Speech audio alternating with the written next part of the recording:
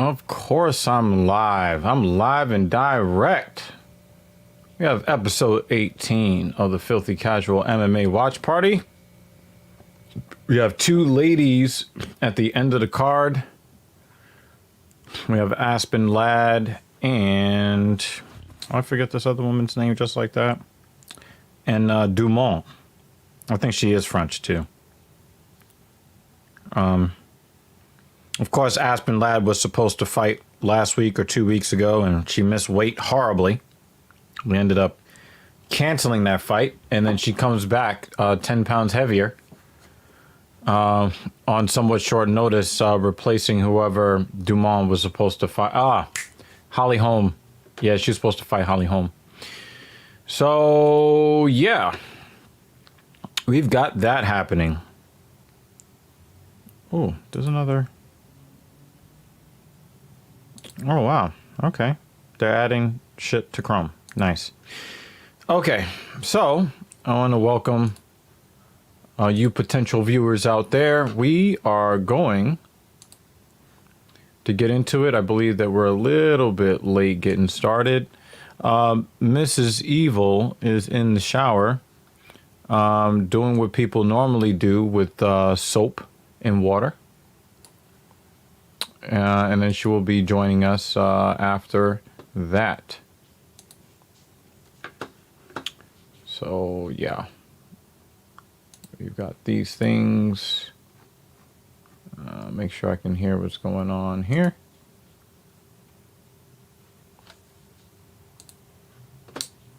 Let me enlarge this a little bit.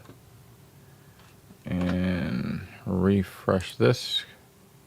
Always got to fucking refresh the stream.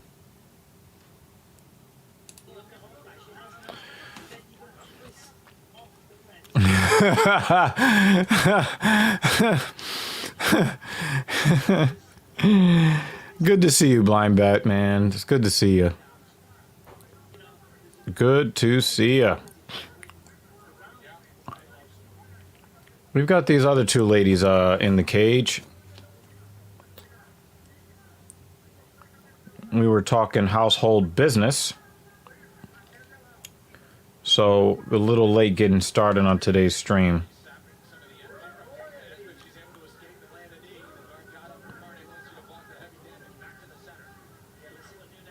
Yeah, Stella Nunes versus Ariane Carnelosi. Carnelosi is the favorite. And you can tell because she's got big ass biceps and delts and upper traps. She's kind of built like a man. I'm not even going to front.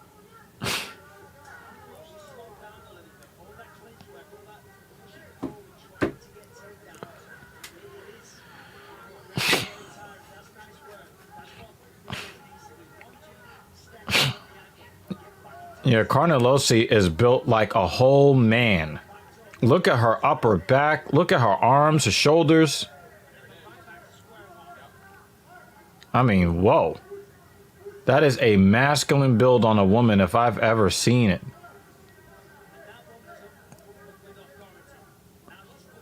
There are a lot of men out there that wish they had biceps that look like that.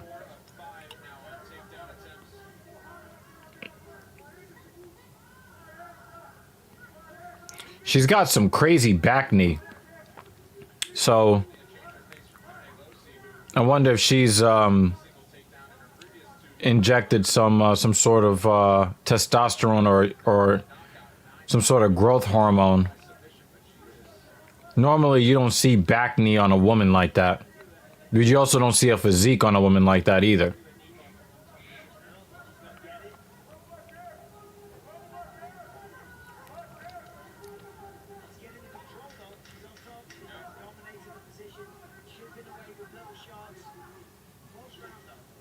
Good job by Nunes getting to her feet to end the round, but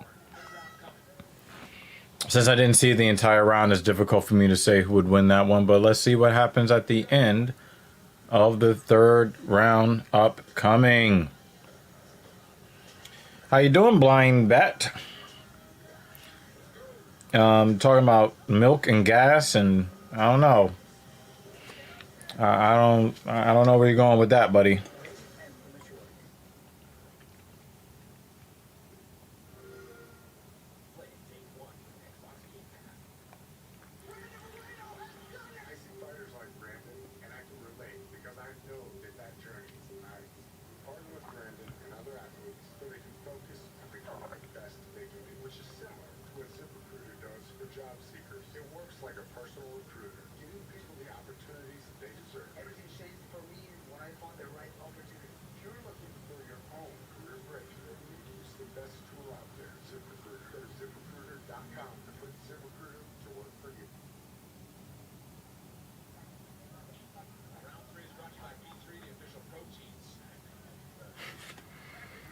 Well, it's funny you would ask that question.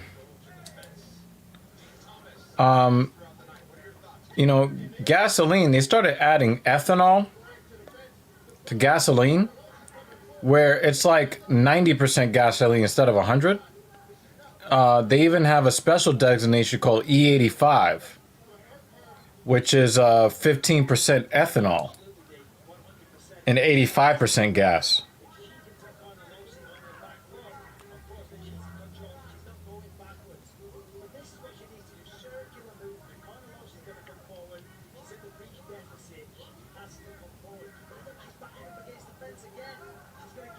That is a masculine physique.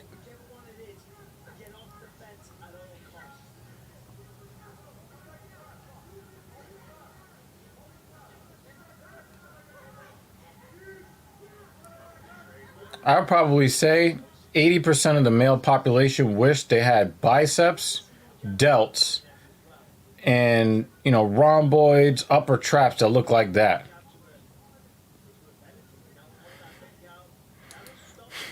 Blind Bat is such a clown, yo. Goodness gracious. We will have the evil lady here in a bit, so you don't have to just stare at my mug.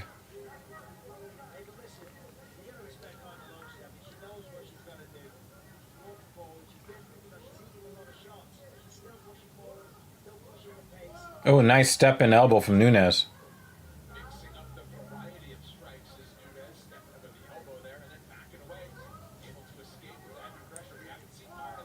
I do like Nunes' striking form.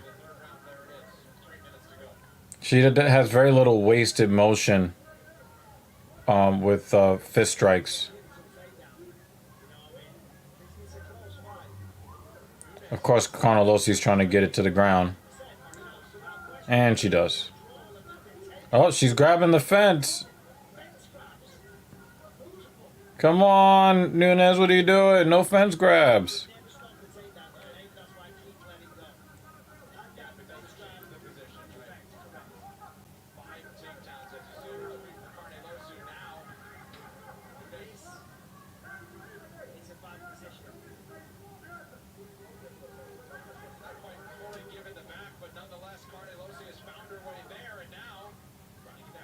Oh, Nunes has to fight the hands here. But yeah, it looks like Carnelosi. Yep, she's under the chin, and it's over.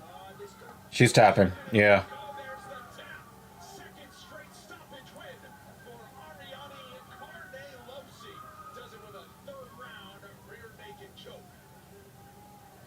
She just overpowered her. I'm sorry, she looks like a whole man.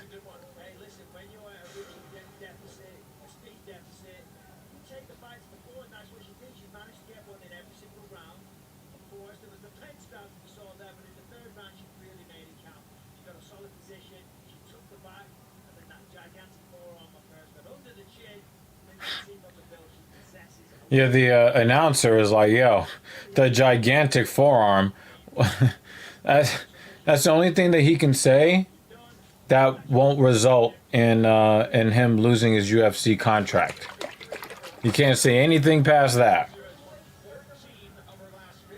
But yeah, she has one of the most masculine builds on a woman. And you look and you see that she has a lot of acne on her back, and I would not be surprised if she, at least in the past, building that physique, was taking testosterone, because the female anatomy is not built to put on muscle that size or that shape. Just simply not built that way. You need extra help. In fact, a lot of guys don't have a physique like that.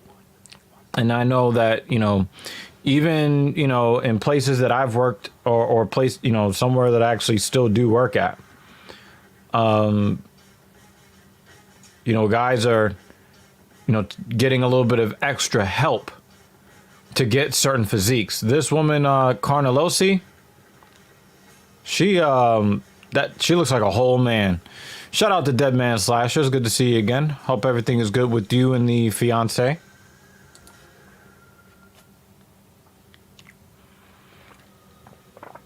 While you're watching today's Fight Night, get in on the action with UFC Fight Night Pick'em. Play for free to win an ESPN Plus subscription and to watch UFC 268 for free. ESPN.com/UFC Pick'em. Yeah, she has so much back knee. So much back knee. I mean, look at her standing there.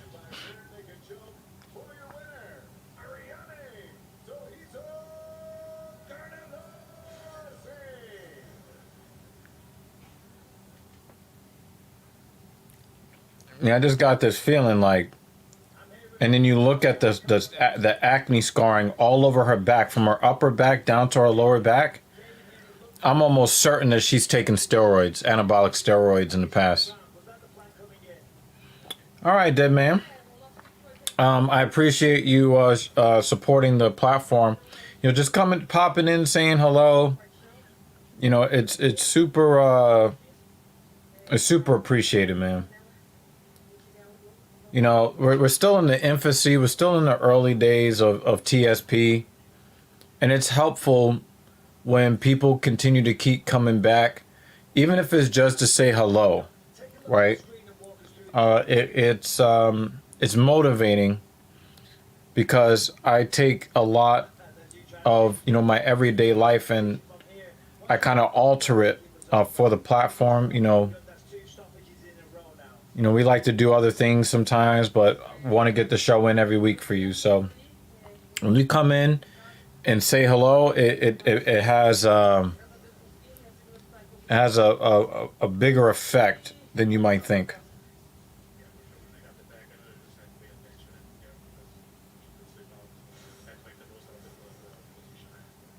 Okay, well, listen, congratulations. Beautiful performance. Ariane Carnelosi, everybody. Ariane Carnelosi back into the winner's column, and she is a finisher. 11 of her 14 victories have ended in... Yeah, Dead Man. And it's nice to have you pop in and show some love to the platform. You know, definitely let your friends know that they like, you know, controversial topics, and, you know, MMA and sports and gaming and technology. Let your friends know about the Talking Shit podcast, because, you know, we're looking to at least get to 1,000 subscribers on YouTube, so that, you know, we can open up the platform. We can do community posts and, you know, all that kind of stuff. You know, really grow the community. So, yeah.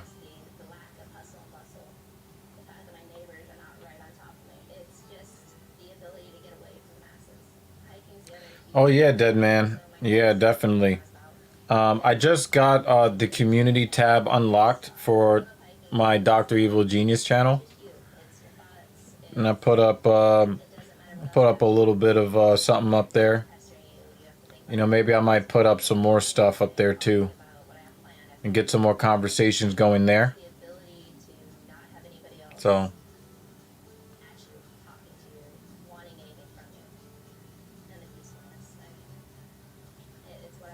they have a video package of Aspen Ladd, you know, talking about how she just likes to not be around other people.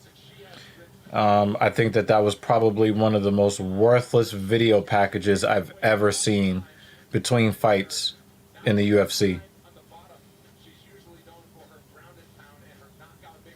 You just spent 4 minutes talking to me about how I so happy to live somewhere where I don't have any neighbors and I don't have to be around people. Okay. Not really newsworthy.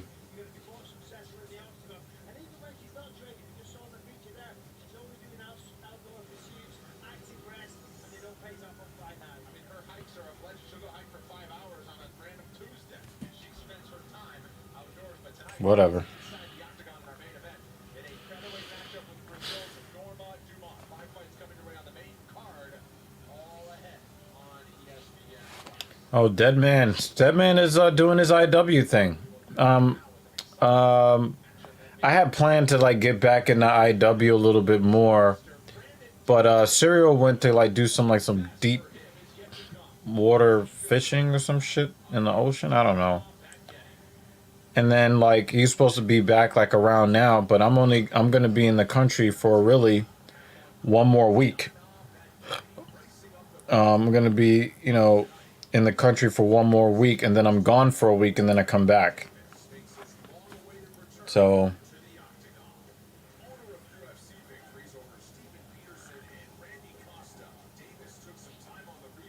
I don't think that is going to affect my ability to do the show because I think there's a UFC pay-per-view 2 Saturdays from now.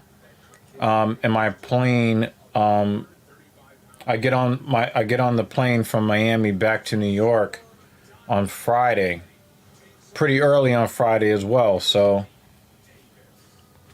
it's not gonna like interfere with, the Filthy Casual MMA watch party, but we may have some issues getting some of the regular podcast episodes up that week. I'm going to try to be available on the boat, on the cruise ship. And I'm going to hope to, still be able to bring content to you guys from the boat. That's the hope.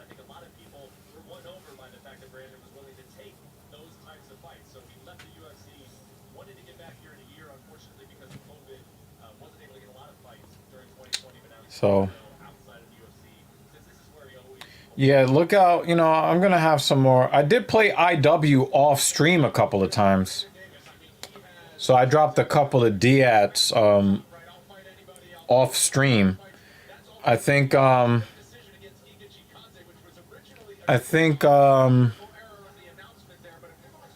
of the Diats I dropped, I was running with Jugs.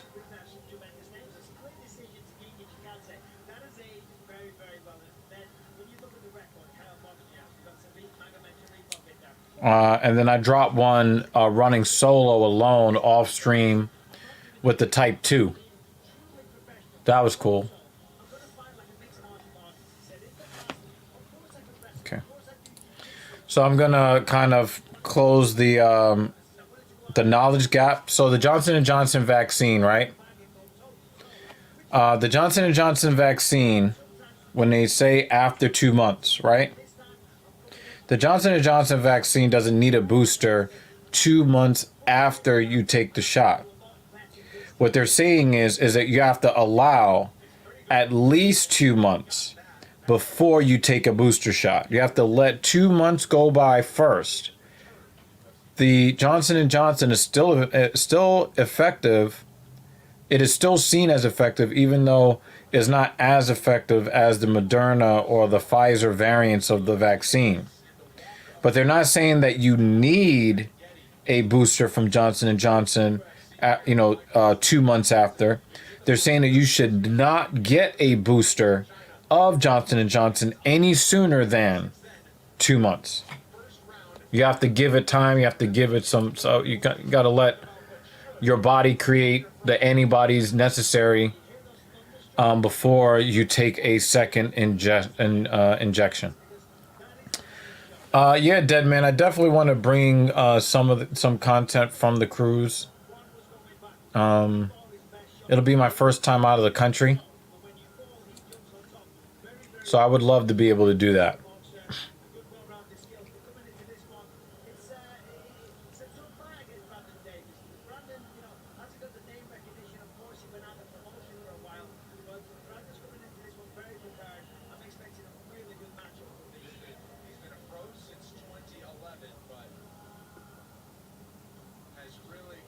One of the things that is significant about the Johnson and Johnson vaccine that is super important, it's very important that it exists, is because there are a bunch of people that are trying to hang their position as anti-vax on the fact that the Moderna and the Pfizer vaccines use different technologies than the traditional vaccine, so they don't trust it. Well, if that is the case, you can still get vaccinated because the Johnson Johnson version is your traditional vaccine. It uses traditional vaccine strategy. Predominantly on the feet, this man is a problem for most men in the bantamweight division. What a scrap this one should be as we get Why do they say the vaccine for Moderna and Pfizer needs 6 months? What they're saying is that after 6 months, they're starting to see a decrease in efficacy in some people after the 6 month mark, right? So they're saying that there may be an actual need for a booster for Moderna and Pfizer after or around 6 months. But with the Johnson and Johnson, there are people who have recently taken it so that they don't have to get a second shot. The boosters have been approved of for Johnson and Johnson, but what they don't want is somebody who got the Johnson and Johnson a month ago running right back out there a month later. No, give it at least 2 months before you do that to get the added benefit, right? So what they're trying to do is they're trying to deter people who have recently gotten the Johnson and Johnson vaccine from running out there to take a second dose early when other people need to get a first dose. But for the Moderna and the Pfizer, there is actually a need for boosting at around the 6 month mark. So there's the difference. On one end, they're seeing that there is usefulness. On the other end, they don't want people to try to go with the Johnson and Johnson too close to when they got their original shot. UFC in a year. He did so a year after he started fighting again, after the action was halted in 2020 for a bit. Batgarel really does he really does hit hard. Fight IQ and the talent, toughness never went anywhere. Certainly got the experience. And I'm saying to him on Wednesday when we spoke to him, I'm always impressed by people when they make it to the UFC. Batgarel is countering that low calf kick with strikes up top. And he's not hesitating whatsoever. Normally when you hit somebody with the calf kick, sometimes whoa, he just comes heavy over the top. Pause. A lot of guys will kind of hesitate after taking that calf kick. So you'll see a lot of fighters who like to utilize the low calf kick. They like to put it out there to stop the momentum of their opponent as they're setting up to engage them. But with Batgarel, he seems to react immediately. Immediately. Once that calf gets touched, he's coming back with the overhand right immediately. He's not playing no games. I like it when people have that kind of approach, where they're just going hard. Deadman, I would also like to visit like places like Osaka, Tokyo.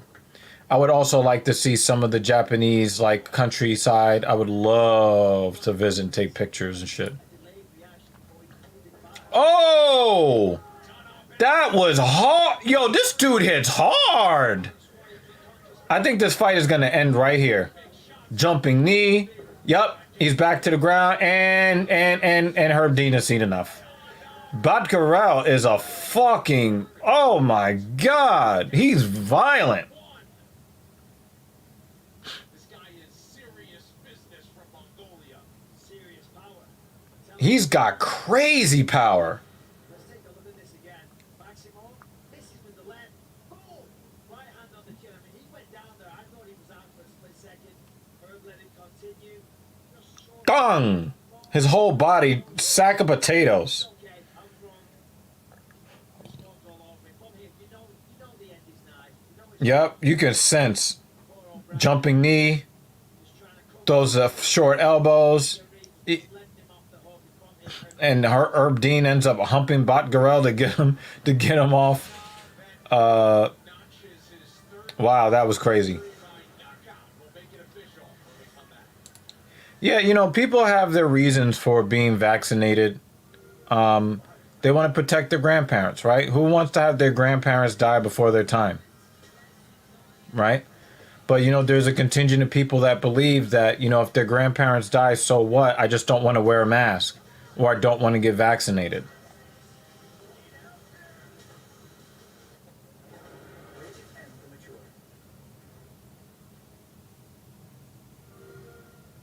It's really sad, in my opinion. America's Veterans Space Challenge's DAV is there. DAV helps veterans and their families get the benefits they've earned. Support more victories for veterans. Go to DAV.org.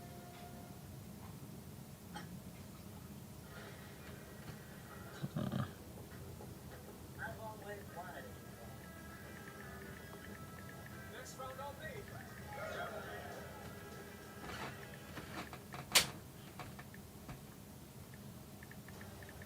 Dana White's Contender Series has just a few weeks left to go this season. Watch the future of the sport compete in front of Dana White and the matchmakers to earn a UFC contract. Live action every Tuesday this fall at 8 Eastern, exclusively on ESPN+.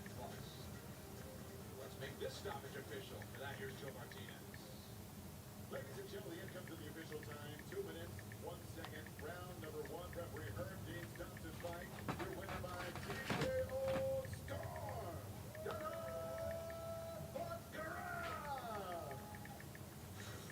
I'm here with the winner, Dumont. Dumont, that is now 3 wins in a row, 3 knockouts in a row. I'm assuming you're going to be pretty happy with that.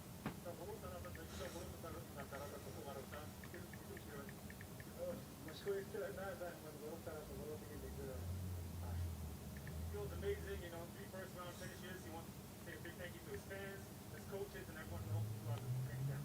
Well, listen, it was a beautiful performance, and I don't think you even took a single punch. When would you like to get back in there?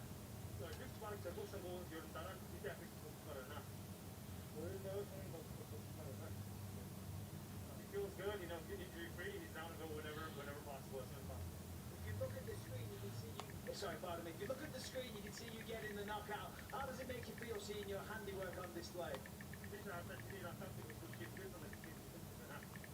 O maçlar her zaman için bunun lafını geçer. Dama bitti.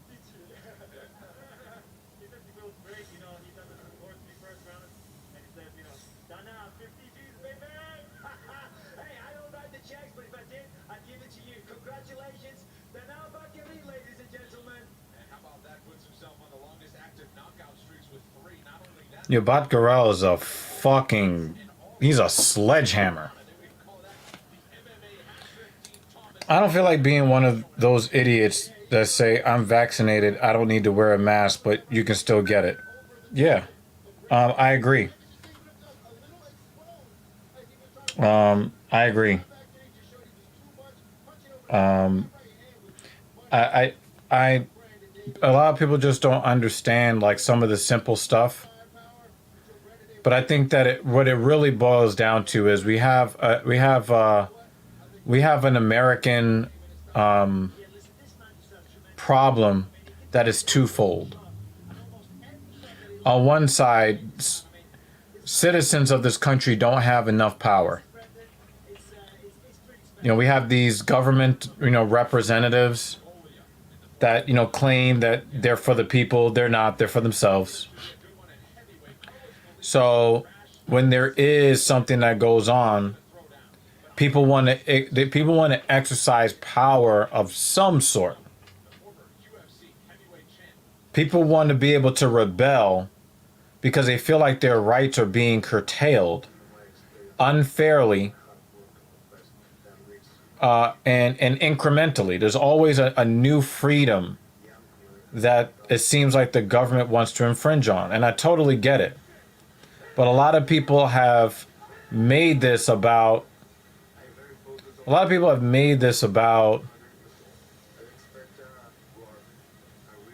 rights and freedoms, but they don't seem to get the point that the virus doesn't give a fuck about your freedoms. The virus does not care.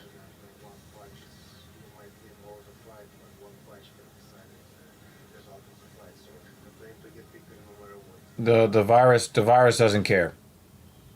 The virus doesn't care who you voted for. The virus doesn't care what you think about mandates. The virus doesn't care. The virus has figured out that if it wants to spread, it needs to be through the best vector is a communal social species. And I can replicate myself if I could spread myself through the act of breathing or talking or singing, things that humans like to do.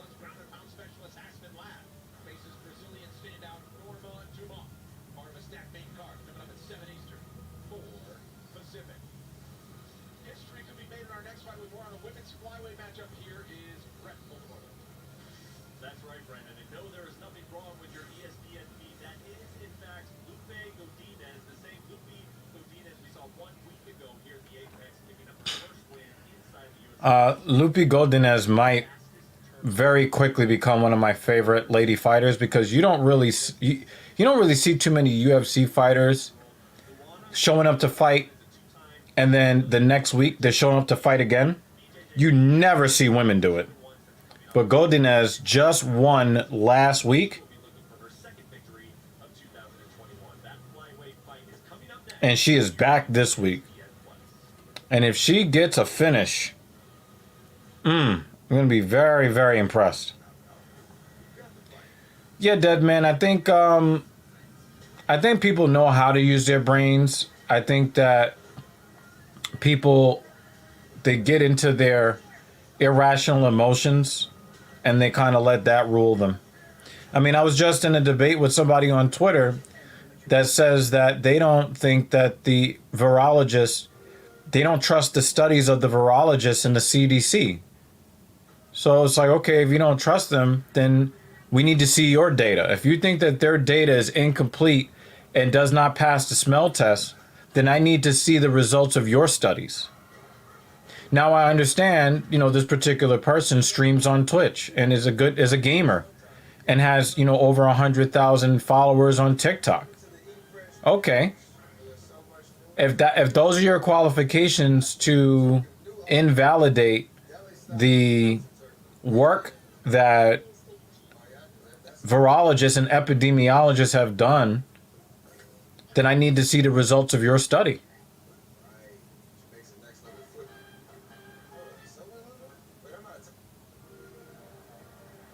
If somebody says, hey, I don't think that the studies that you've done are good enough, well, if you don't think that the scientists' studies are good enough, then we need to see the results of your studies.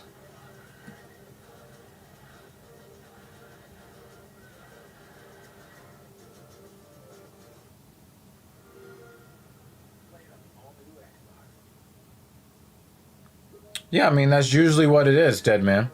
Usually they don't research these things. Because if they research these things to understand rather than to cherry pick bits of data that they believe supports their position, then we would get somewhere. Damn, that ass is something. Norma Dumont. She got them cakes.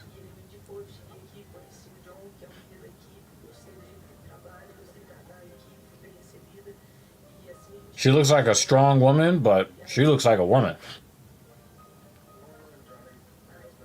out here with little next to nothing.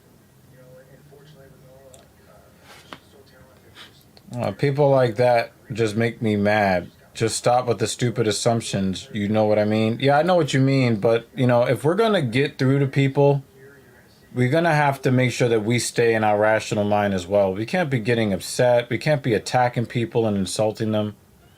We can disagree with them all we want, but the only thing we have to do is come with actual reason. First of all, before you come at them with reason, you have to listen to them first and find out what the basis of their concerns are first. If you level with them as a human and say, you know what, I can see why. And I'm not just saying that you can just say this, but if you're actually trying to understand the person that you're speaking to, even if their thinking is totally erroneous, people don't have erroneous thoughts on purpose. They're not trying to be wrong to be wrong. Most people want to be right. They're going to fight to the death to be right. So being right is important to people. But how do you get to actual right through facts, figures, and statistics? How do you do that?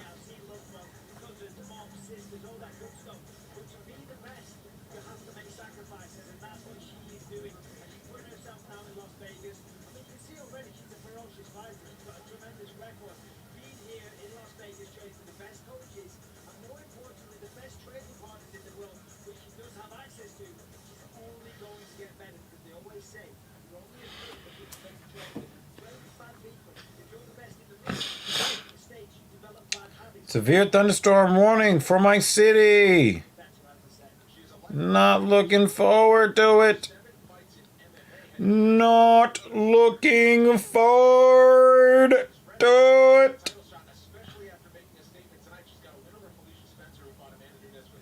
Not looking forward to it.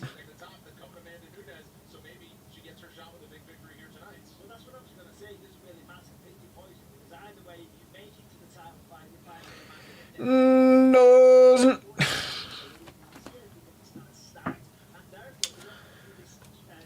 Yeah, I mean, if you have a problem with the answers that the professionals are giving you, then you're gonna have to go out and find the answers, you know, and better hope that your answer is more accurate than theirs. I mean, let's take it to cancer. If you go to the doctor and they do the blood test and they come back and they say it's cancer, and you don't like the diagnosis, well, you can perform your own test. But if you start seeing lesions and you've got tumors all over the place, and then, you know, your family is asking you if you have life insurance, if, you know, they're, you know, planning your funeral before you take your last breath, eventually you're going to have to believe the truth, or, you know, the truth is going to, the truth is going to deal with you. So... And, you know, when you're talking about putting in the work to find an answer, that's what the fuck a scientist is. They take most of their lives to find answers to life's questions. That's what scientists do. And if you think that their years of expertise is, you know, outstripped by your opinion,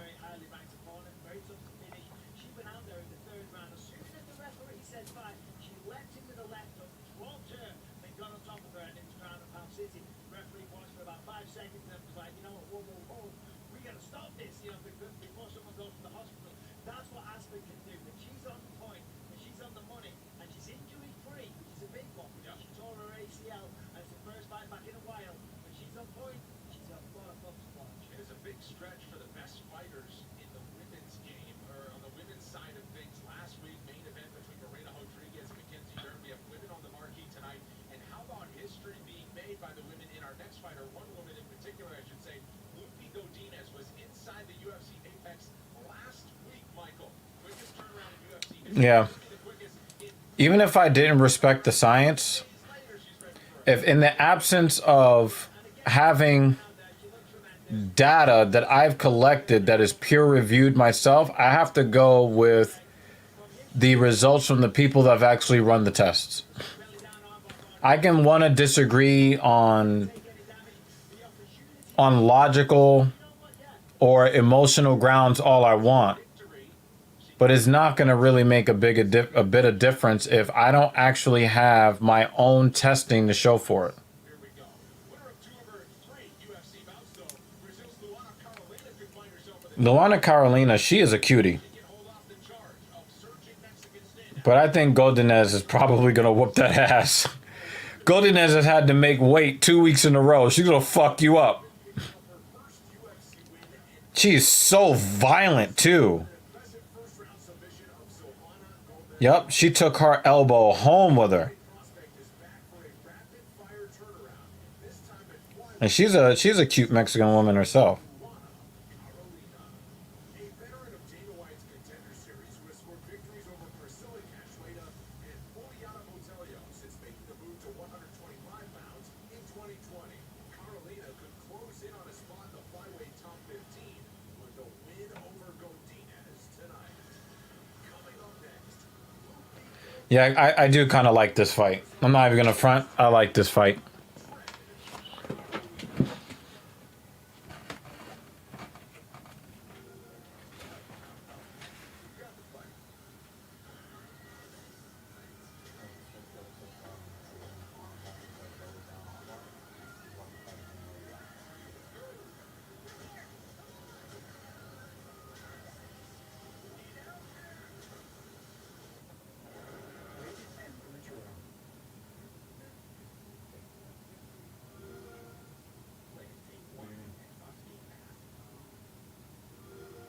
my name is Giancarlo Esposito, and I'm preparing to bring you my most monstrous visit yet.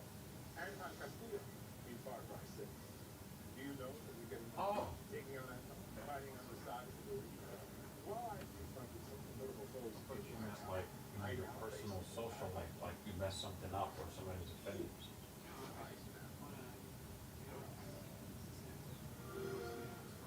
Gotcha.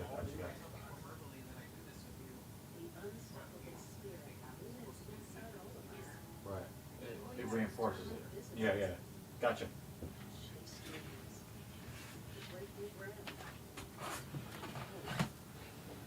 I want to thank Dead Man Slasher again for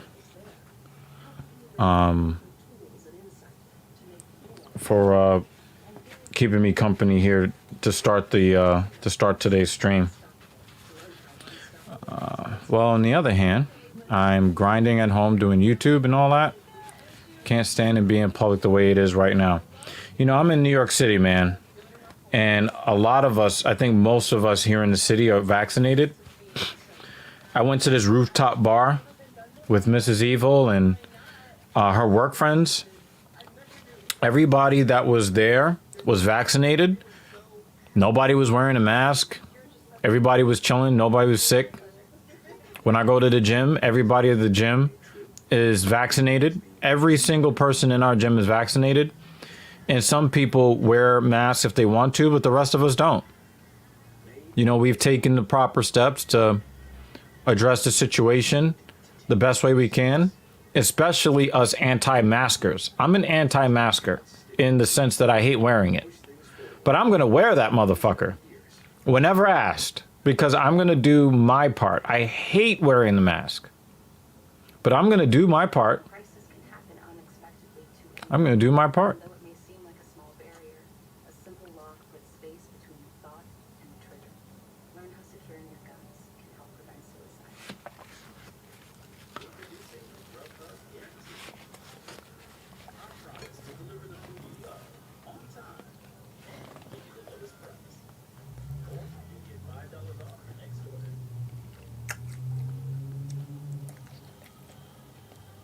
Welcome back. Do not adjust your television set. This is not a recording from last week. This is Lupe Martinez fighting for the second straight Saturday in the UFC Apex. She sets the record for quickest turnaround for UFC fights in the modern era. Tonight, she steps up to 125 pounds to take on that woman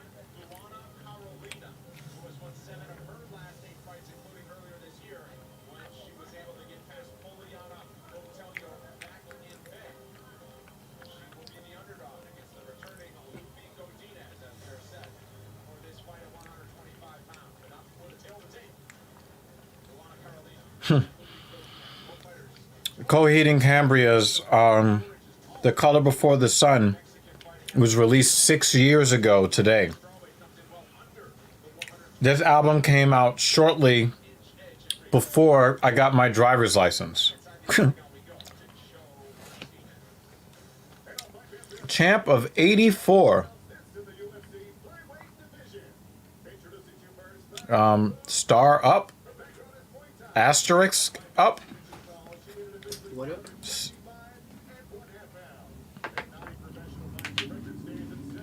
Yes, dead man. And I appreciate it. I'm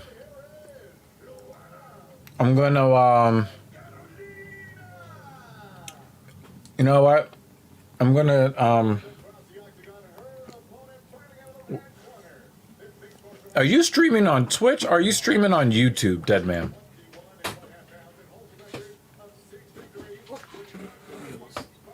Tripped over your sneakers.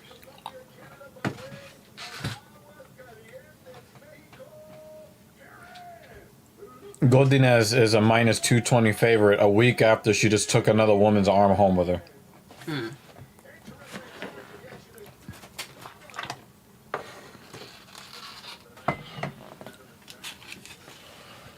You do both, but do YouTube more. Yeah, I was gonna see if I could follow you on Twitch or something. Great today. Goodness gracious. Hi. I feel like a vampire. Shit. You do know that the Is it always ring that light way? is the same every does- time. Because you're really bright. She would, folks. I think I was sitting. she did a I was little bit sitting of in a drinking dark, yesterday. No, I think I was sitting in a dark room, and then this light is bright as fuck. light bright. Shit. I do not. I didn't finish the drink. I had mostly the slushy part.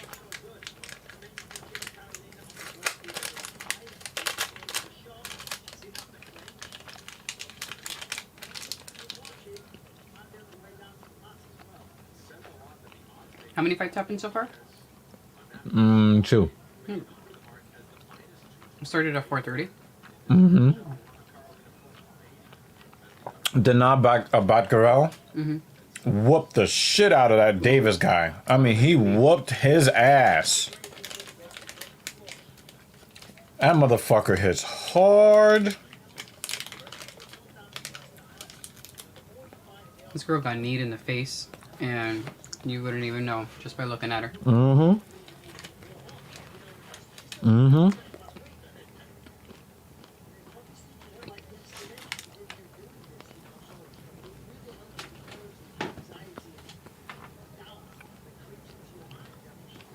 Did the rain start?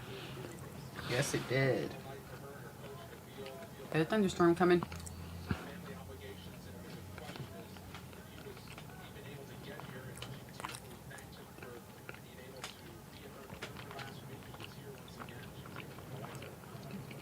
Oh, Champ of 84 is somebody we know. Oh, hello. I think he bounced. Mm.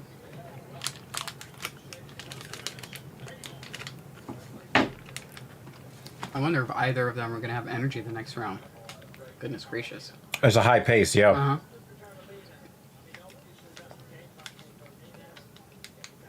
But it looks like Carolina is having a little bit more success because Godinez seems to have a little bit more control of her approach. Before, I think she tries to impose her will on you, and if you have any kind of striking success where she's feeling it a little bit, she's gonna kind of, she's gonna adjust. Goodiness. Yeah. Oh.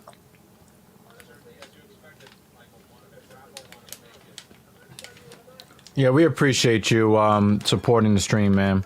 I need to get a link from you to follow what you do because I like IW content that doesn't always feature Synaptic and Titan.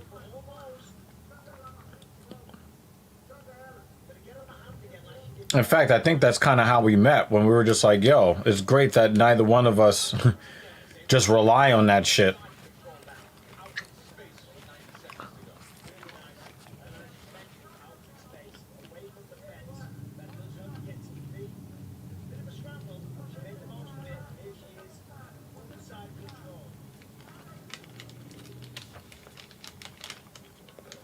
This might win Godinez the round here. She seemed dominant anyway. No, Carolina was really putting in work on the feet and in the clinch. So it wasn't as immediately clear. And you can see but from the bruising on Godinez, her face, now it looks like she's got a little bit of bleeding on the bridge of the nose. Yeah, those knees to the ribs. Thank you. Sometimes they don't let you put Let's see if I could get it from my end. oh, you might get a follow from the lady or a subscription from the lady. I think they might. They It's don't on really. Twitch. Oh, darn. Yeah, he's on Twitch.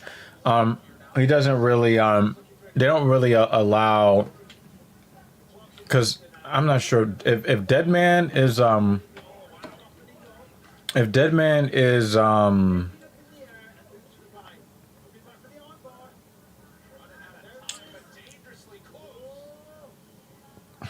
she was like, no, don't take my arm. Yeah, she had a lot of control time. You kind of have to give it to her. You have to give it to her.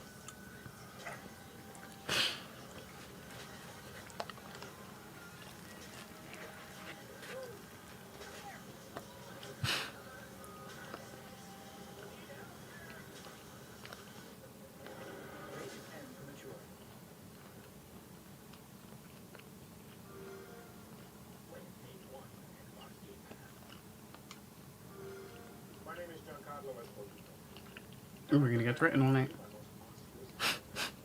Do you know that you're taking on fighting on the side of the well, I've tried to some formidable foes in my time.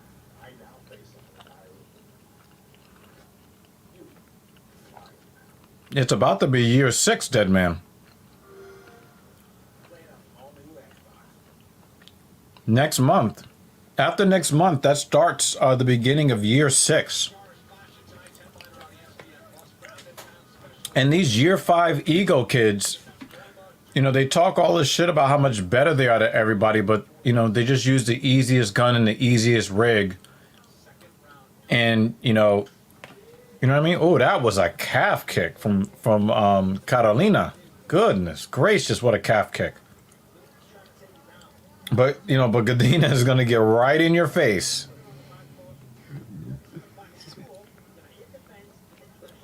She's in on her already. Well, I hope that you don't hate Vanguard. I'm not getting involved in that shit.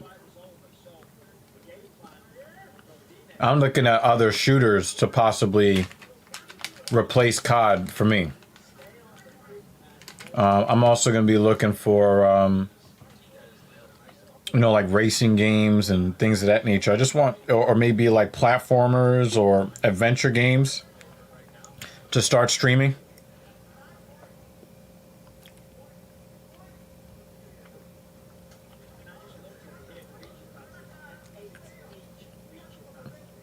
Yeah, Synaptic is everybody's favorite dead man.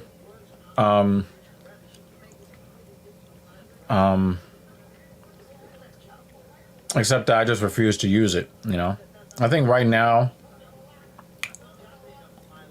Oh yeah, I think I'm using Merc. I'm about to switch after like the next like 1,500 kills.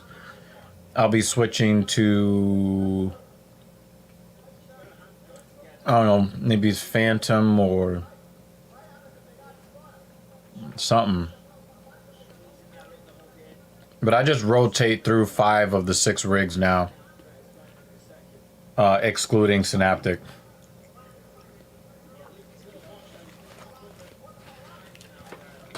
That sucks that it doesn't let us copy that. Mm-hmm.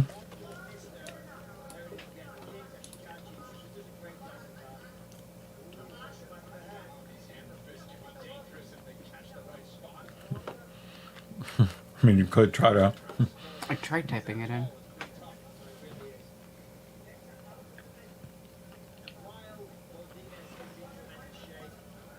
Yeah, I think that's a 0, not an O. And that's a 0 as well.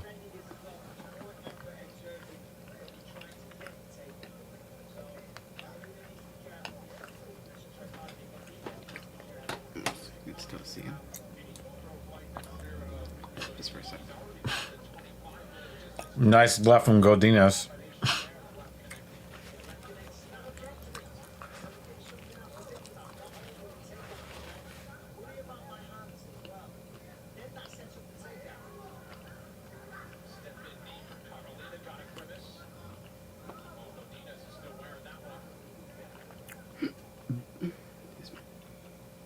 Godinez has slowed down a little bit.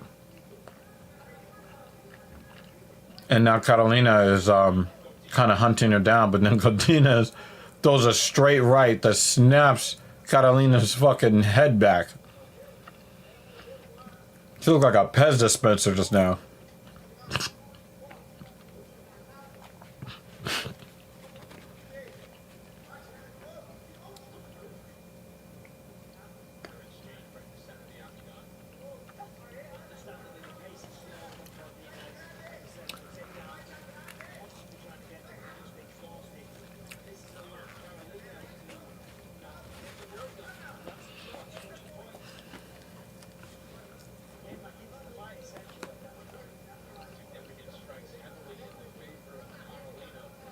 Nah, it's not working.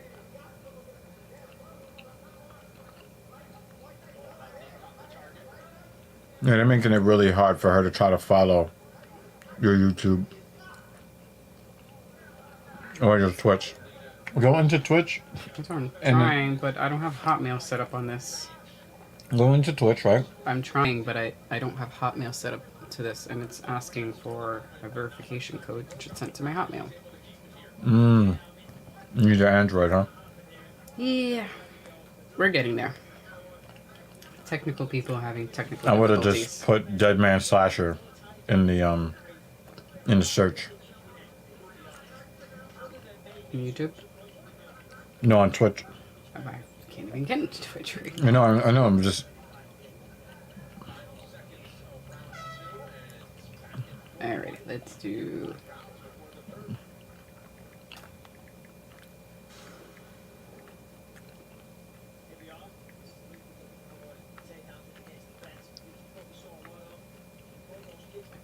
Mailbox. Well, he had 23 followers. Now he has 24 followers. Yay. Or he should.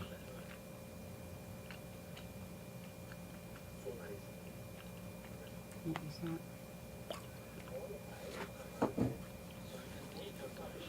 that? I think Carolina won round 2, so I think round 3.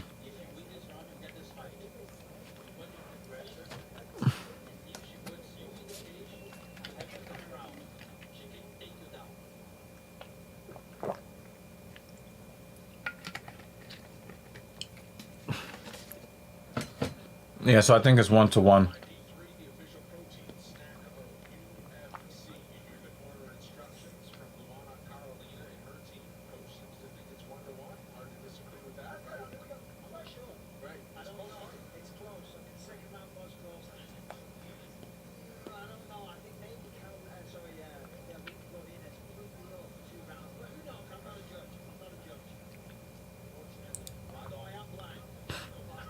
Oh, wow, that's foul.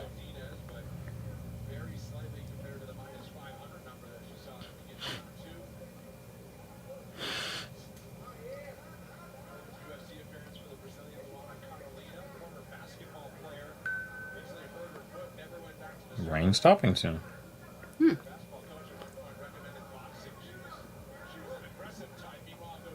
Godinez has got her up against the cage.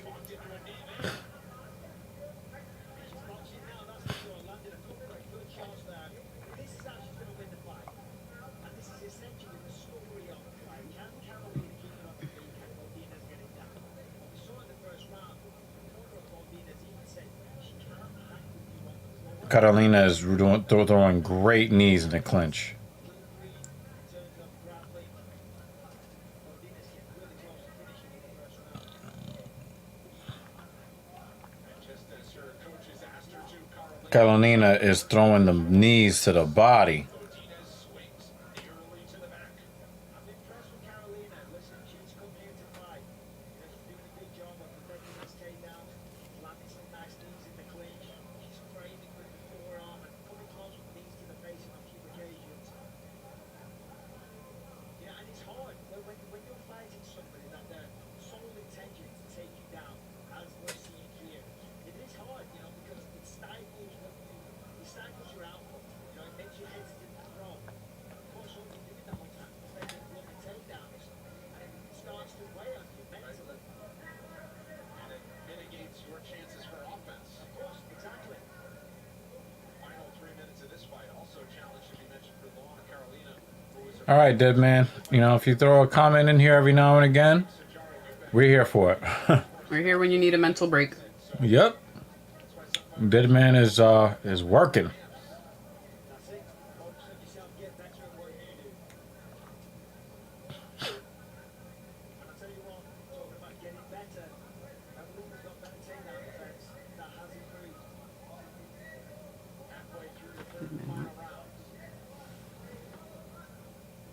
You know, the second half of this fight so far, Carolina is starting to Yep. take over. Now you're about to have 25 followers. That's it. First half of it, Yep. Got it. the second half was Carolina, so I'm not sure which part of that round you prefer. Oh, Godinez blitzing in now. And again changes levels. Carolina trying to catch her with a knee on the way in. All right. So you got 2 extra follows.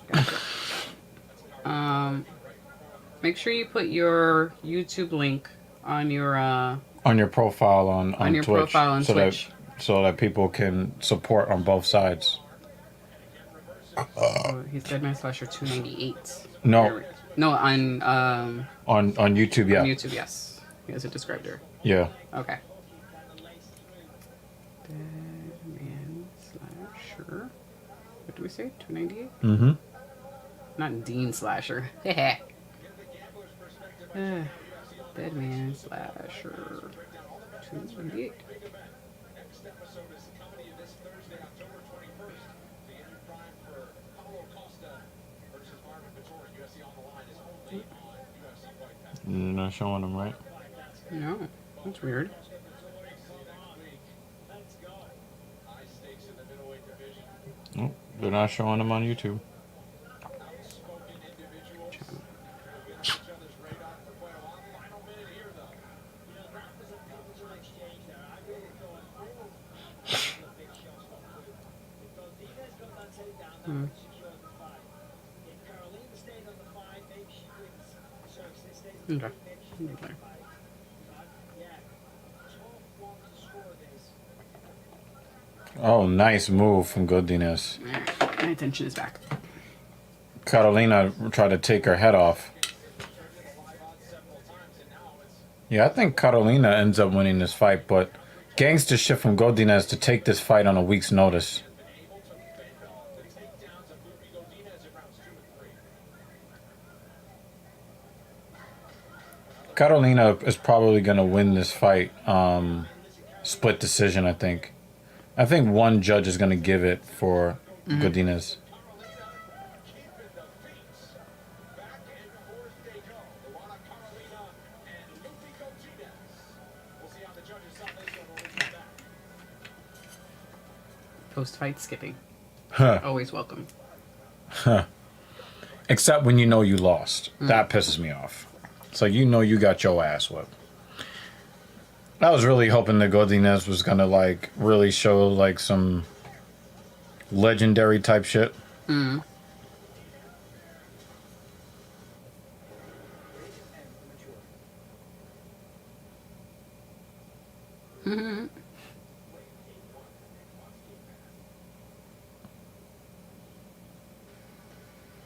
One week after the ESPN Plus special presentation of UFC 267, it's an epic pay-per-view event. UFC 268 features the rematch of Kamaru Usman, Colby Covington for the welterweight championship, plus two-time strawweight champ Thug Rose Sami Yunus defends the throne against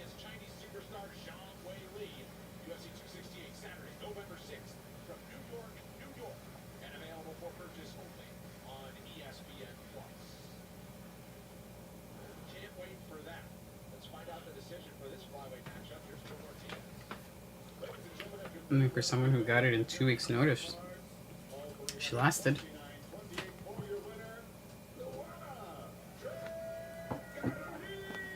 Yeah, I'm not mad at that. I was just hoping that Godinez was gonna put on, you know, and here's the thing. Godinez almost won the fight at the end of the first round. She had that little arm bar that, you know, she was like trying to trap her in.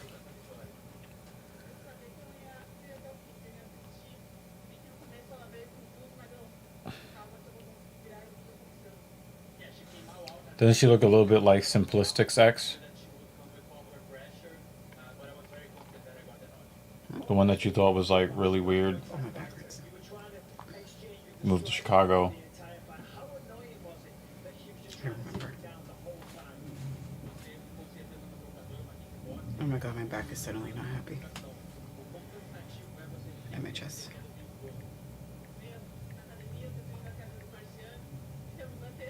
Gotcha. Yes.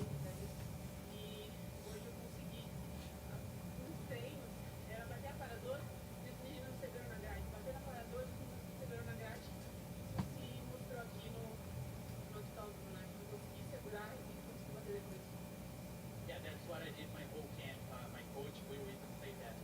My whole training camp was 80 fast, defend the takedown, 80 fast, defend the takedown. So I'm really happy to be able to show my improvement here tonight. Well, the hard work paid off. Congratulations, Dumont, Carolina, ladies and gentlemen. Did he just hit this guy's arm with a sledgehammer? He's laying on a bed of nails.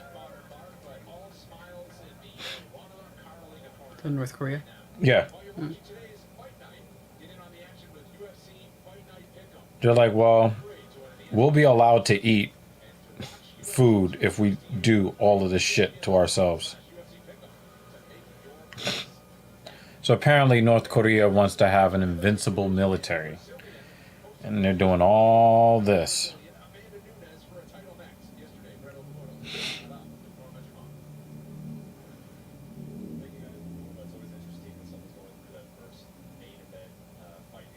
So come on, you know you hurt.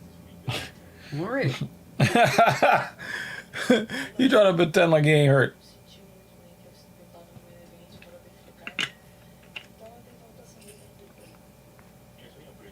A lot of Brazilians tonight. Mm-hmm. Nice. You should have seen the cakes on her though. Oh. Eu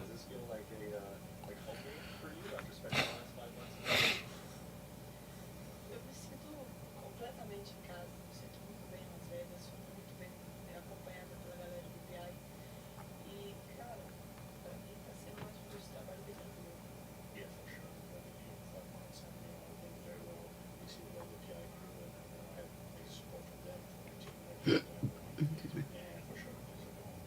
Aspen hasn't fought in 2 years, and I just get the real strong sense that she's very eager to get back in there. What are you expecting from her in the very opening moments of this fight?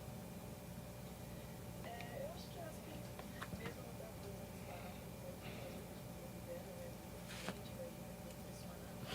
E é muito divertido. Isso contra o lutador, então espero. Yeah, I mean, it's been 2 years, but her game probably hasn't changed all that much.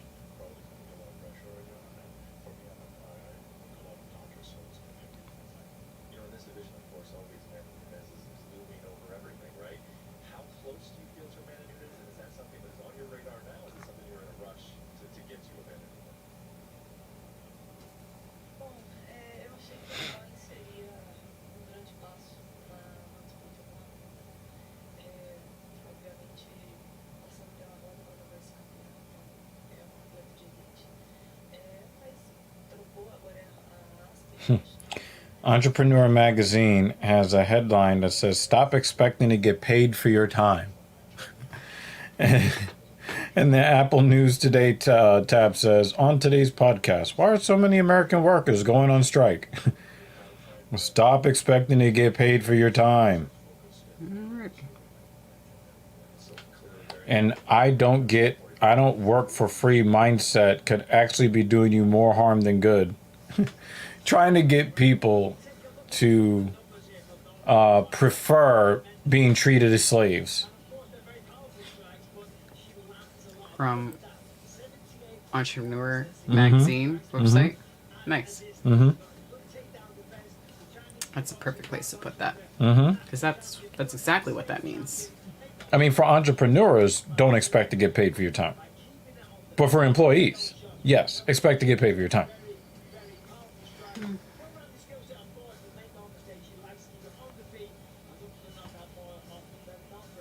Perhaps just a main event victory away from a title shot in that featherweight division. Aspenline, Norma Dumont tops the marquee tonight. Andre Arlovsky and Jim Miller still getting it done. More than 70 UFC appearances between just those two fighters. It's all tonight on ESPN+. Big welcome back for the Englishman coming up next, Danny Roberts, and he is certainly ready for a full shoulder reconstruction surgery. We're going to pick up where he left off after a tough Nobody wanted to work in the first place. That was the whole point of paying us. Like, yes, nobody just wants to work for the sake of working. There's got to be something coming back on the other side of that. It's a welterweight showdown coming your way next.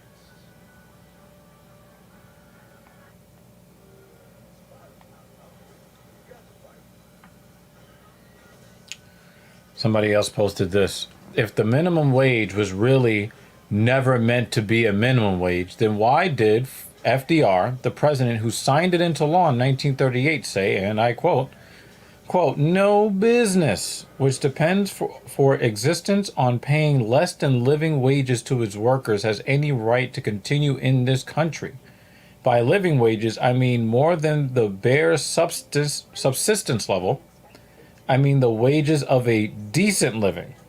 End quote.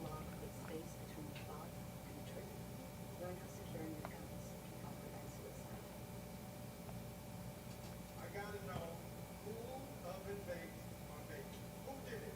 I learned. Come on over here, man. Oh, ow. Choose Wendy's.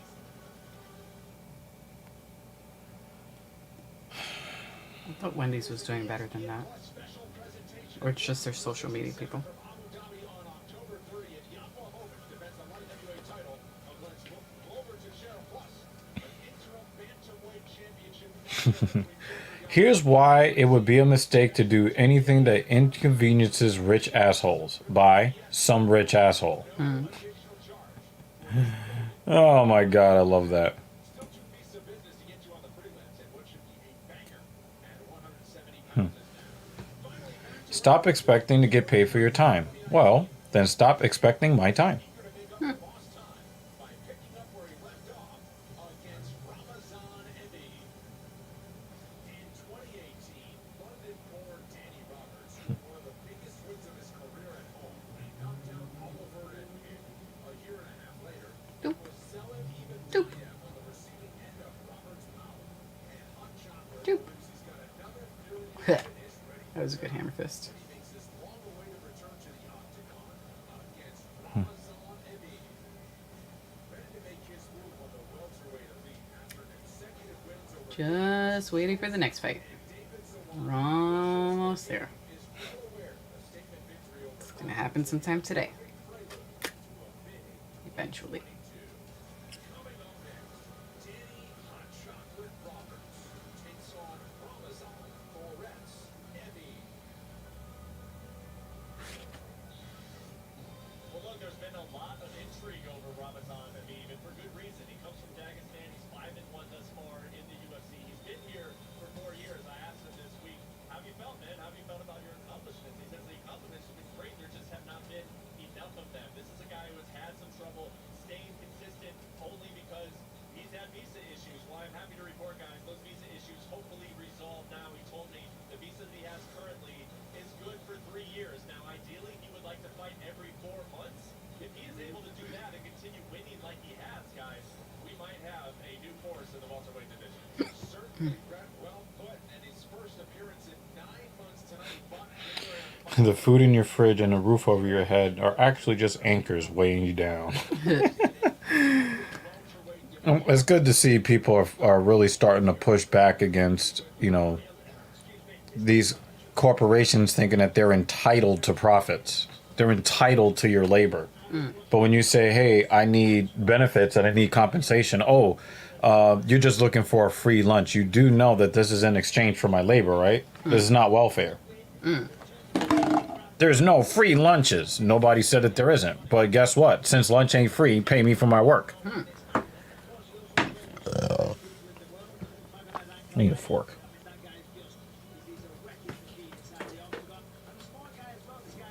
Do you want the pineapple? I think you need more than just this. Yes. Oh wait, I'm not even finished with this. Yeah,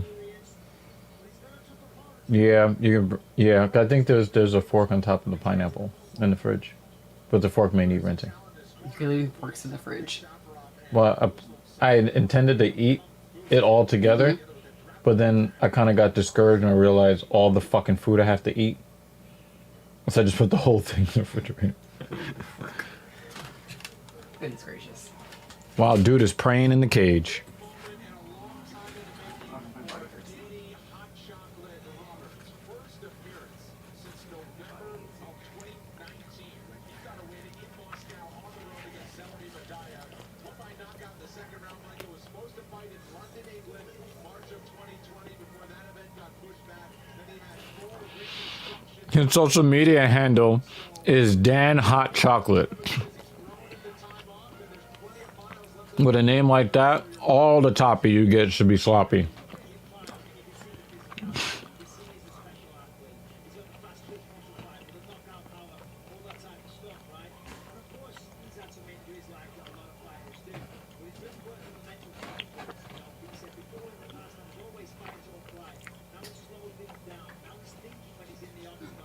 Is this the last prelim fight?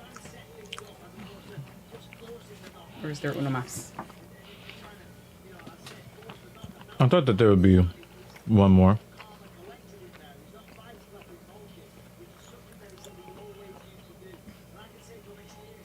And then Andrew Sanchez versus Bruno Silva. Okay. I will step away from the last one just so I could start making dinner. And then come back for main card. Or, Awesome. you know, as dinner is cooking, come back and forth. Gotta make dinner. Tengo hambre. Yeah, I think that this fight could potentially be a little bit more entertaining than the next one, but it depends. If I hear you yelling, then I'll come running. Yeah, this one is welterweight. The other one is middleweight. Do you mind rinsing the fork? Sorry. You still need this one? No, I'm about to take 2 more bites of this and be done.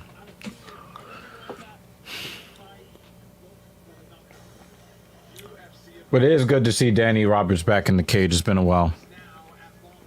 This fighter's 34 years old, 3 inches taller as the fighter from England. You see the edge at range 2 inches. Russian Ramazanov. Let's get it back inside the octagon with Joe Martinez. Well, 5 pound pairs set to go the next fight tonight. 3 rounds this to the UFC welterweight division. Introducing to you first, fighting out of the blue corner. He's a wrestler sitting fighting. Thank you very much. Thank you very much. 31 pounds, 24 fights, 20 victories with 4 defeats. Out of Moscow, Russia, here is Ramazan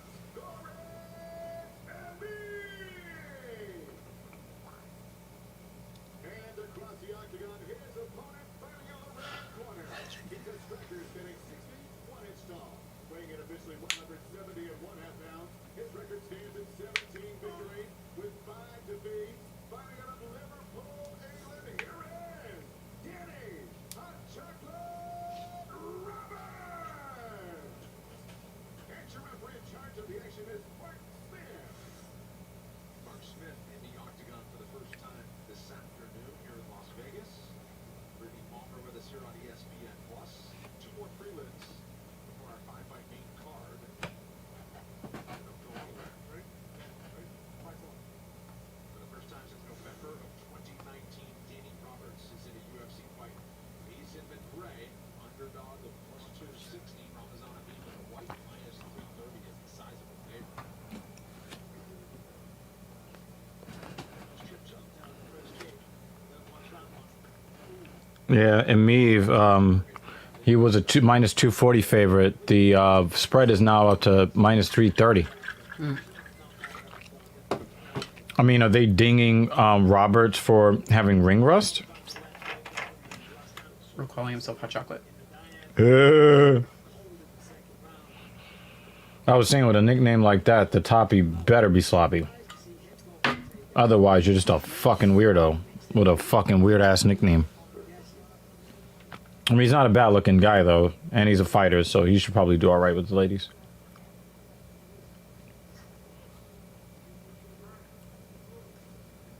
And if he was hot chocolate, it's a lot of milk and cream. Or like caramel. Yeah. Yeah. Salted caramel hot chocolate. Yeah. Yep. Because, you know, light skins don't really get a whole lot of respect. Not these days. Ooh. Oh, what a counter from Meave. Wow. He really stung him with that, too. That whole forward progress. It was like he drove a car into a wall. Yep. His eyes opened up like, oop. Mm-hmm. Let's not do If that Meave again. would have, like, really gone in, he could have ended the fight right then and there because he froze Roberts with that.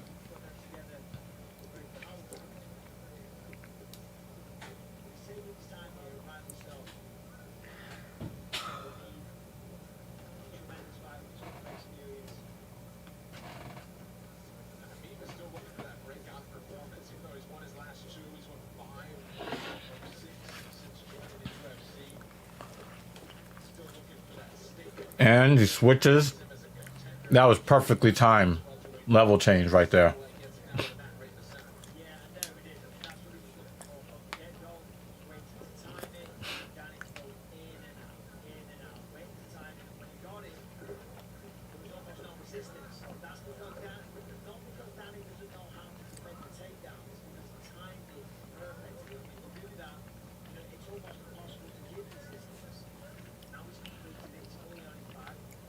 He wants to get that knee up. He got it up.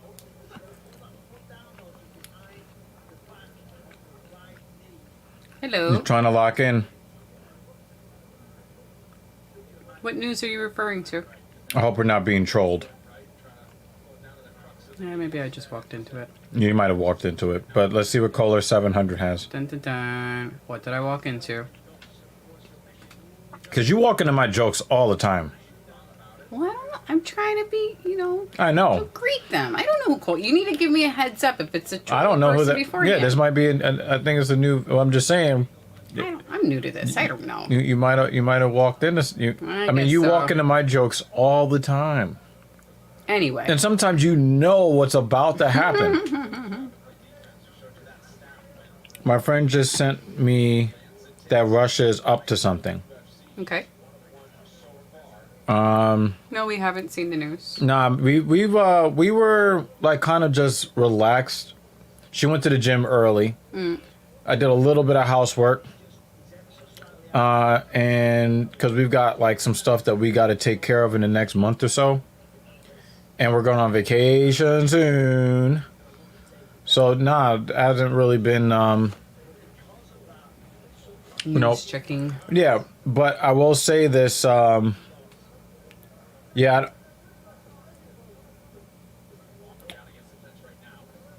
yeah, I don't know if that is I don't know if that's a reputable news outlet, but what I will do is Watch his leg though.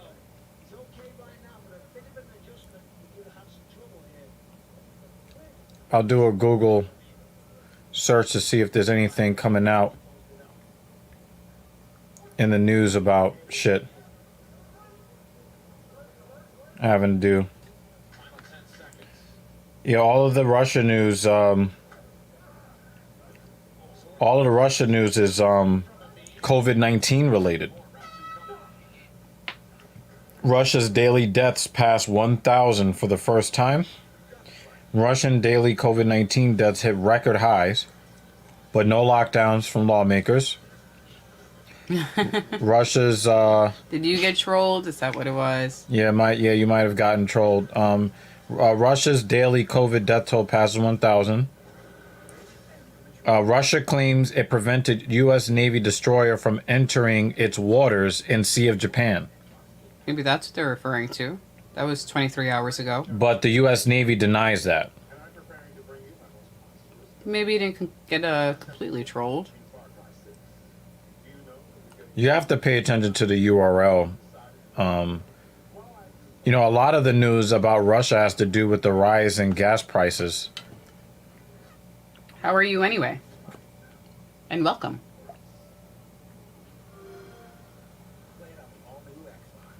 Russia launches facial recognition payment system for subway riders. 18 dead in Russia from drinking bootleg alcohol. Already. Wow. Moonshine.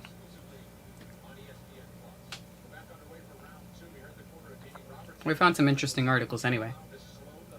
Russia is arresting space scientists. Yeah, that's some other shit. Mm-hmm. Yeah, so you know, but Russia and China are always, you know, trying to, you know, they're always trying to, you know, accomplish something on the world stage. Everybody's trying to do something. That's why we're just trying to find as much enjoyment of life as we possibly can. Because there's so much negative stuff out there that if you focus on it, it can control your life. But even with all the things going on in the world, we've been having a little bit of fun. Did you say? Our current enjoyment is just watching people fuck each other up. And then there's that. You know, the worst thing going on in my world is, you know, being forced to eat more food than I want to eat. But I can't be losing weight, y'all. He's trying to put on weight. We're going in opposite ends. I'm trying to eat less food. He's trying to eat more. Maybe if I ate more food, there would be less food for you to eat. Well, you got to eat those cookies that we just bought because I don't even want to see them. The temptation. I'll have that one day of weakness where it's like I still have milk left over. Let me just have one chocolate chip cookie. We do Which need turns more into milk, though. 3 or 4. How much milk is left? It's almost done? Yeah. I think this comment speaks for itself. Yep. Yeah, caller, I didn't know if you were trolling us.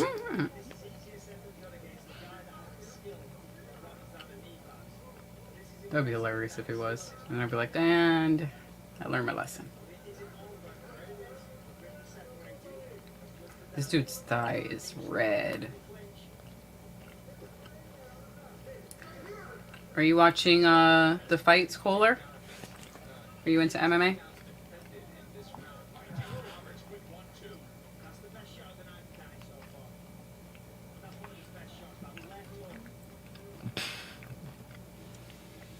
Yeah, it's pretty scary sounding headline. Yeah. But that's done on purpose. Yeah. To get you to click the article.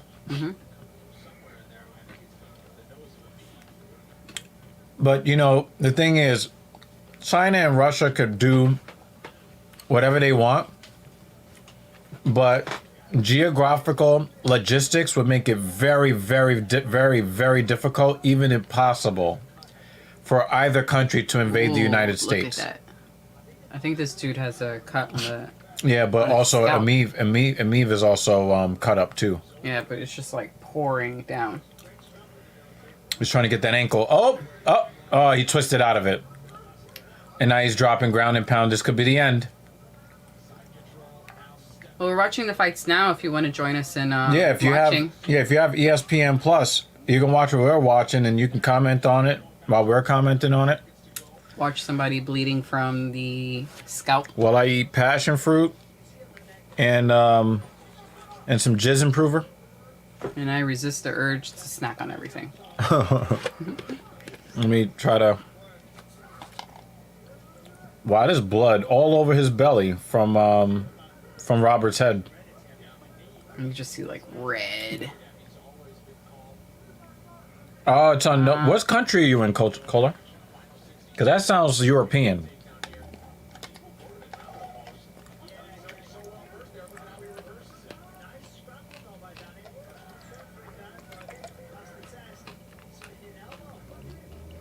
Slovakia. Well, welcome. Hello. This stream is coming to you from New York City.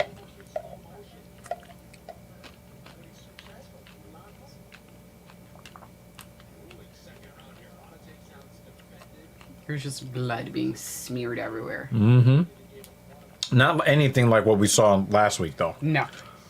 That was more of a pouring, a gushing, and a faucet turned on. Yep.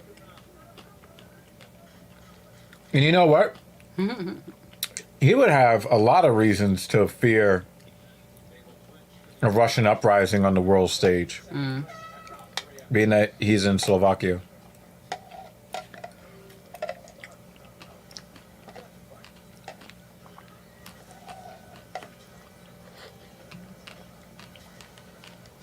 It's been a good match so far. Not the most exciting, but entertaining. I think Amiv has got this in the bag, though. I have been gladiatored, crowed. Okay, we'll be here. You know that they're trying to ruin Gladiator, right? Oh, I don't even With wanna the sequel. know. Without. Oh, there goes the cut. It's like right on top. Yes, on the top. Unless the sequel is going to be created by the same dude, I just don't even do it. It has to be made by the same person. It was right on the crown.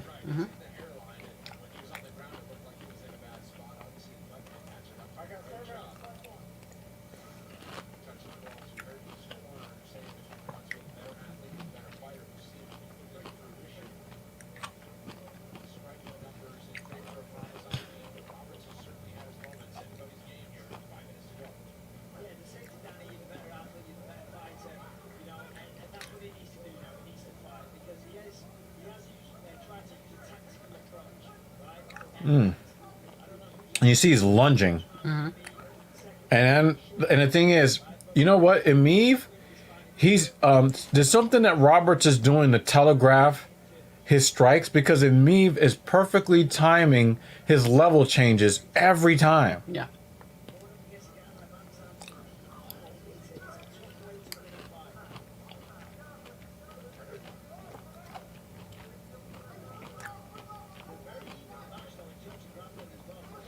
Look how he's all off balance. Maybe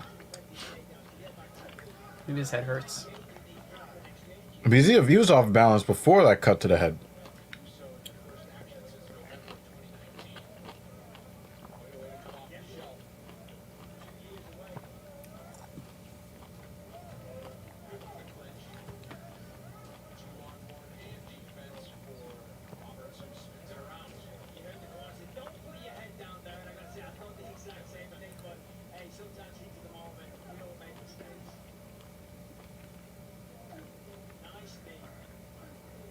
Nice knee to the body from Roberts. And he goes to the body again. Amiv is a little slow now.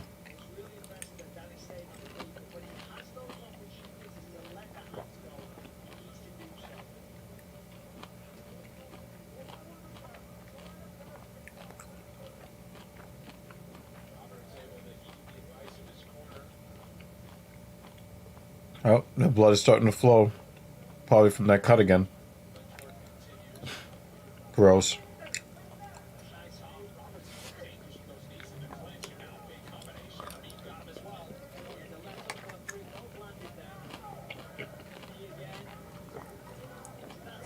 Oh, stanky checking. Stanky leg from Roberts. He's in trouble. He's hurt. Partially defended head kick. But Roberts gets to sprawl.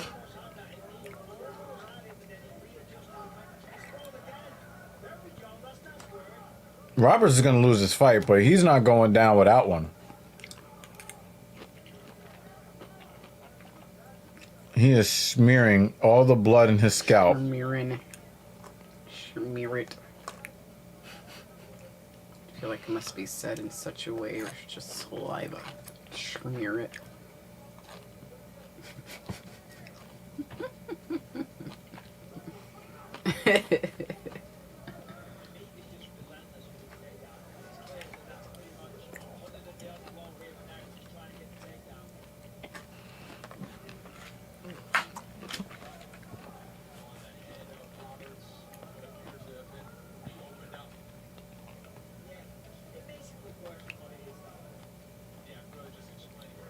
They're still going. Minute left. But Roberts is not gonna go out like a bitch though. But he's lacks discipline. Mm-hmm. Maybe he's just a little bit too nervous. I mean, it's been 2 years since he's been in the cage. Well, hopefully he feels good about surviving all 3 rounds. No, this is the UFC. You can't feel good about losing. I mean, don't. Oh, he's yep, got stinky he's leg. wobbled. He's stinky Yep, legging it. yep. That's probably why he kept lunging with the head forward. Nice straight right from Roberts. He's finally moving his head off the center line. But I think that he's trying to goad Emeev into a firefight where he can get like a lucky knockout maybe. But he knows he lost his fight. He knows. But, you know, no moral victories. You want to, if you're getting in the cage and half of your pay is dependent on winning, you want to win.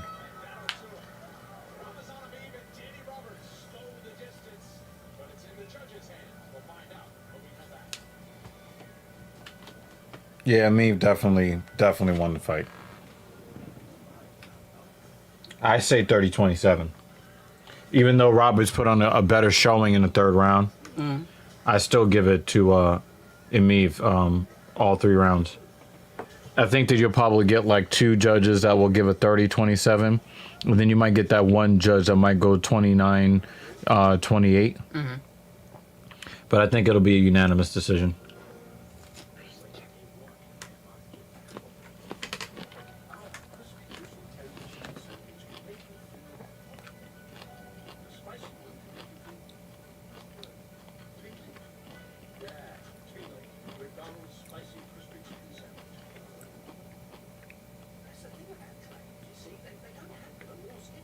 It's crazy. It doesn't matter how empty my stomach is. I see McDonald's and I'm just like, bleh.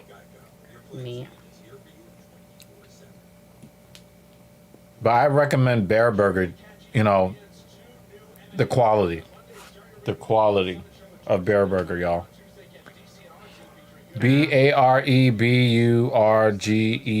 Bear Burger. I mean, that little slider was, it tasted good, but... It just kind of slid into your stomach and kept it moving? Yeah, it did its job. Mm-hmm. I'm not excited to eat there, but it did its job. I was more excited about the juice box. Got a little apple juice Split box. decision? Who has it? Roberts winning 2 rounds.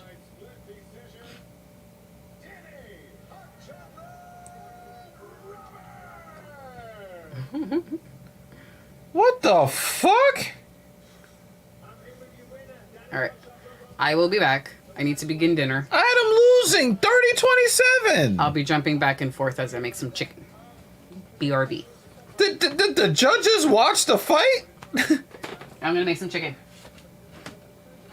What the fuck was that?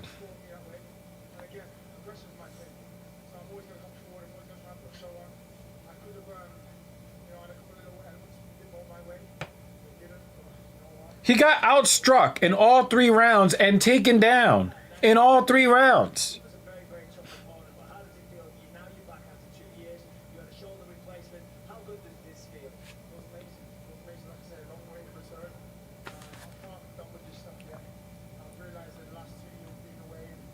Yeah, yeah, like in an actual burger restaurant, not some garbage like McDonald's but I don't want to unfairly change or alter your opinion necessarily because you live in Slovakia. I don't know what the food standards are in Slovakia. If you have McDonald's there, they're probably offering you a better product than what they offer in their home country of the United States. That is the worst decision I've seen from the judges in a long time. Oh, class. Congratulations, Danny Roberts. Danny, hot chocolate. That was a bad call. Well, welcome back, Danny Roberts, who cashes the underdog ticket. But there are going to be many people out there scratching their heads over a 30-27 scorecard for hot chocolate Roberts. Certainly, that'll be a topic of conversation. That is awful. Coming now, 1 week after the ESPN Plus special presentation of UFC 267, it's another pay-per-view event. UFC 268 features the rematch Kamaru Usman versus That was awful. for the welterweight championship. Plus, two-time strawweight champ Thug Rose Namajunas defends the throne against Chinese superstar Zhang Wei Li. UFC 268 Saturday, November 6th from New York, New York, and available for purchase only on ESPN Plus. Before we get to the main card, we turn to the 185-pound division to cap the early window. Blessed with the power and swarming styles of any middleweight fits, former Ultimate Fighter Andrew Sanchez is amped up and ready for the oncoming charge of Bruno Silva. A long-delayed UFC debut left fight fans wondering what to expect from Bruno Silva when he stepped into the octagon for the first time in June. But in less than 5 minutes, Silva answered all questions emphatically with an impressive stoppage of Wellington Turner. Tonight, Silva continues to make up for lost time as he returns to battle Andrew Sanchez. Owner of 5 UFC victories since winning the Ultimate Fighter, Sanchez can end the fight with a single blow or take it into deep waters. Yo, if the judges blinked, it was a very long blink.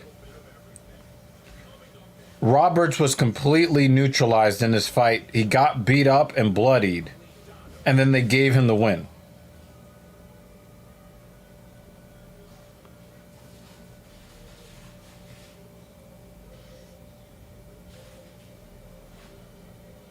Well, it was a long time coming for Bruno Silva to get into the octagon after a wait of more than 2 years. But in June of this year, first round knockout, which is something he's used to. He did it inside the octagon. Michael, this guy's got 17 wins by knockout, 20 pro wins, and perhaps a player to watch in the middleweight division.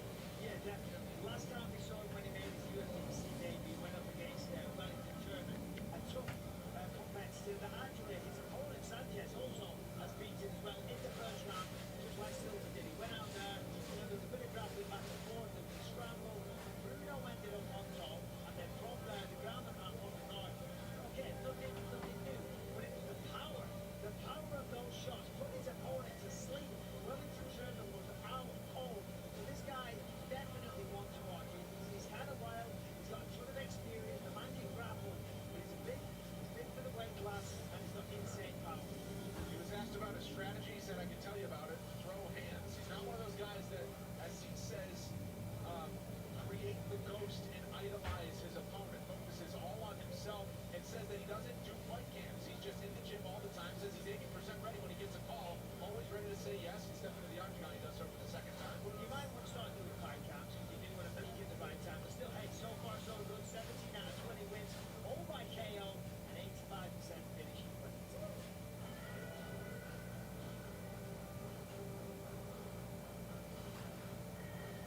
With a big smile on his face, here is Andrew Sanchez, former winner of the Isabella Crazy, what's up? on 1 week in terms of his confidence at a new level, but this week I totally forgot about your podcast. I'm sorry. we out here. We out here. I'm trying to remember. Isabella Crazy.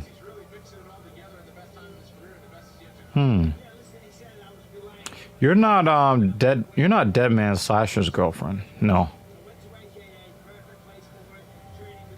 Did you come through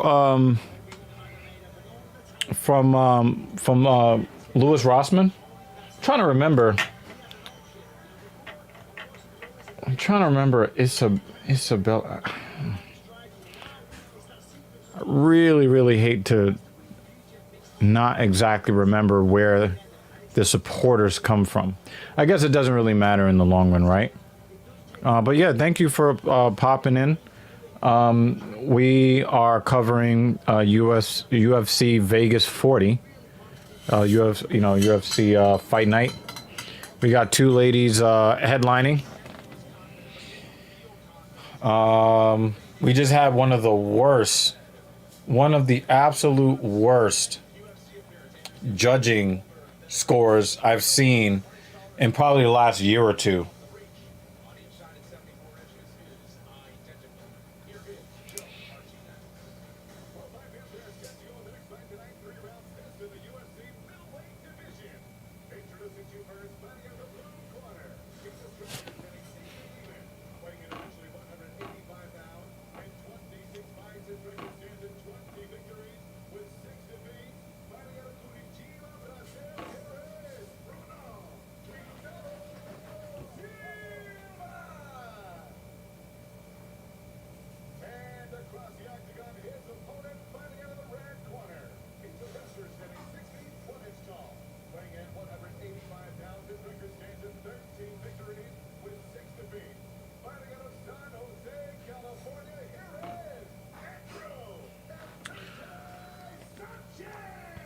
How are you doing this evening, Isabella Crazy?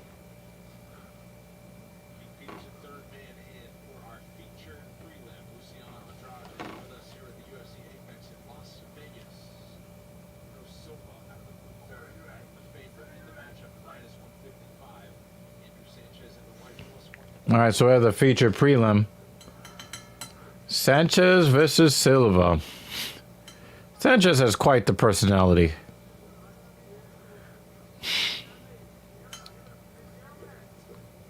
Definitely got that business in the front, party in the back kind of. Yes! I know, see, sometimes I wonder if my memory is going, but that was my first guess, and I'm so proud of myself. Oh, wow, Silva's going at the body. Yeah, we got Deadman. He was commenting from the Twitch side of things. We have Mrs. Evil here, but she's like, hey, I have to do the wifely duty of making sure this food going into bellies. So, calf kick outside. Silva on Sanchez. Sanchez definitely did take some really hard body shots.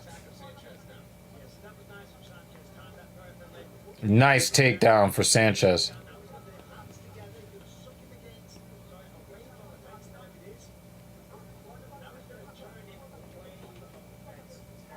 Have you been playing IW with Have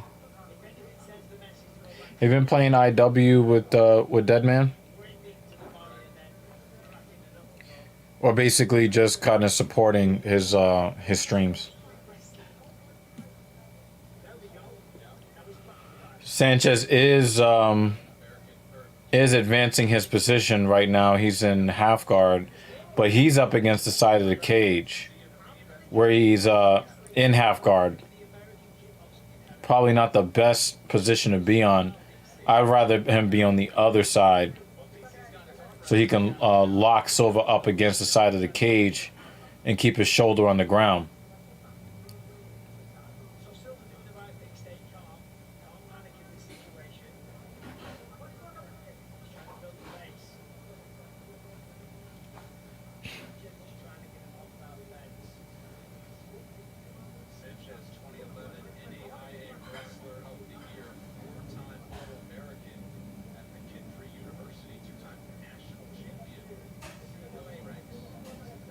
Yep, you got him back. You got his shoulder back to the floor, which is where you want him.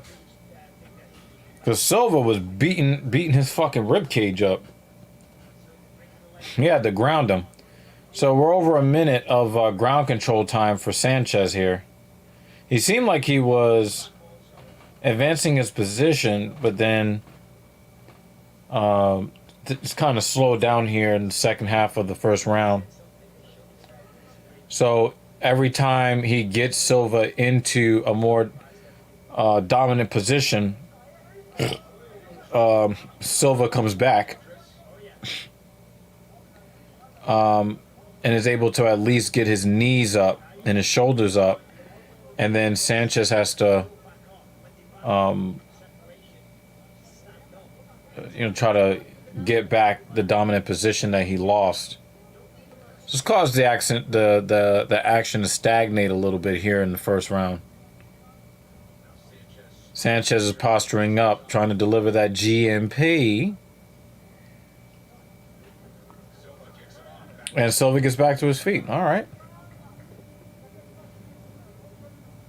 What a welt on the back of Sanchez's left leg. Goodness.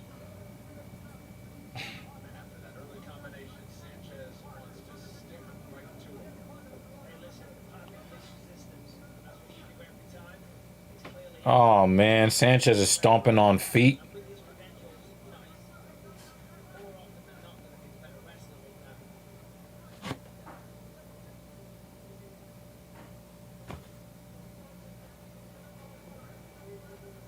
That's the other lady.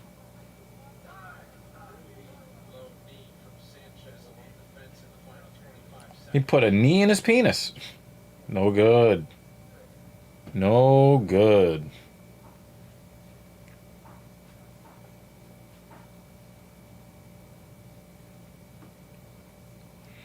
He put a knee in his ZipRecruiter. Nope. Nope, nope, nope. No good.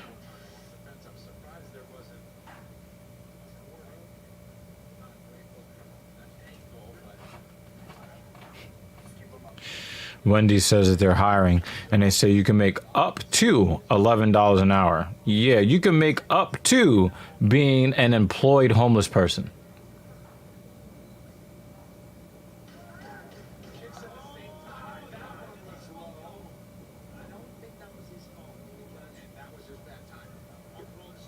Oh man, he definitely jingled his bells. Oh my God.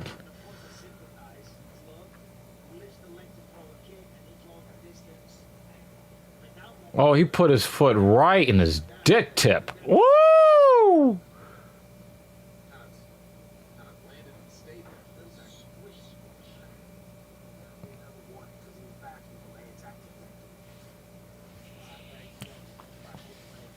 Woo!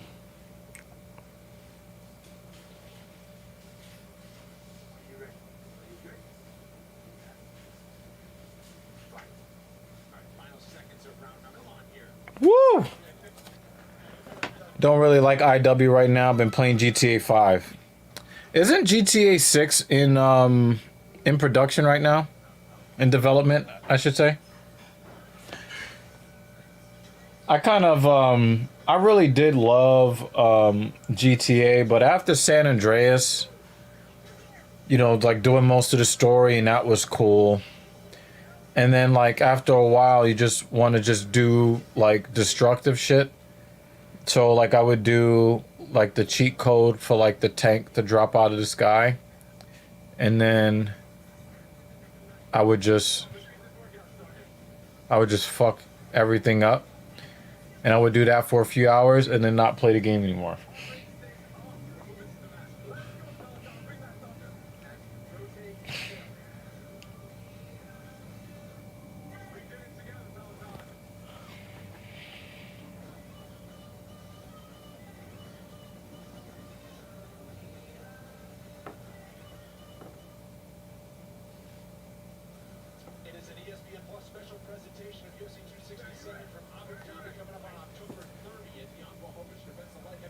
Yeah, I'm gonna have to get some gameplay in with Deadman. Run a couple of lobbies together on stream or off stream.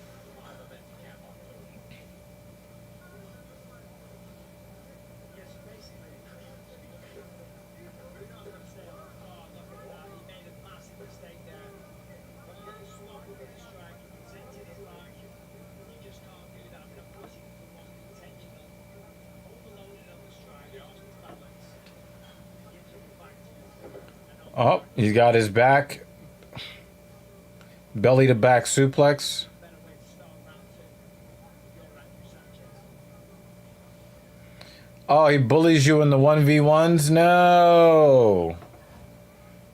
Dead man. You know what that's called? That's called domestic violence. That's what that's called, okay? I would never do that to Mrs. Evil on a regular basis if she ever played it. Got back to his feet, not like the first round. He spent a lot of time down there. And trying to turn into actually and then frantic elbows. It looked kind of like a 12-6 elbow. I'm really excited. They thought they wobbled him on his way down for a moment. I don't know if that was the case, and then he went back up. But Sanchez is now kind of grinding this way back to his pace. Yeah, so I just saw the replay, Brendan, as he was coming down. Bruno took a punch, and it looks like he wobbled him. So that's why he got so excited. Oh, that's not cool. I mean, at least he didn't use the Titan on you. I promise, if I abused you, I'd do it with a pistol.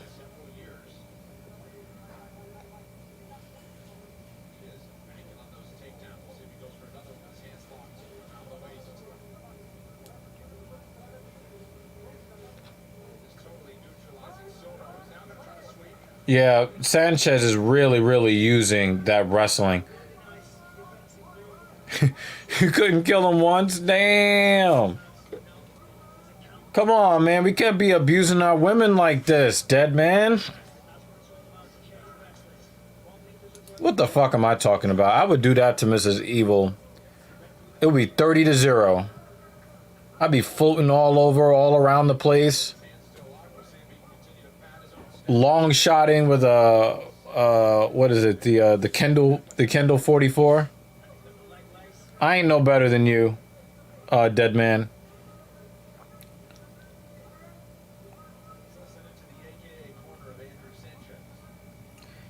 Isabella, most people are unstoppable with Synaptic and Titan because it's the easiest. It is the easiest combination in the game to get kills with. I go in with like freaking, Merc with a pistol. And they're coming at me with Synaptic and Titan. And then when they get a 2-shot kill on me from across the map with a 4-shot kill gun, they're talking about how bad I am at the game. Like, you put any other gun in your hand with any other rig, you don't even go positive against me. I'm coming at you with a fucking pistol with no target assist. Yeah, I don't use the K-bar either, but I do like using the E-Rad. The only thing I don't like about the E-Rad is that it takes like 8 years to reload it. The reload time on the E-Rad is like, come the fuck on.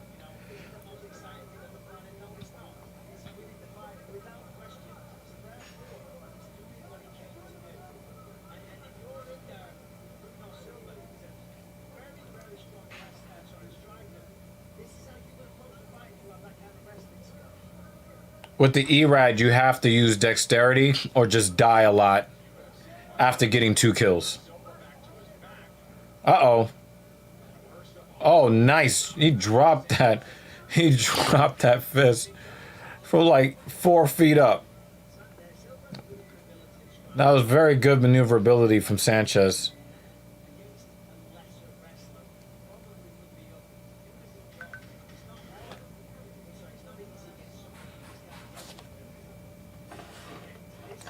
Just got the new Apple Watch yesterday. Really don't like some of the prompts that come up. Like, time to stand. It's like, I don't know, get off my dick. I gotta turn that shit off.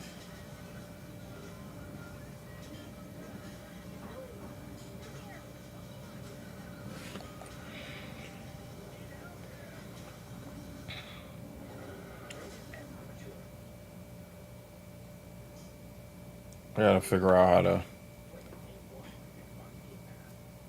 Oh yeah, Ventricity. Ventricity really in like he has something going on with the keyboard and mouse, and he's got something going on where before he even pops up on your screen, he's already killed you. Like as soon, like you will spot him, but then it's because he likes to use the K bar and he likes to use a loud K bar. It's supposed to be a 4-shot kill. As soon as he pops up on your screen, all 4 shots count at exactly the same time. So he's got some weird like connection advantage where you're already being shot when he appears on your screen.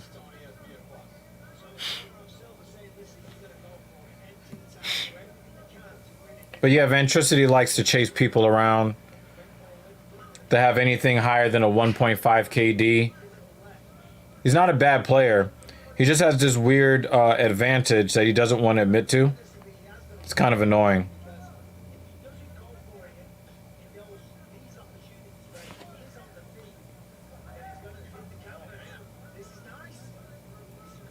It looks like Sanchez's his gas tank has kind of run out a little bit.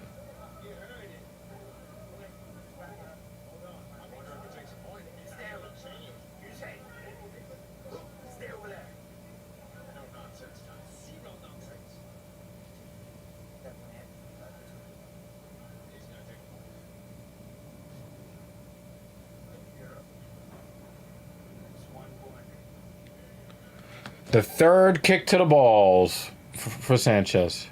So if you're scoring at home and you're thinking that Sanchez won't push you around, and all of a sudden looks like Sanchez is really tired. I'm a 1.2. I barely play the game and get harassed by. Yeah, that's another thing too. You got to understand something, Isabella. We're living in a we're living in a society today that has not seen inequality on this level like since probably the French Revolution. The vast majority of males in this country, and I would probably say probably in some other developed countries, 80% of guys have no sexual access whatsoever. Okay? So you're going to get a lot of guys who are going to react to you because their access to women is so limited. And part of the reason why that is because the top 80% of women only want to deal with the top 10 or 15% of men. So when you have 8 women chasing one guy, so if you have 8 out of every 10 women chasing 1 out of 10 men, you're going to get one guy that's going to get a lot of attention from women, and then a vast majority that's getting nothing. And that's the reality. You know, a lot of guys that are in the gaming community, they're invisible to women. So they see a woman in their domain and they go fucking crazy. You know? You might have to let them know that your boyfriend is a dead man, but he's not above slashing. You know, you might have to do that. But you don't see a lot of girls playing GTA. Right then and there, you've already piqued their sexual interest.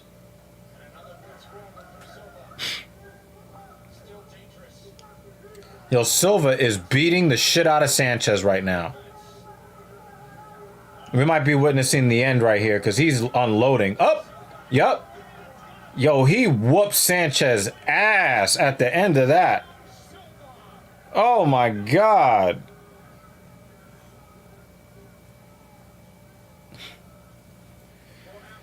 Isabella, I'm not mad at you. I've been appearing offline on PS4 for like 4 years straight, and some of it is because some of these guys that struggle with women, they like to chase me around because I don't respect the way they play.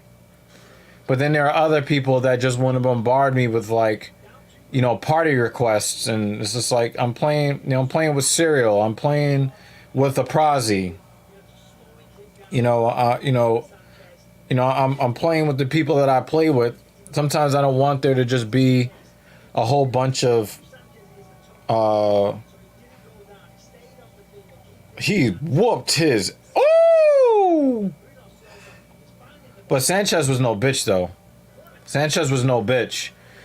He took that fucking ass whooping at the end like a man. But he kicked Silva in the balls 3 times and still got knocked out. So, but anyway, you know, you have to kind of understand what the landscape is.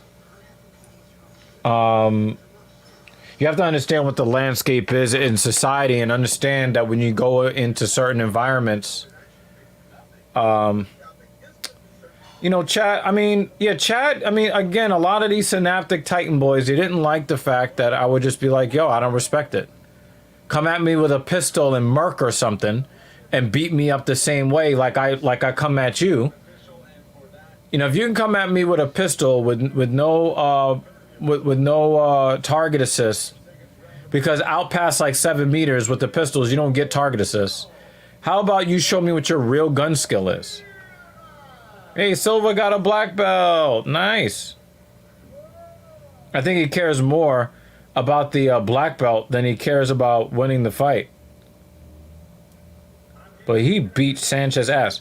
I think I've been in a party not that long ago with Chad. I've run parties with Chad. Blue Ray Sip, I've seen him too. Oh, so now they created the XL clan. Because I remember Chad, no, his name is YouTube Chad. I've run in a party with him. Like I've mostly buried that hatchet with all of those Synaptic Titan guys. And one of the things that kind of set me straight on those guys is it's not fair to judge people who they are by how they play a video game necessarily, right? And what I mean by that is, you know, just because somebody plays the game like a bitch doesn't mean that they live their life that way. So what ends up happening is, you know, I follow and I'm followed by some guys in the YouTube community. Then you kind of see how they interact with other people in the IW PS4 community. And these guys are stand-up guys. You know, they support each other, you know, in life outside of PlayStation. You know, they're all trying to level up and improve their lives. I respect the fuck out of that. So I've largely buried the hatchet. My opinions of how people play the game is never going to change. But I have more respect for them as people because I got a chance to get an idea of who they are away from the game. And a lot of those guys are stand-up guys. A lot of those guys are guys that are adding value to society in their own way, or at least to their community, their chosen communities. So I have a lot of respect for them and how they run their life. So occasionally I will go into a party with them and they're doing their fucking Synaptic Titan thing. I'm not going to do it. I'm going to go get Phantom and a pistol or some weird SMG or, you know, some other kind, you know, some other kind of shit, right? I'm going to do something else. But I'm going to let them do them. You know, because I've learned to have the proper respect for them outside of the game. But yeah, I've had a lot of problems with people chasing me around and, you know, trying to chase me around in lobbies and all of that. And it's like, you know, if you really wanted to prove to me how good you are, you would come at me without Synaptic and Titan and K-Bar. But if it was about skill, they would use a bunch of different guns. But it's really about clout and ego. And I'm not a clout and ego guy. And that's why I'm very hard to impress. Because your clout chasing and your ego playing, like, that's not going to, like, get my attention. You know? You put in effort. You put in practice. You do the more difficult thing when it's easier to do something else. That's when you get my attention. I'll give you an example, right? When I work with my clients, I tell my clients that I expect a certain amount of output from them. But when they exceed that output, I get really excited for them. I get really excited. You know, if I want one of my ladies to squat, you know, 100 pounds, you know, 30 to 50 times, but they give me 135 pounds, you know, 30 to 50 times, I'm happy. You know, if I give a standard for a client and then they just meet it and that's all they're happy doing, okay, that's cool. But I get really excited from when people go above and beyond. So, But that's the way that I look at I look at my entire life. Anybody that goes above and beyond and puts the effort in above what's expected, I'm always going to have major respect for that. So in the context of playing IW, if I see somebody like really trying to bring it to me, you know, with a pistol or, you know, some hard to use weapon, you know, I'm going to be like, damn, they whooping my ass.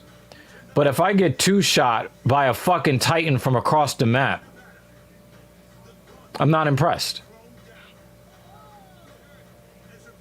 How do you feel about my boyfriend with synaptic and Titan? Does he change when you tell him so? I don't tell anybody to change. And when I first started playing with Deadman, he wasn't a synaptic Titan guy. He was using all kinds of shit when I met him.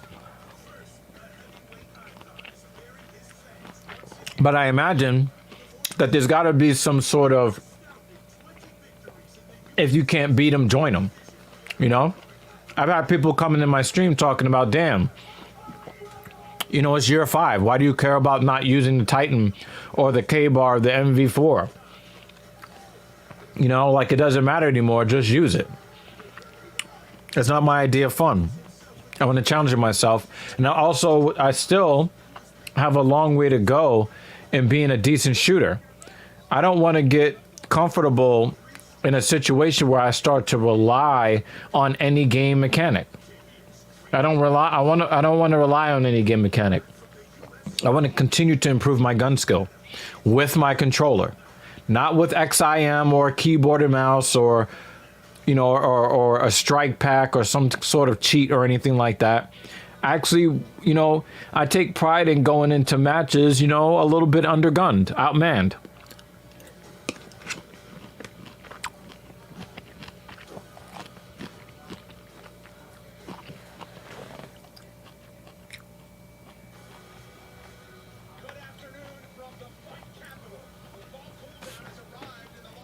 You know, I have a problem with this. This is the kind of shit I have a problem with, though.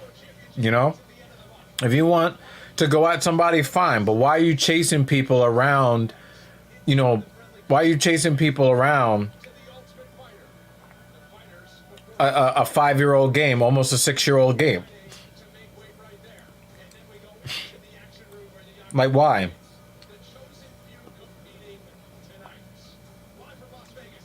Because at that point, it starts to feel personal. Right? I'm not with that.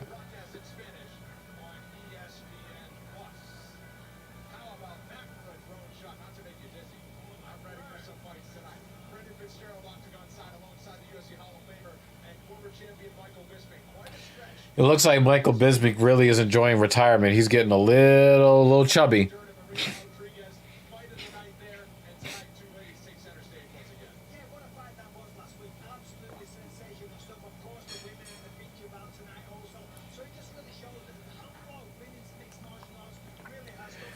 Yeah, I mean, and that's it, Isabella. That's exactly what it is. You know, it's not enough, and this is why, like, a lot of them will be like 1v1 me, 1v1 me, dude. Just tell everybody you beat me in the 1v1 because that's all you're after anyway is the clout. You know, people chase me and serial killer around because deep down inside, they know they respect us.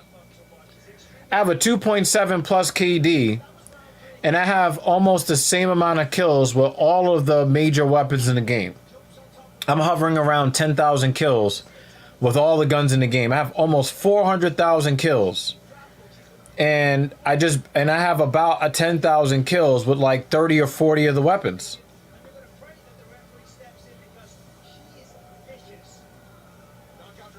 And none of these guys can say that. These guys will have, you know, these guys will create a new account so that they can look like they're a 10 KD player.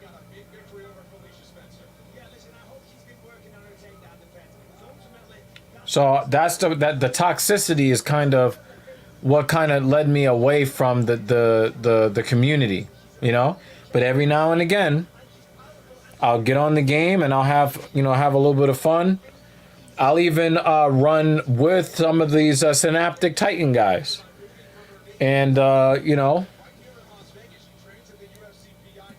I'll try to do some weird shit with some handguns, or you know, if I really want to try to chase a DAT or something, I'll try to take advantage of the fact that you know one of them might call in an advanced UAV. You know, because if one of them calls in an advanced UAV, you know, I can get a pretty long streak going because I'm definitely going to get one myself. So,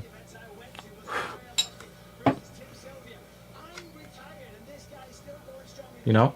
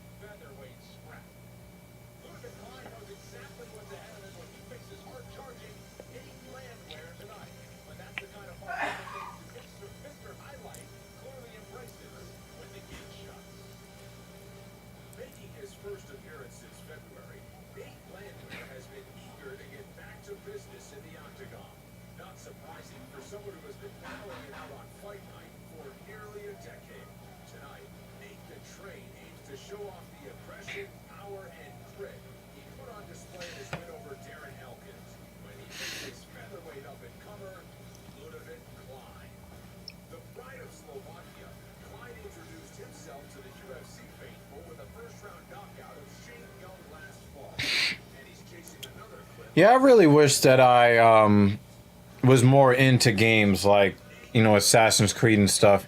I think I just got stuck on COD because I've got so much shit going on in my life. You know, like I play I have a puzzle game that I play, I have a racing game that I play, and I have a shooter. I don't really have time to like be bouncing into this game and to that game and to, you know, learn this control scheme and then this meta over here. So I basically just kind of stuck to COD. I know where my hands are going to go. I know what buttons I'm going to press. Right?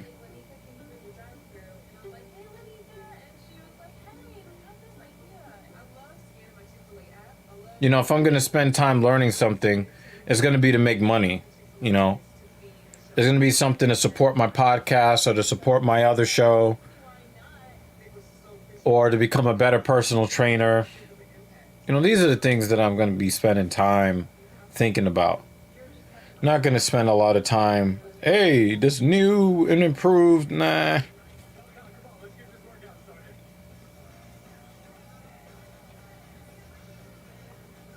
You know, once you start having the kinds of experiences like that I've been able to enjoy over the past couple of years, you don't really care so much about whether this guy thinks he's better than you in a 1v1 with Synaptic and K-Bar on Genesis. You stop caring about that kind of stuff. And it's like, okay, you know, that's cool, you know, you beat that guy in a 1v1, but, you know, I'm driving a futuristic Mercedes in the lap of luxury sitting here chilling. You know, I'm going to this place and I'm going to go see what that's like. I'm going to that place. I'm going to try this new food. You know, I'm going to try to improve my quality of life. So while, you know, you might get a lot of enjoyment from, you know, you beat somebody in a 1v1 on Genesis in a 5-year-old first-person shooter. Okay, cool. You do that. But I'm in the gym getting gains. I'm getting stronger. You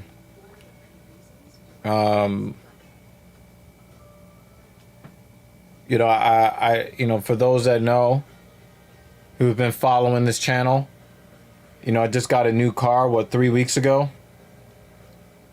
Was it 3 weeks ago? No, actually, it's been exactly a month. Wow, it's been a month. I got a brand new car a month ago. I'm getting another one in about 2 months. Somewhere in that 2 month, you know, 2 months from now. Maybe a little earlier. You know? Marine biology. So I'm pretty sure you don't use drinking straws anymore. But yeah, there's so much going on, you know, like you're not Assassin's Creed, you're not GTA, you're not Call of Duty. You know, you're a lady that, you know, cares about the ocean and the life that's in it. You know, I don't know how much money you can expect to make in that profession, but any money you can make, go get it. Because that's really what this is all about. Nate Landwehr versus Ludovic Klein. Ludovic Klein is a very, very violent man. And Landwehr is a very... he's violent, but he's also very durable. So I'm really interested to see how this fight is going to come out. Ludovic Klein is a minus 380 favorite right at the start of this fight. What was the spread going in?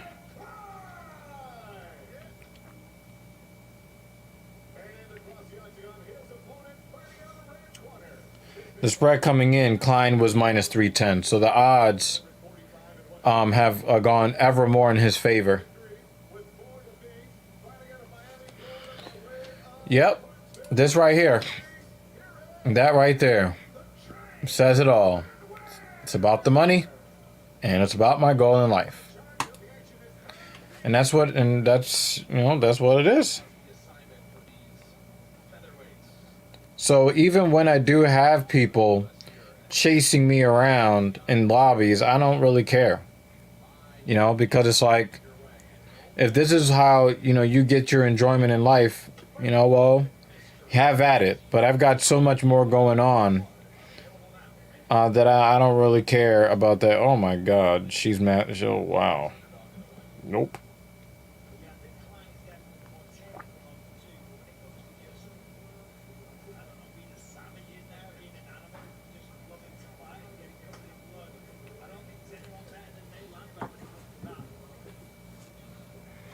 Yep, this is what life's about, Isabella. That is what life is about.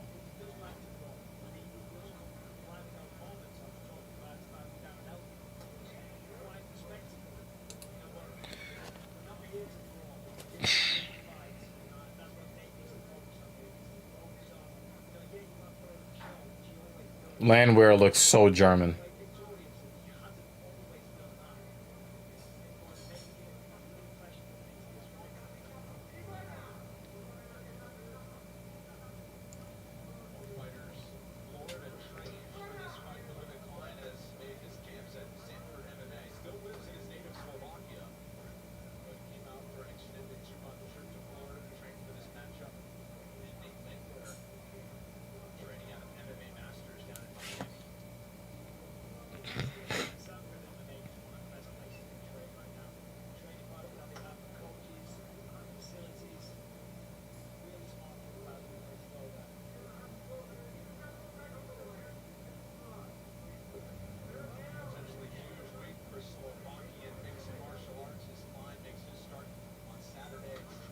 Nice, nice step in left hand for Klein.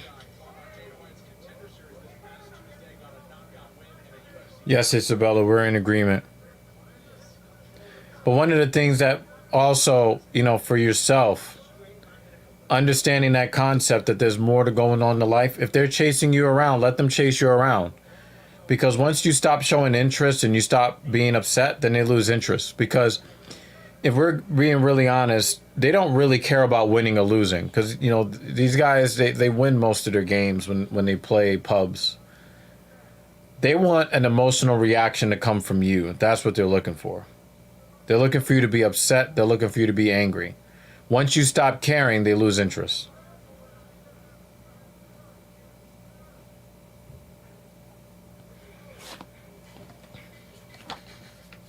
Dana White's Contender Series has just a few weeks left to go this season. Watch the future of the sport. Compete for Dana White, the matchmakers. You can earn a UFC contract with action every Tuesday this fall at Eastern, exclusively on ESPN Plus. It's the speed difference when they throw those high kicks. We pick up the loss because the speed is way sharper, more powerful.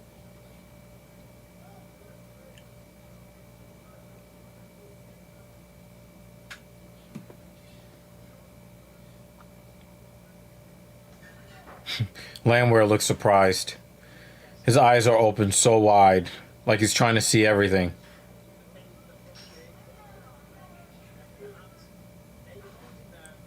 It looks like Landwehr is slow to react to Klein.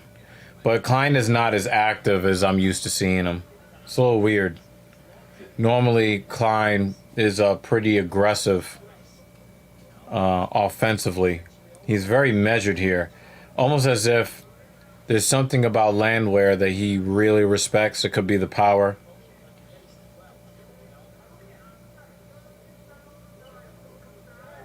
Straight right on the countering the spinning attack.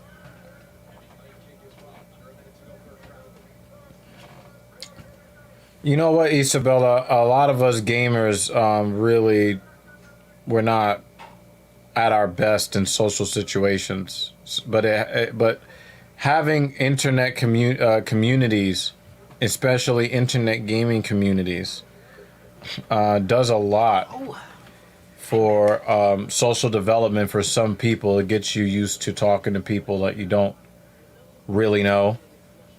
Kind of puts you in a better headspace if you know can allow for it. But Martinez, I know. you know, I'm glad I didn't. Yeah. I wasn't here for that. yeah. I might walk away next time, or we could just mute it. Yeah, I'm gonna give Landwehr round one. I'm surprised. It doesn't like this is not the Ludovic Klein that I'm used to seeing. Maybe he'll turn it on in round two. You know, most Isabella, not everybody's an extrovert, you know? Deadman is probably an introvert. Introvert. Yep. You know, like it's a little bit easier to interact with people when they're in a headset or they're a screen away from you. It's a little easier. But you know, over time you just kind of get used to building these bonds and communities with people physically away from you. They feel very real to you. Wow, it's so behind. I'm not even sitting down yet. Your YouTube can be like that sometimes. You can refresh it. It might. ESPN Plus special presentation of UFC 267. It's an epic pay-per-view event. UFC 268 features a rematch of Kamaru Usman, Colby Covington, There we go. welterweight champion. Yep. That was crazy. Strawweight champion Crazy. defends the throne against Sean Wade. The UFC 268 is Saturday, November. I made a. Well, you're not hungry, but you know, if you decide to I'm gonna probably still eat try a to. little more, there's a little pasta. Now, and- Klein did come out in the second round with a little bit more fire. He looked just a little bit too tentative.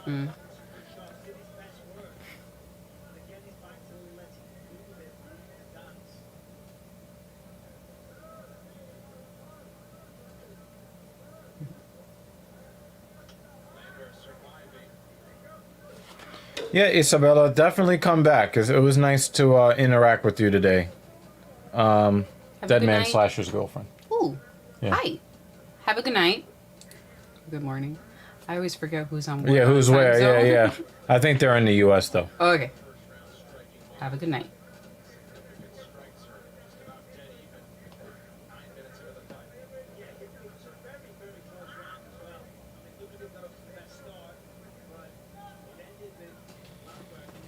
Can we open the window a little bit?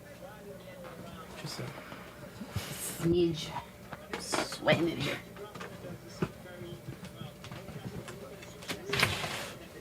Oh man. Okay, good.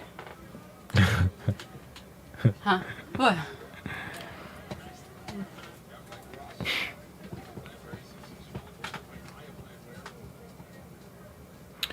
I gotta go to the barber. Okay. You already made an appointment. No, I just hit her up, whenever. But I'm thinking, yeah, maybe I might go another week, You want to do it right before we leave? or the weekend, before. Make that part of the departure plan. Landwear is starting to land. That was a good kick. Yeah, that was a very well timed, well placed in the progression. A lot of times you see people go for that head kick, they don't set it up with anything. There's really nothing there. I'm starting to get sore here. Yeah. Yep. Triceps. They're not happy. Is he trying for? Uh-oh.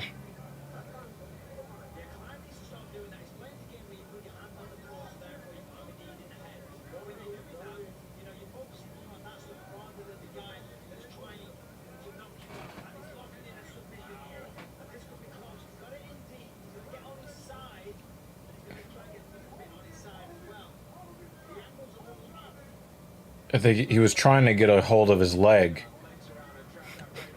Ooh, that's a. His head is twisted awkwardly. Yeah, but he doesn't It's have not the in there, leverage. but it's still. Yeah, it's very it still uncomfortable. Seems uncomfortable. Yes. Yeah. But Ludovic definitely did kind of keep his composure there. So Klein came out very strong, but Ooh. I don't think that's. I don't think he's having the best time in the cage. And I'm thinking that he's having some trouble, like really putting it together mentally since the beginning of the fight, because the blast that he came out with in the beginning of the first, what was the first round? The second round. It looked like it was. It seemed like it might have came from, some admonition from his coaches or something. I wanted to see more from him, so he came out, had that energy dump, and now he's just kind of. Yeah. It's weird because I have not seen Klein like this. I've never seen him like this. When was the last time he fought? Has it been a while? No, he fought a few months ago. Maybe it's just not his night. It happens, right? But you don't want that. You don't want your not my night to happen. On fight night. Yeah, on fight night. Yeah.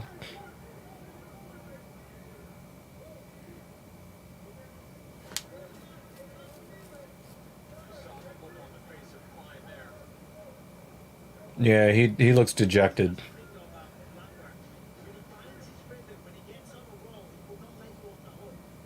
He is not. Oh, uh-oh.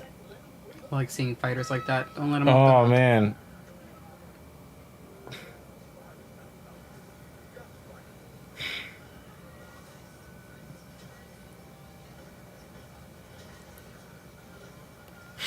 This game does kind of sort of interest me. Oh.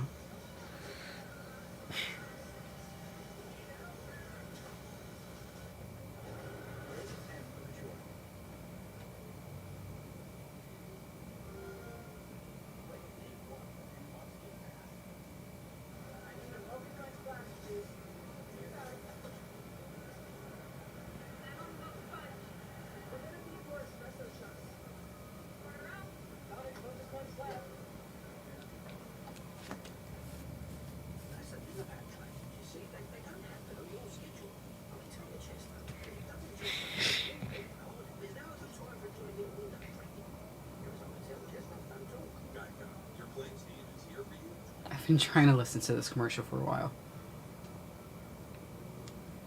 Geico being weird. Doop.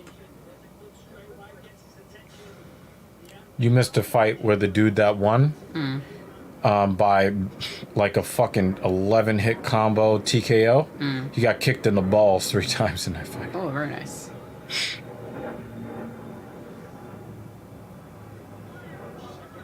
You see Klein comes out a little bit sharper in the first, 20 to 30 seconds of the round, and then Loses he it. just gets leaned on after that. Live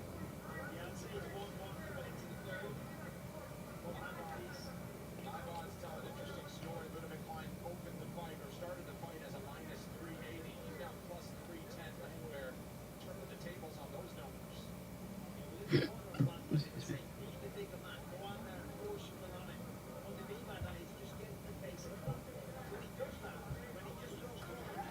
Klein is very slow.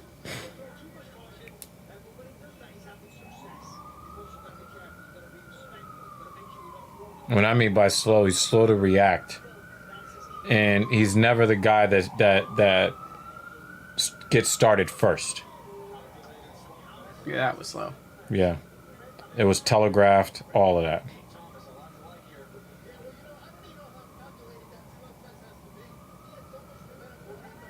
Better. Yeah.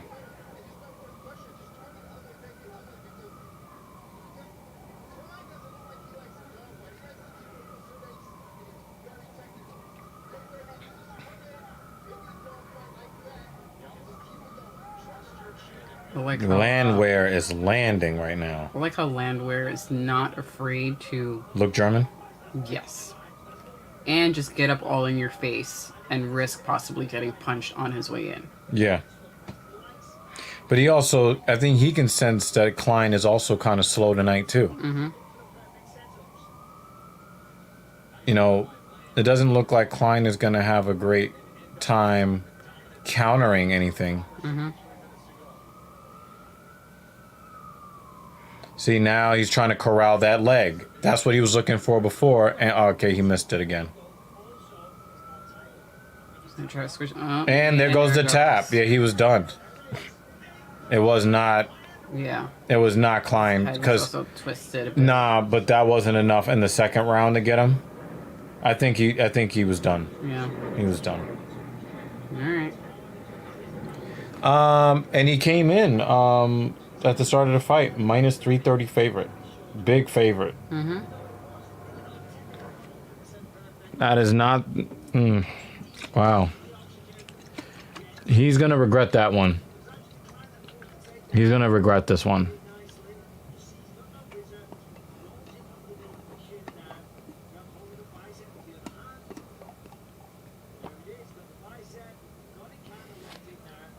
See, look, he's trying to hook that leg to get the leverage, and then he loses it just like that.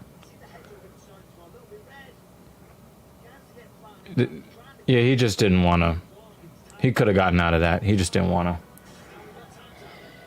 Just showed you the live odds, but he cashes that plus 300 ticket for those who had him at the beginning of the fight. What a big trade when we come back. That dude looks German as fuck.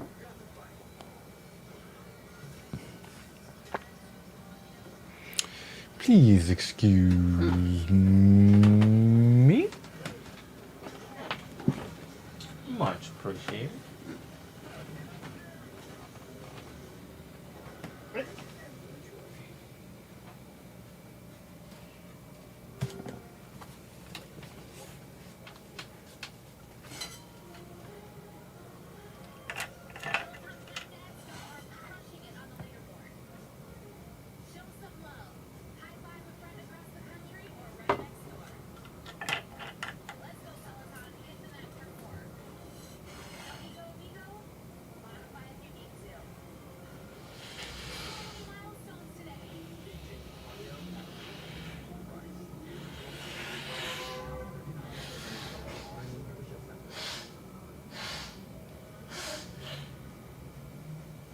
UFC Fight Night is presented by Beef, the official protein snack of UFC. Told you. You want some?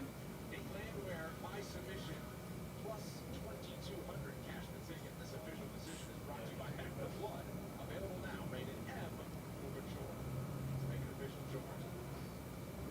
have to take a piss. What? I said yes, I have to take a piss. You want just a small bowl? Yeah, small. Okay.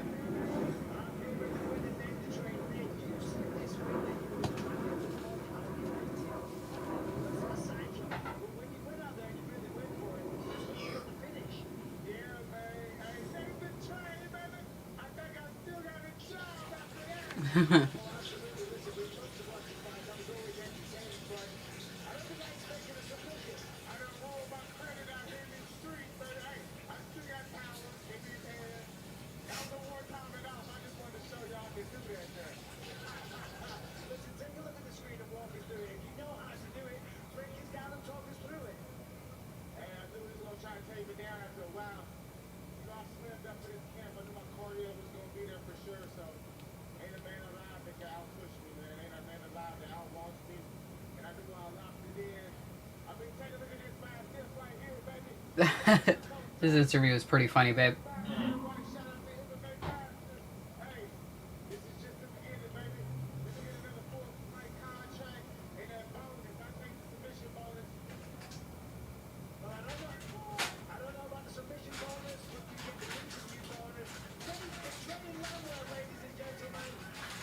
Hey, listen, when he came into the UFC, I know his personality was going to shine through. If he could rack up the wins to go with it, man, there are a lot of people that are going to be hopping on that train from Clarksville, Tennessee. First win by submission in his career. Comes in his 15th victory. He's known for those 8 wins by knockout, but turns out he can do a little bit of everything. How about it? And now for a special look at Back 4 Blood. Available now, rated M for mature.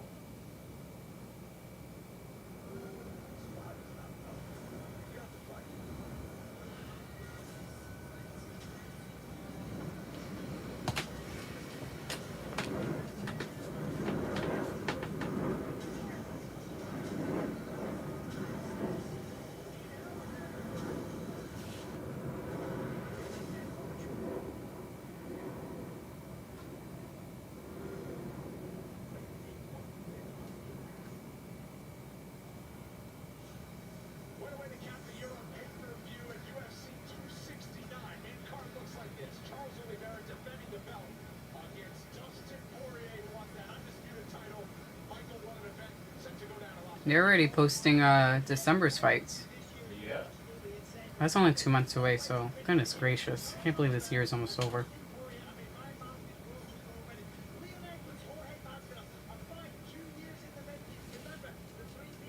This year felt a lot less wasted than last year. Yeah.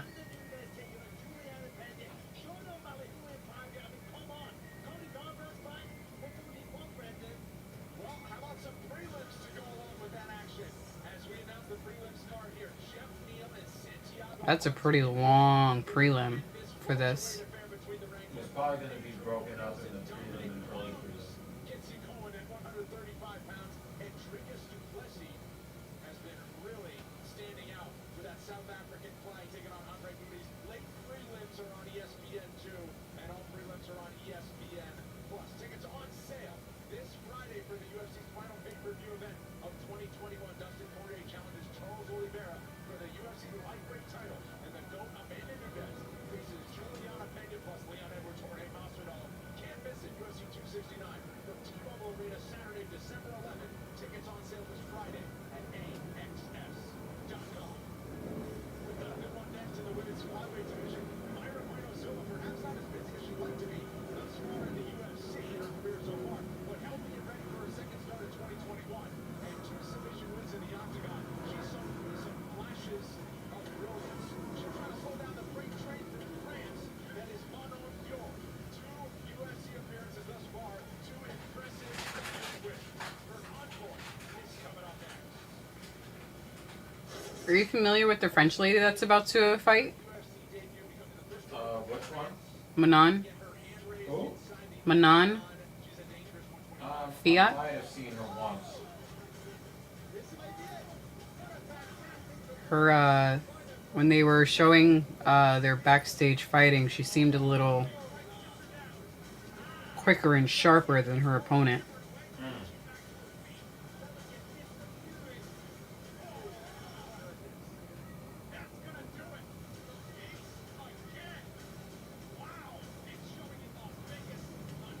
Yeah, she has like those Valentina punches.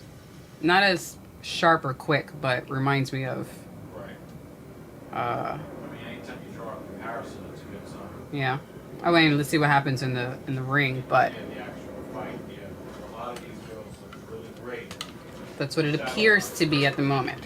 Her shadow boxing was a little more precise. Yep. When you're in the comforting, you know, situation of having your coach with the pads there, and it feels like you're in the gym, you know, this is what you do all the time. But Yeah. stepping in that cage, it's a whole different ball of yarn. Really.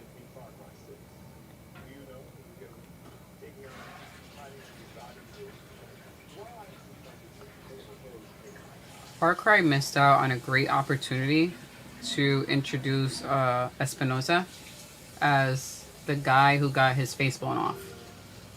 So what? Finish. For today, all the UFC fans can win a free UFC Fight Night main event for one DraftKings for a shot of $5,000 in prizes. Just answer a series of questions on the main event question we asked in Latin Norma Dumont. Get enough correct. Take home your share of $5,000. Ask a small favorite, -145 or so, against the Brazilian underdog. Coming up later in our main event. But the ladies on the marquee are not the only women on the main card looking to make headlines as we get set for our next bout.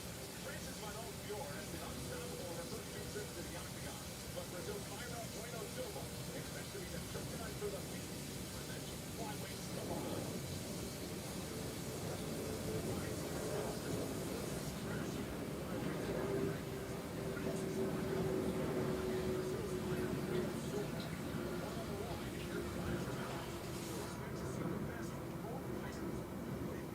Thus far in her UFC career, Fior has been no stranger to exciting finishes as she scored second-round stoppages of Victoria Leonardo and Tabitha Ricci, making her the fighter to watch in the division as she readies for Silva. I was saying Far Cry missed out on an opportunity to label Giancarlo as the guy who got his face blown off. They just have him as a famous actor.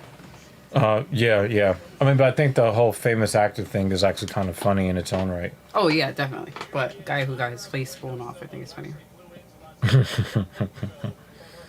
Paulo because this fight was supposed to happen at UFC 266. It got postponed until tonight, and for a lack of a better word, Myra sort of got stuck in Las Vegas. There was some concern that she went home, that she would have trouble getting back into the U.S. for this fight, so she and her corner rented a house and stayed in Las Vegas for the last month. And suffice it to say, she's ready to go home. She misses her friends, she misses her family. It's a weird thing to pack for a one-week trip to Vegas and end up being here for a full month, but not before the job is done.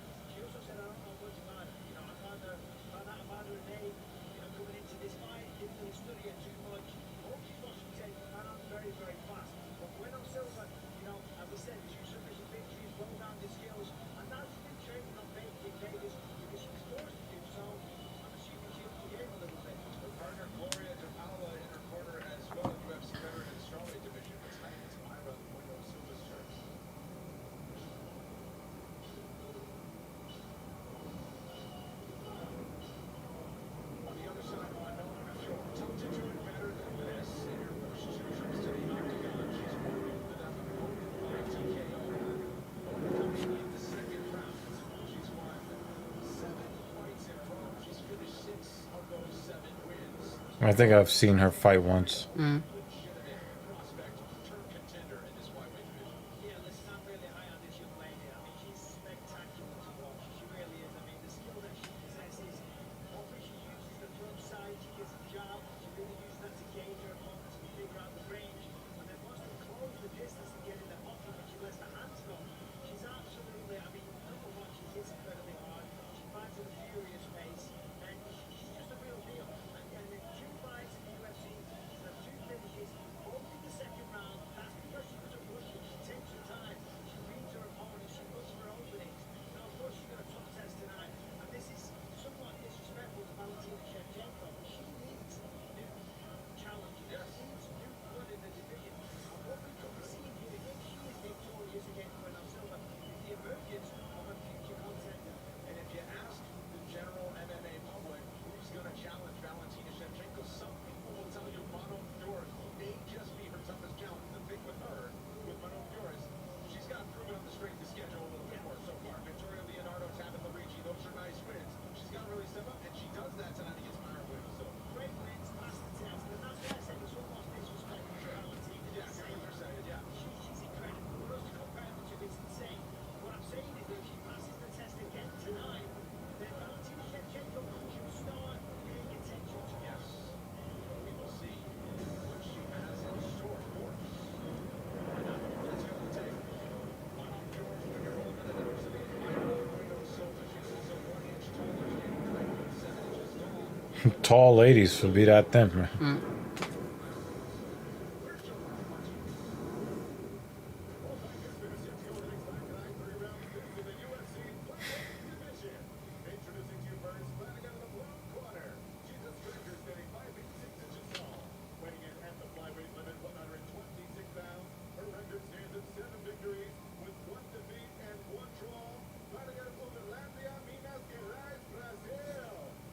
Her mouthpiece make it look like she don't have teeth. I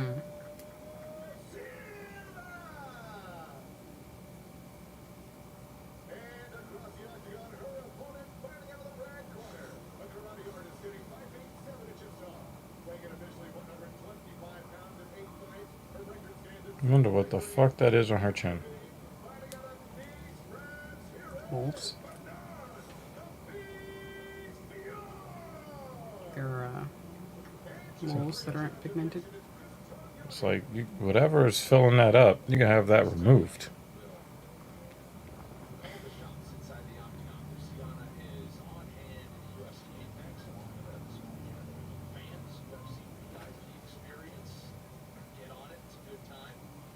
Disappointed watching fights in the UFC Apex, I'll tell you that for now. Manon Fiorot in the blue. Myra Bueno Silva is in the whites. Fiorot minus 270 is the favorite. Bernal Silva is not intimidated.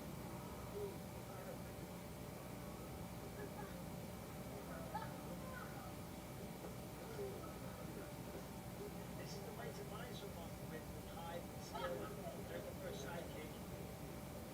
Get in the face. Take that range away. Ooh. That was fast and powerful.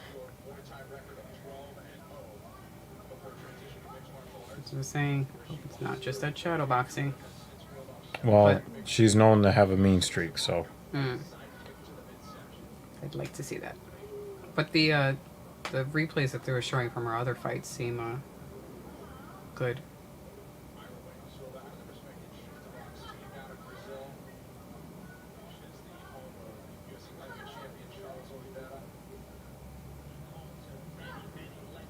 She's putting that kick right underneath them bags.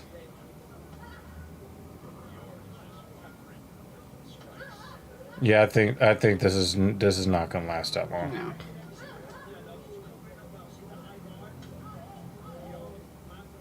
Nice body shot from Bueno Silva.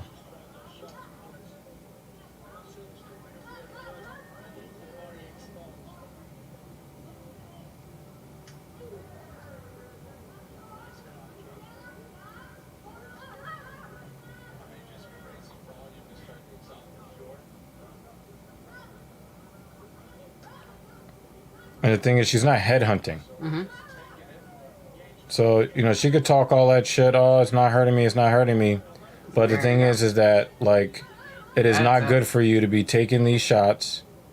She's also digging to the body. You know? That's points for your opponent. Yeah, exactly. Like, you don't win by standing there shaking your head. Yeah, exactly. Exactly. Because while they're throwing combinations on you, you know, you're covered up. I mean, yeah, but you're not. I'd like to see her go for a body shot. Like she's just gonna stand there covering her head. Thank you. Yeah. Good job. But Fiora has been doing that. Oh, don't lose because you got kicked in the calf. Well, yeah. Yeah, but you could tell she felt that. Oh! Now you acknowledge it? Yeah, she's coming to take your fucking rib cage home with her.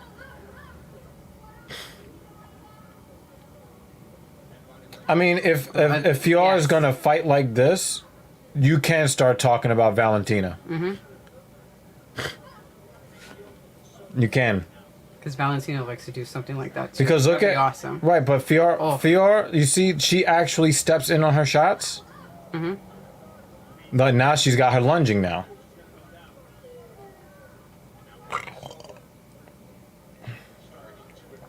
And look, that guard is starting to drop, right? Good job. Yeah, that was a nice parry.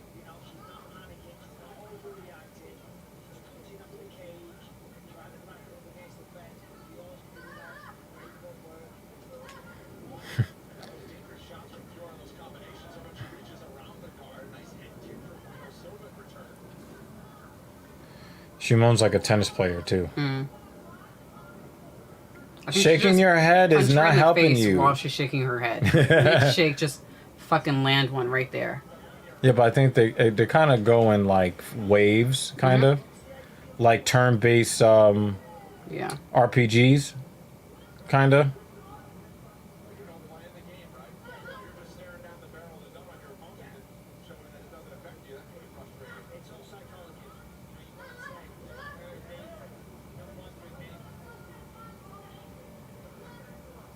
Every time she closes the distance, a fist comes at her. And the takedown. Notice how that calf kick was not followed by more calf kicks. Because while you're trying to defend against combos, you can't do anything.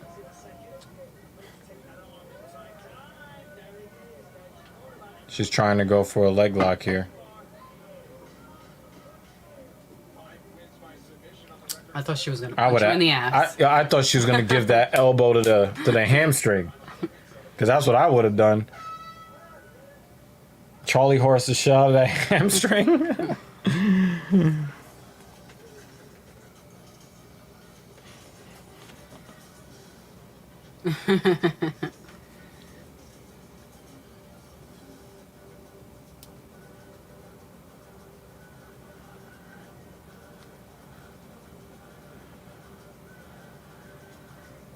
Oh, someone in this neighborhood has a rooster. I heard it the other morning on my way to work when I took the bus. And I just had to stop in the middle of the sidewalk for a moment. I was like, is that a fucking rooster, like, crowing right now? And it was. It was hilarious. It was also pretty nice. The crowing.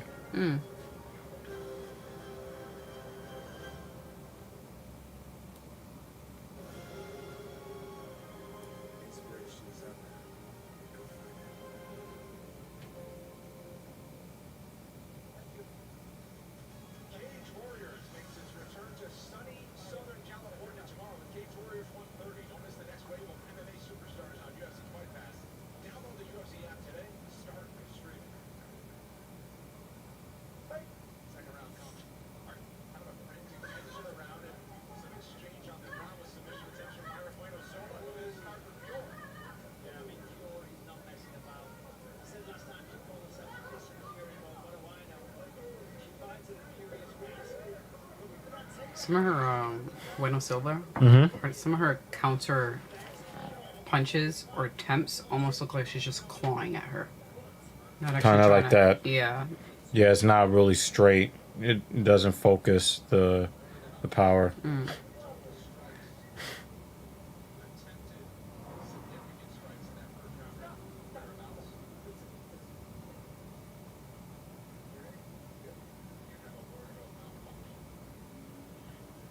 I'm telling you, she got them fun bags.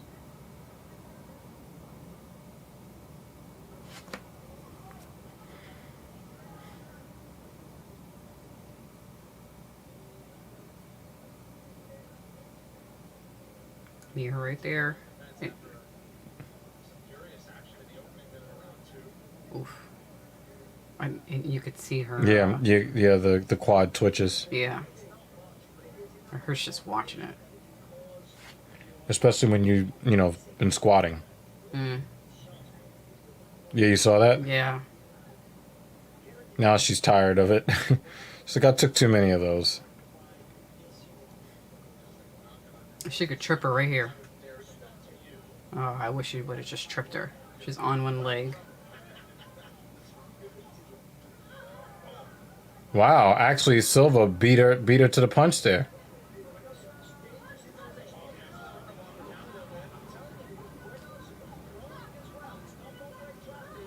Yeah, keep tagging that body.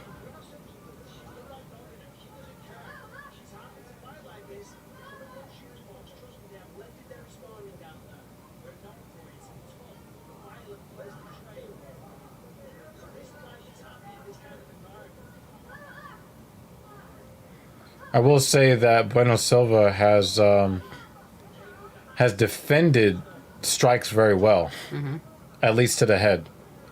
But she's been taking a lot of punishment to the body.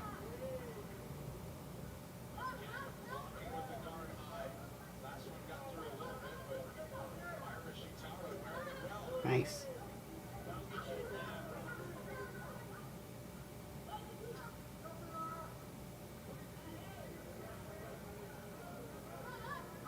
Yeah, she's punching right into the guard, which is why she needs to. Go I for think that body. you know what I think. I think that she needs to come with kind of like a side kick or an oblique kick. Mm-hmm. I think that she needs to kind of wrap that shin around the liver. I think she needs to go for like a liver shot or something to really bring that guard down a little bit lower. I would also love to see her be a little more creative. It Yeah, seems yeah. like I think It's the she's same combo over and Yes. over and over again. like it seems like she has really great potential, but then she came in with the I'm just going to keep doing this punch over and over again instead of recognizing the ribs are there. But I mean, she has been kicking a lot to the body. Yeah, but when she's just punching the guard and the chick is just fucking standing there, Yeah. she's proven in the past, 7 minutes, 7.5 minutes, that Yeah. she will just stand there while you attempt to punch her Yeah. guard. Yep. Nice. But I think Fiora has kind of bet on the fact that guard is gonna fail at some point.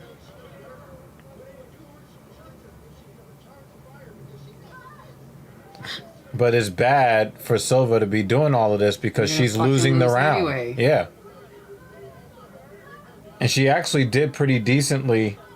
She did pretty decently in this round, but if she allows, even if the strikes are guarded, if she allows Fiora to do this for the next 35 seconds, she lost the fight. Mm-hmm.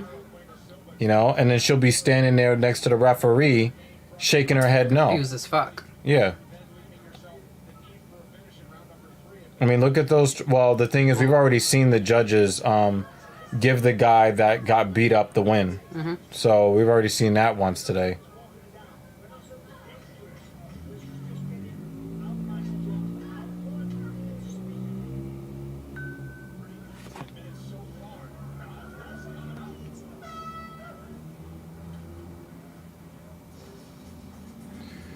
So, anybody who thought that she might be a challenge for Valentina, I would probably say no, because Valentina Not is going to yet. see that pattern and she's going to go nutso on her. Mm-hmm.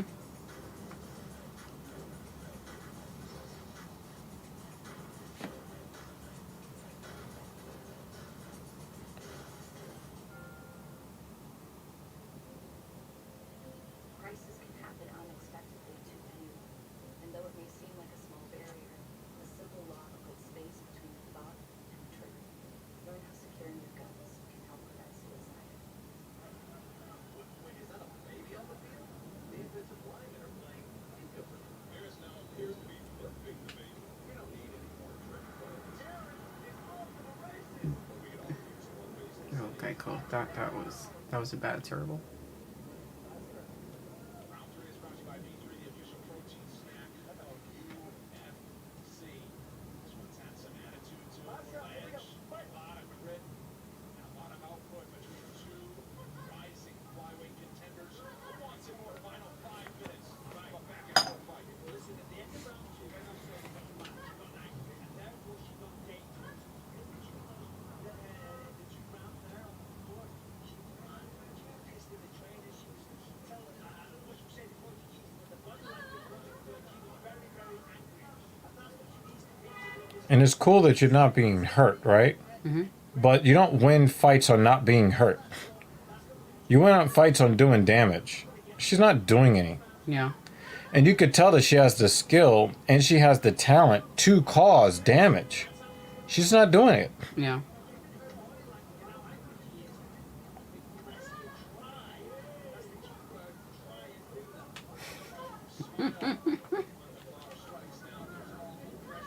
They've been commenting on it too.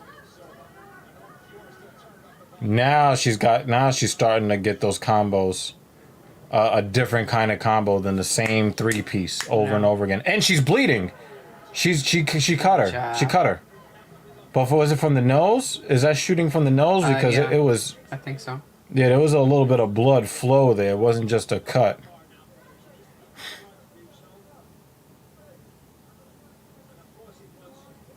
Now, you know, she's in the guard of somebody who's BJJ, I suspect is pretty good, right? So... Wow, look at that hammer.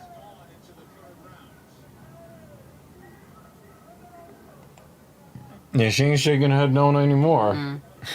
Yeah, I don't think she's ready for Valentina, but I would like to see more fights from her. Right. Yeah, I look forward to seeing more fights from her. Because she gets some more coaching and she gets some more confidence. And uh-oh. She gonna slide that arm underneath? Nope. She's content to GMP. Oh, you're gonna warn her about back of the head? She hit her in the back of the head one time.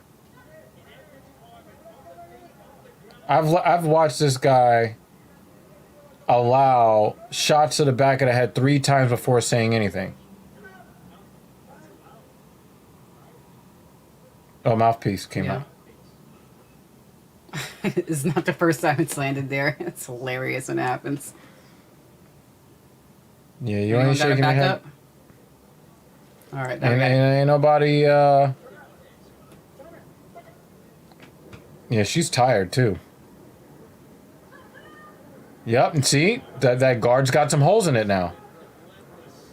Oh, she was going for that fucking highlight reel trip. Mm-hmm. Oh, she went for the head kick there. Nice. Wow, Superman knee. Kick her in the face. Yeah. She is starting to get annoying with that. Yeah. Like, yo, you're losing 30-27.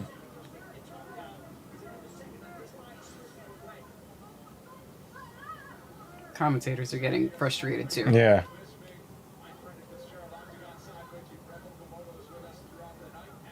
Just being a Brazilian with big ass titties, you're not just gonna get everybody to like you.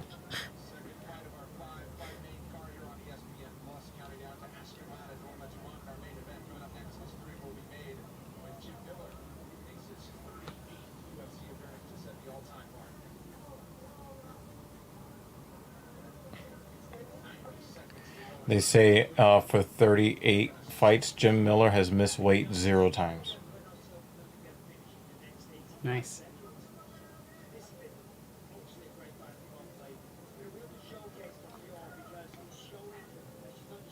Bueno Silva has a bruise on her hammy. Mm. The camera. There gets wasn't really see any it. calf kicks coming from Fiora, though. No, she was kneeing her when they were. I thought she was hitting the quad. I think she got in a couple, like just back here, just Yeah. far enough back where it started to develop a bruise. Mm.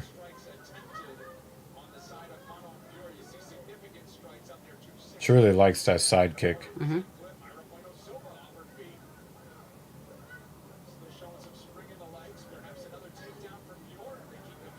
Yeah, Fiora definitely, the cardio is going to need work.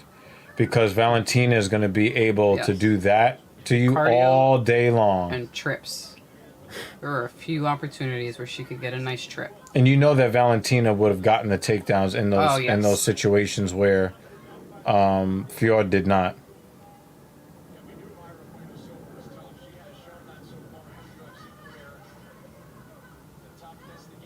Yeah, be tough, but Do something. yeah, do something with that toughness, offensively.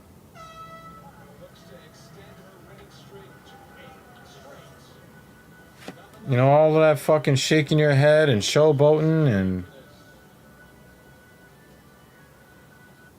you know?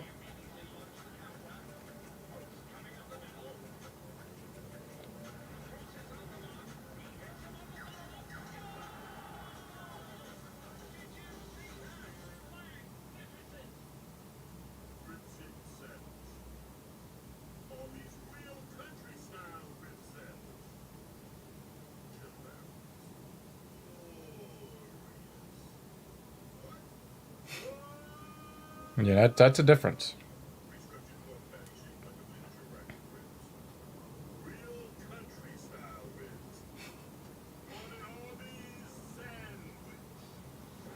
That's a good commercial. Yeah. Too What? bad their sandwiches aren't as good as in the commercial. All right. Once they announce the winner, I will grab a plate of food. Yay. Yay.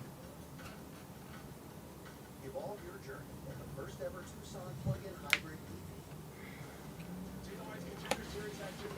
On season 5, watch the future of sport compete in front of Dana White and the matchmakers to earn a UFC contract.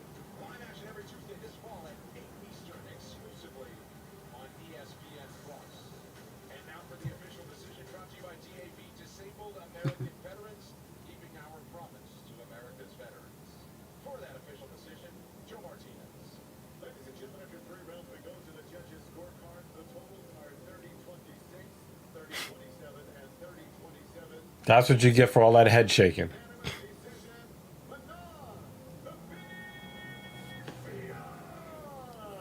Yeah, keep shaking your fucking head. Now, that was an incredible display of martial arts. Just an incredible fight. Tremendous output. But were you surprised that you weren't able to finish her?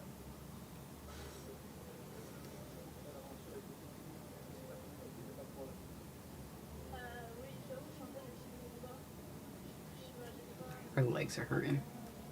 Mais bon, j'ai gagné. This is a long torso. That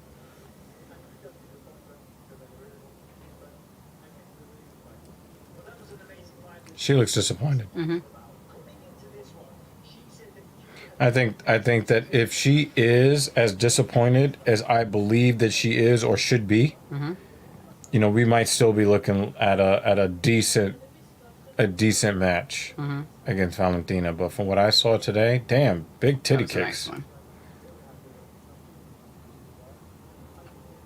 Well, listen, that was an incredible fight. 3 fights in the UFC, 3 victories. We have a contender in our hands. Manon Fior, ladies and gentlemen. That is 8 straight victories and proving that she does not slow down when going late in the fight. This 31-year-old. Yeah, I think that one of the calf kicks, like, really, and I think you recognize it too. But of course, Bueno Silva did not attack that part of her again. Yeah.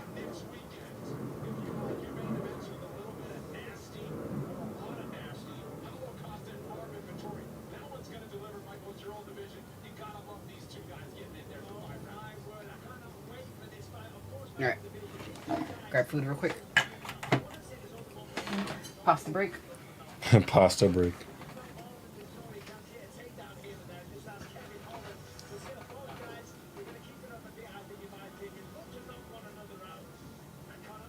It's 2 versus 5 in the main event. 4 Eastern, 1 Pacific. Next Saturday on ESPN+. Grant Dawson and Ricky Glenn promises to be a good one in the 155-pound division.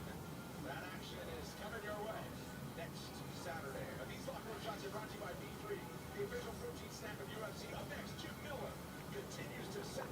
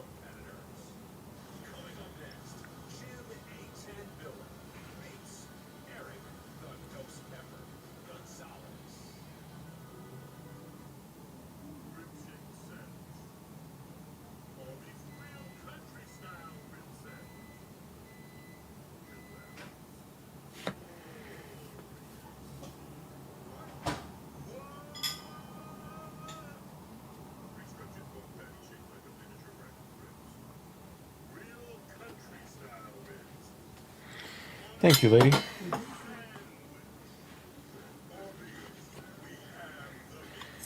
Unstoppable spirit lives inside all of us. It moves us to build businesses, to chase dreams, to break new ground, to find hope. But no matter where yours takes you, First Horizon is there, helping you with the tools and insight to make more today and build better tomorrow. Visit firsthorizon.com/unstoppable to learn how Unstoppable starts here.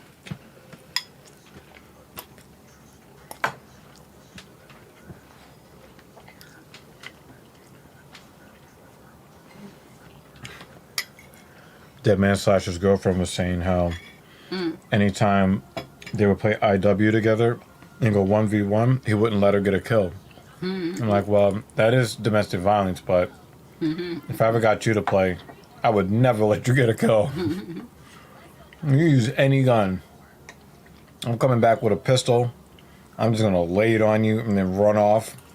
Probably take some ammunition from your dead body and just skate off. You're like, what the fuck is going on? Yep. No easy buckets. You kill me, you're gonna work for it. Well, probably be no sexy time that night. Now that will be the sexy time. That was you just taking it whether you wanted it or not. You're like, be about to go to bed, get out the shower. I'm like, I'm sleeping. Sorry. Pretend to be snoring.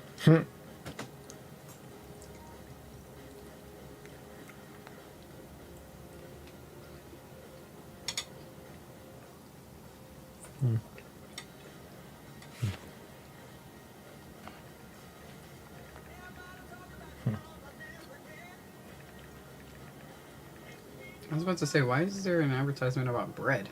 I Nah. need to advertise bread.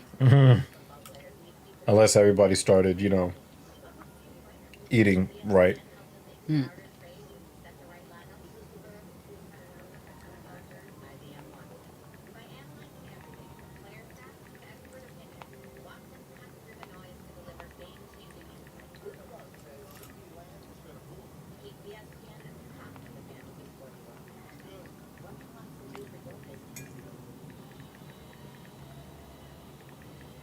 Welcome back. Now look at the final descriptions brought to you by Guaranteed Rate Mortgage. Guaranteed Rate Mortgage can save you money on your monthly mortgage payment. Visit rent.com to get started. Folks, you're looking at history about to be made again for Jim Miller. Not the first time he set this mark. 38 UFC appearance comes tonight. That is the most sell time as he breaks the record with Cowboy Cerrone. Batman Eric Gonzalez is making his UFC debut. So he's I was about to say, Eric looks like a baby in comparison. He's probably Mexican now. Yep, he is Yeah, Mexican. it's a really nice tattoo.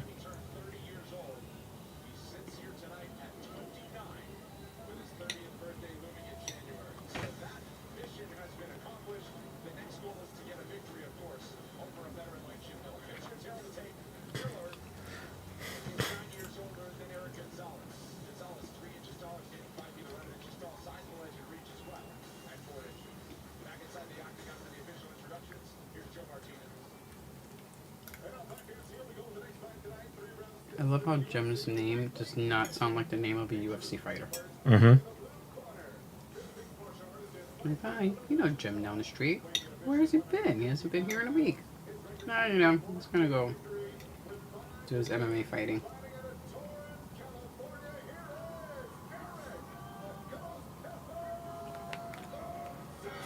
Did he just call himself the Ghost Pet? Oh my god. Yo. Oh man. Oh man.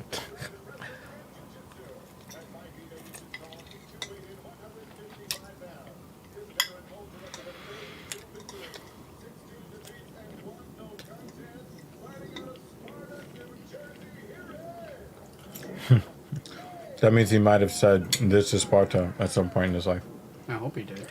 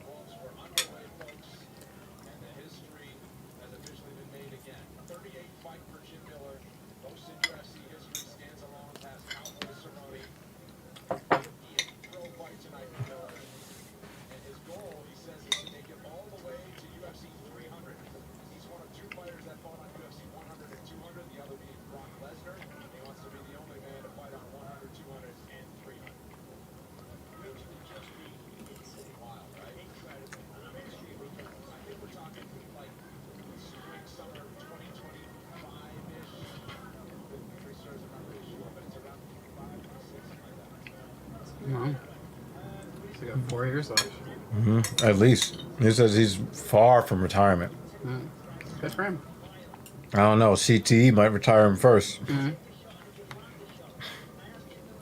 I'm gonna say he doesn't. But if you're move going to like get in the someone's about cage, you to- can't be thinking about retirement. So that is the right mindset as long as you're going to be in the game. But he doesn't move like someone who's about And to he's go. gotten takedown already. You know what I mean? And some of the other guys that are nearing the end of their career, kind of like a little slower. I'm pretty sure he's slower than he used to be. Oh yeah.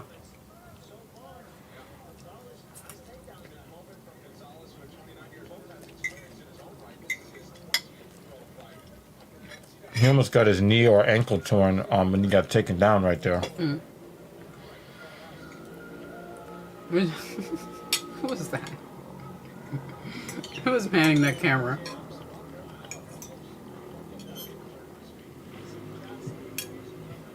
I thought they lost power in the arena. Someone's getting fired. It's probably going to be a uh-oh, he's in trouble. He's hurt. But also, if it's your 38th UFC fight, you know what to do when you get in trouble. Yeah, I don't think that was the cameraman's fault. It might have been the producer's fault. Yeah, that's what I meant. Someone pressed the wrong button.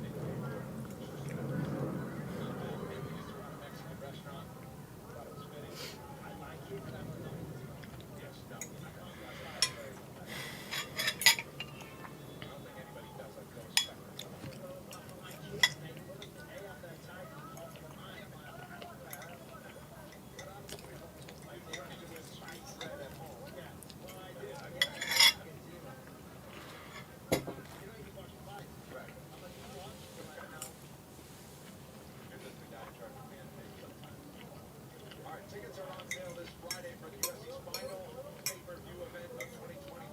Dustin Poirier challenges Charles Oliveira for the UFC lightweight title, and the GOAT Amanda Nunes faces Juliana Pena. Plus, Leon Edwards, Jorge Masvidal, UFC 269 from T-Mobile Arena Saturday, December 11th. Tickets on sale this Friday at AXS.com.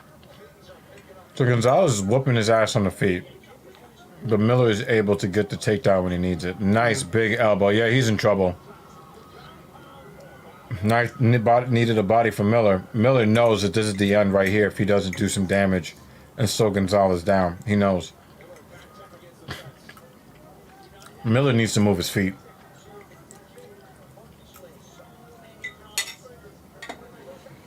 Excuse me.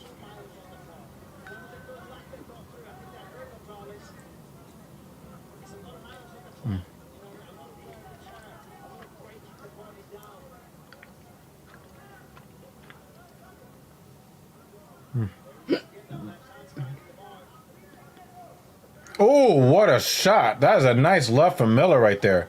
Uh-oh. He put another left on him. He's just throwing lefts.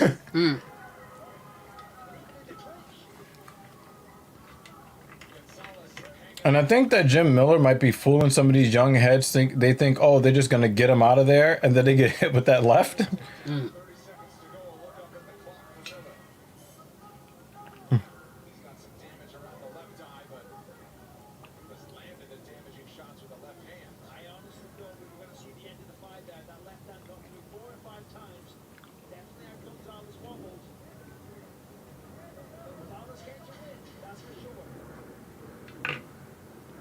Oh, that's not like. Yeah. Look at Jim Miller putting. Yo, do you give Jim Miller round one? I don't know. That's a tough one. It was a nice round. It was a good round. Yeah, definitely a good round.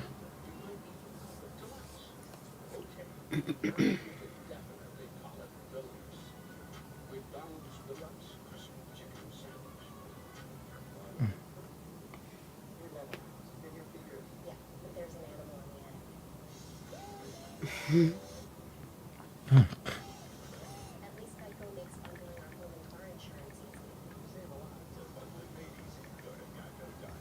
easy. Aw. Good one, Geico.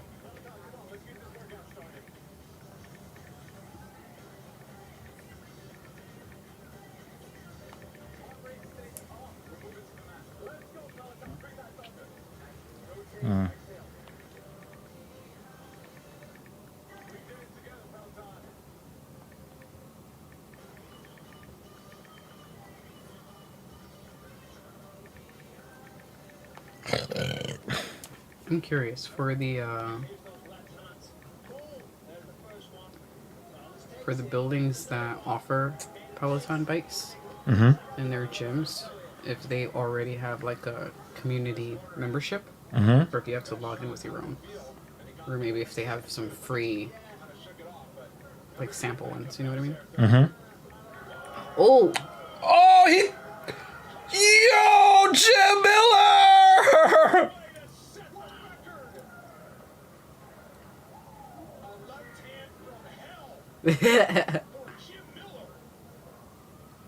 How embarrassed It's like, are I you just need to take a that your nap. grandpa just knocked you out?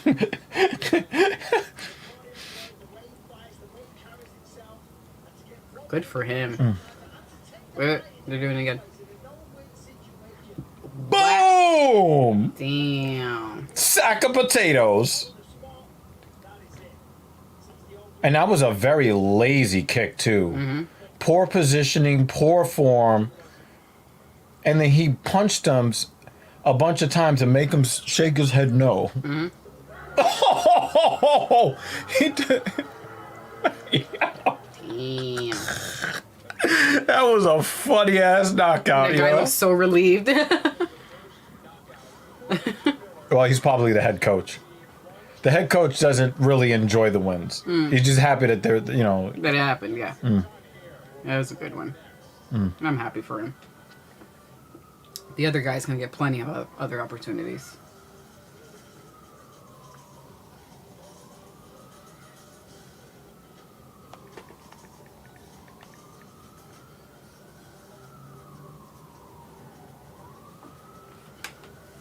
You finish?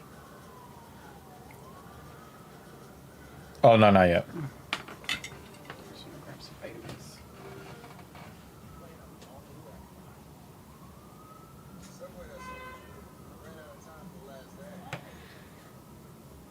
Sorry, Steph. Spokesperson briefing. Someone just left their branding with another world-class speakers. The connection ends. Gotta be fresh to be fresh. That means fresh to baked is artist of Italian and party multi. Seriously?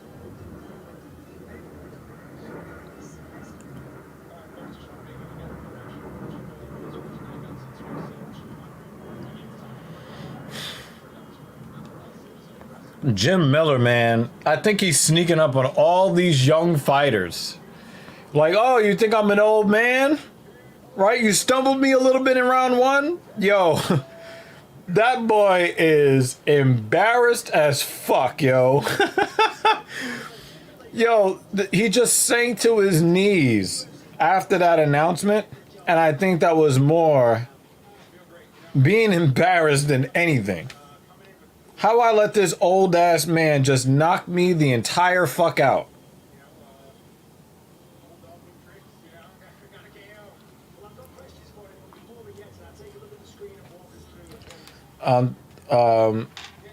Ghost Pepper, who is now a ghost.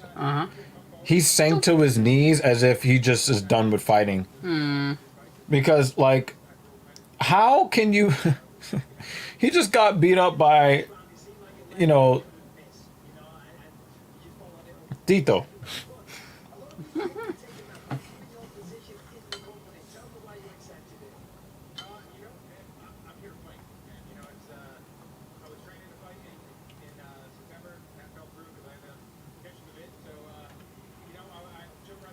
Catching the vid. Hey, I caught a video of a virus named Co.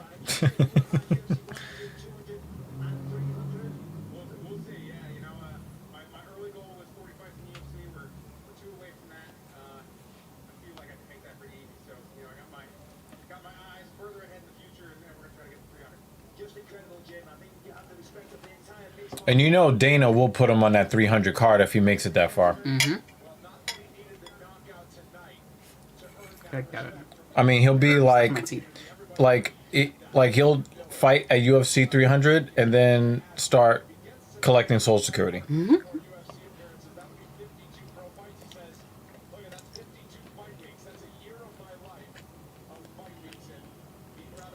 He's not even looking at the fucking camera.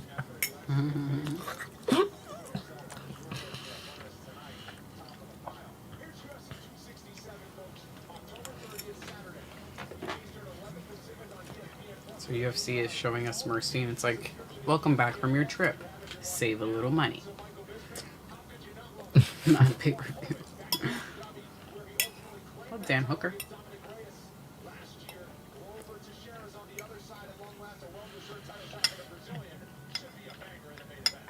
Listen, Glover Teixeira, I mean, the man is awesome. The journey he's been on, the length of schedule that he's had. He's one of the best fighters in the world. He's still going strong. And it's such an incredible fight for Jan Blachowicz. He's a guy that earned the Hall of Fame, you know. He had those years down at the top and he became champion of the world.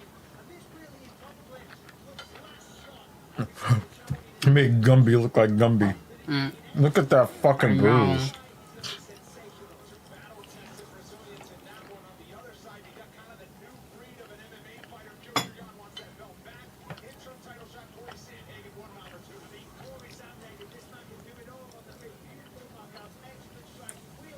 Oh, That was nice. yeah, that was scary.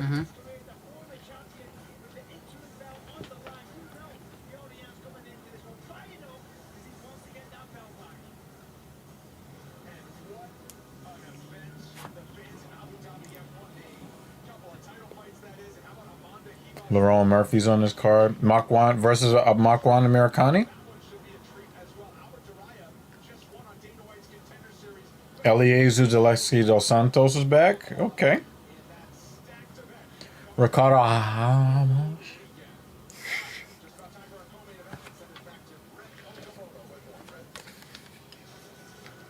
Thank you, Brendan. And there he is, the ageless Andre Arlovsky, still going strong. More than 15 years after he won the UFC's interim heavyweight championship against Tim Sylvia back in UFC 51. Arlovsky still getting it done here in 2021. He's actually won 3 of his last 4, and tonight he will look to halt the momentum of 26-year-old Brazilian Carlos Felipe, who actually asked specifically for this fight. He said Arlovsky is a gatekeeper in this division. Today he will get me to the next level. Felipe has won 3 in a row, and the win tonight would definitely move him up the heavyweight rankings. It is 3 rounds of heavyweight action coming up next on ESPN Plus.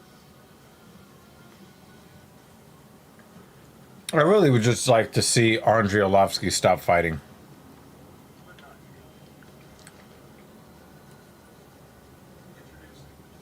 I'm trying to get better at taking my vitamins, so it doesn't look like I'm just popping drugs here. It's my vitamins. I'm not very good at taking them. Huh.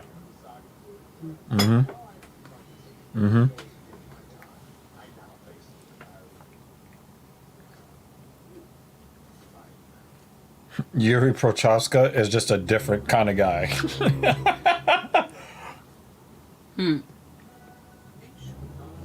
Poor tree. I hope he hugged it after. Told that I As was strange as sorry. he is, he probably did. He's a strange guy. Yeah. Crisis can happen unexpectedly to anyone, and though it may seem like a small barrier, it's simply a space between thought and action.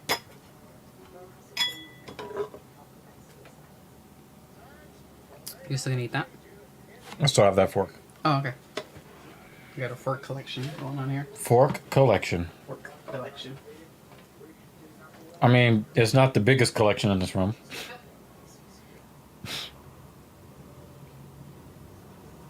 make sure you catch ESPN's 2 new MMA shows on Monday, starting with the Chael Sonnen Show with George Sedano, and then on Tuesday, catch DC and RC featuring UFC legend Daniel Cormier and Super Bowl champ / UFC superfan Ryan Clark.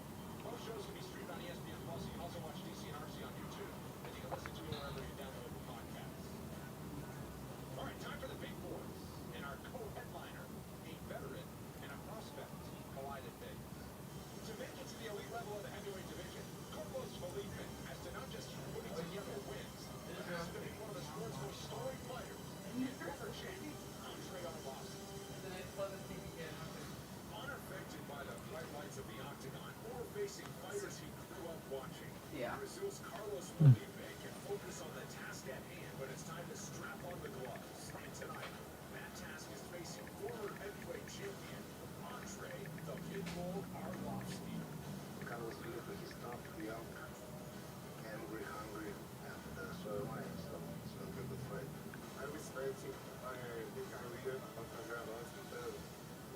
fight, I will show those fights, but Once a stone cold killer on fight night, And once a stone cold killer on fight night. who has been the truth machine for a host of MMA prospects looking to go to the next level. And he's beaten in wins over Tanner Boser, Felipe Leans, and Chase Sherman. Sometimes the truth hurts. he mentions that veteran, he's a newcomer. Age against a younger guy, experience against a younger fighter. It's going to be fun. Yep, appropriate to do that. For Jorge Castro, Justin Taffa, and Jake Collier, Carlos Felipe has proven himself at the highest level of the sport after dominating the regional scene. And with a top 15 ranking suddenly within reach, Felipe is determined to leave his You could always just double click on it also. with his hand raised. Oh. Yeah, that's how you let it know that you want to edit. Biggest fight in my career, and after this fight, I will show the world who I am.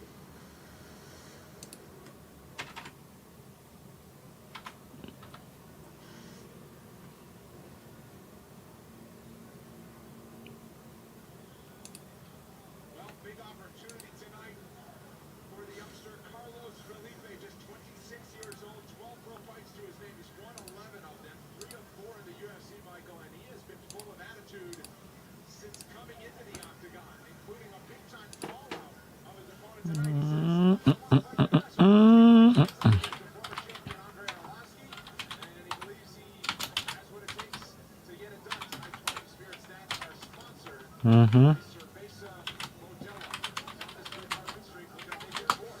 Hey, listen, a big thing about the UFC heavyweight division. Showed excellent boxing, and he's got the attitude as well. He'll talk to his opponents, big fight, he'll pull them on. He's got excellent head movement, breaks the body down. Just pure boxing, to be honest. You don't see hardly any kicks from the man. But if you look at this guy, you know what he got on the hands. And we asked him, he said, what's with the face tattoo? He said, well, after my last fight, I got a scar and I had to cover it up. I think maybe look at you. Maybe there's something to make the scar disappear. Yeah, no, I'm gonna get older. Tattoo the process, you know what I mean? And that just highlights the scar. But see, it's very important to know about this man. I don't want it to I give it to you with my grandma. I want to see it come from as well. And that's what this guy does. The man is a brawler. You know, he's the perfect tattoo. Says in life and in mixed martial arts, it defines who I am. Got a tattoo on his face. I'm not very professional, am I? Good. It is written as it should be.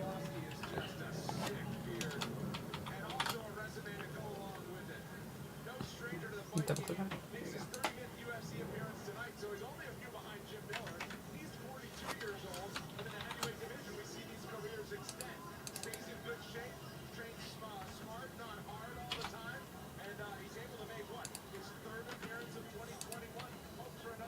The fact that he's still going strong after all this time absolutely blows my mind. Ah, okay. Just made my life easier. What you always do. You always manage to make my life easier. Yeah, I try. Excuse me.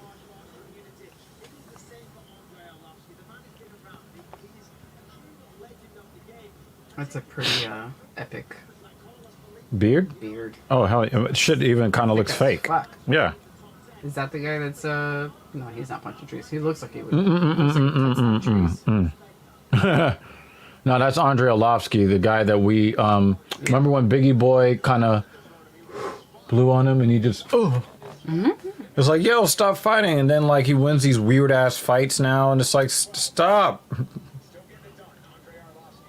You're gonna wait for this guy to die in the cage first? I mean, he has a type of beard. He has the. I'm glad he made it long. It looks completely different. Sort of like Peter Griffin when he had a nest in his beard and a family that he felt like he had to take care of. That's his. Too bad he had to beard. run into that burning bar, right? Yep. Too bad.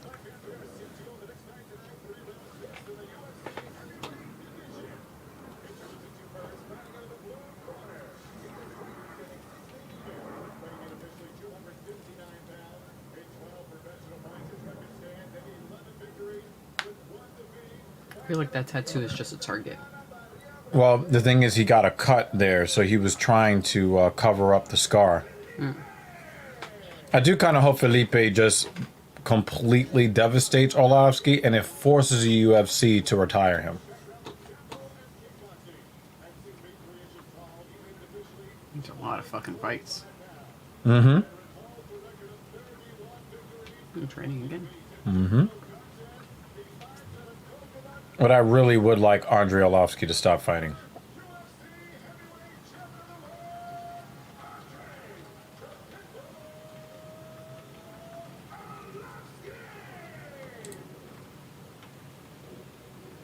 I think you're tired of hearing his voice die. I mean, we wish his voice would die, but we don't want to hear it die. Ryan Fry! You always show up at the very end of the show. And then you say some cool shit, and you're like, well, where were you at the beginning? We're at the I got now. Aspen Ladd. I got Aspen Ladd winning in the main.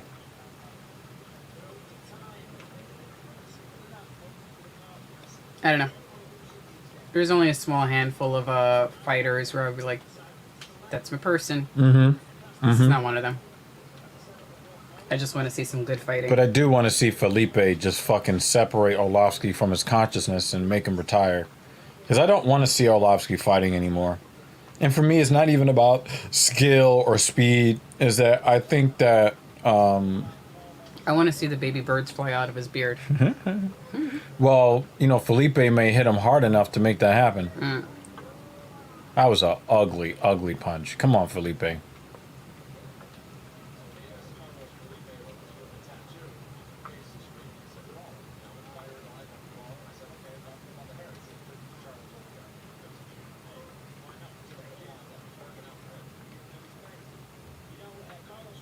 We're having a faint fest right now. And I really wish Felipe would stop fainting, because all that jiggling might give me a seizure.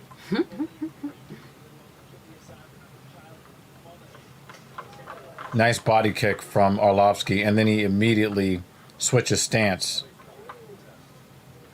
You heard him already? I don't think so. I don't think so. No. He looks very awkward when he moved. Yeah. But I think what he's doing is he's trying to do he's trying to give Felipe something to think about by switching stances. So when he took that kick in an unfamiliar stance, it's just kind of like, okay, where am I? What do I want to do next? Yeah. He's probably thinking about it too much. Because Arlovsky's not going to go in there and just pitbull people anymore. He's winning fights on, you know, gamesmanship and experience.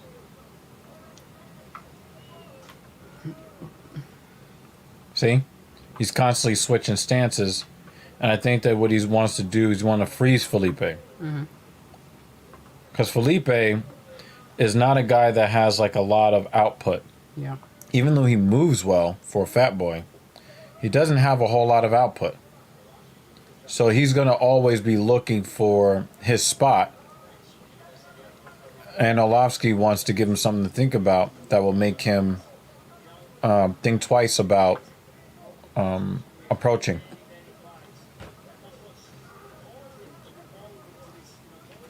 Wow, I'm not even going to repeat that.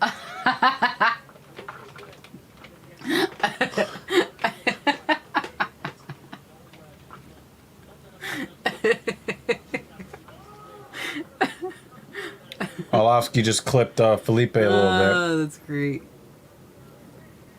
That's great. I'm really picturing this now. I'm not. I am. I'm back to the fight. No. And then just like hook him by the nostrils too, and just kind of like Triple jab. grab him. Triple jab This is from. great. Like he's gonna stick his fingers in my nostrils, fucker. Nice combo from Arlovsky. Love it. And where does it leave Felipe? Yes, as Inactive. you're doing it, just like, and just right in nostrils. And then you could do the junk grab too if you want, but you know, just throw like a ball. Orlovsky is kind of controlling this fight, and Evil I think Genius is ignoring us now. Felipe is starting to get a little frustrated, and he's swinging real wild. But I don't like this fucking weird looping overhand right thing that he keeps doing.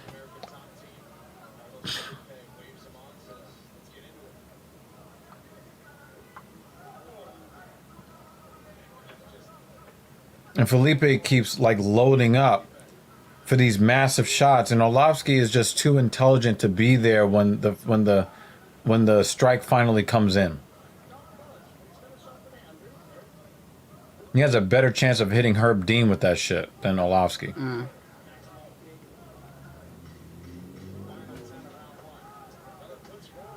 And of course, you know, since Martinez is here, you have to say Herb Dean.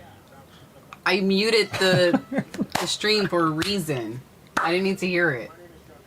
That was fucked up. I set you up for that. After that wonderful dinner I cooked for you.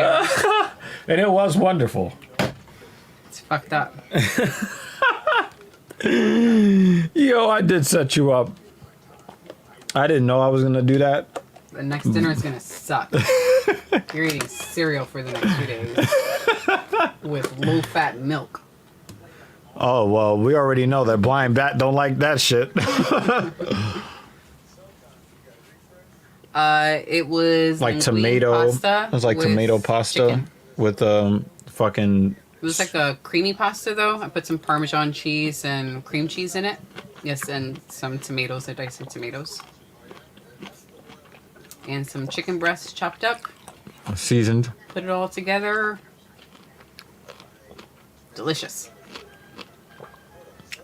Like dog food, yes. Okay. Okay. But he's getting cereal now for his comments. No, actually, I'm getting pineapples now. And I'm gonna get him the dog food looking cereal at Trader Joe's. It's the fiber cereal. You know, it's just like the little. Looks like little sticks. I'm gonna walk past you in the dining area. You'll know what dog food tastes like. Do that one. Felipe just came out in round 2, like his coaches were angry with him, and I like it.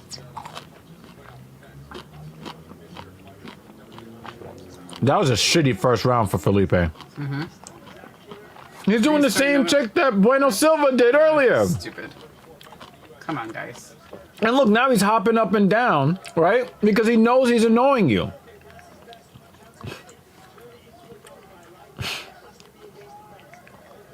Do you think beards like that should be illegal in fighting? Because you might think that you're tapping the chin and you're just tapping the hair. Nope. Aim for the nose. Box the snock box.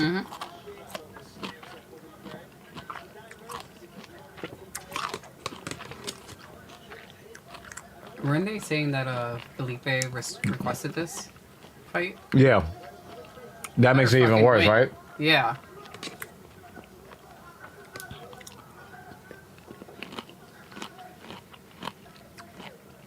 It looks like he's about to play a double dutch. I think he's just trying to be annoying. But if Felipe can lure him into a phone booth battle, that favors Felipe. But I think Orlovsky knows that he'd rather be an alive sheep than a dead lion. Because he's taken a lot of bad knockouts trying to step in there and be a man. And now he's just doing annoying shit in the cage. He's annoying to watch. Imagine how annoying he is to fight against. And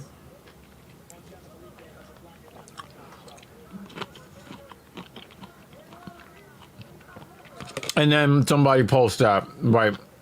Yeah. Because we're all thinking it. But, you know, like you always say about these actors who are in bad movies. Which one was it? You got a mortgage to pay. Yes. Got bills. You know, maybe he doesn't really want to be fighting, but he's like, I need to keep doing just enough to win so I can stay on the UFC roster, so I can, you know, keep making my, you know, 75 to shows and another 75 to win. Because he's been in the UFC long enough where that's probably what his contract is, even though he's nowhere near a championship level fighter. I don't remember what he looks like with long hair. Yeah, he had pretty nice hair, long hair. Oh, I'm gonna look it up.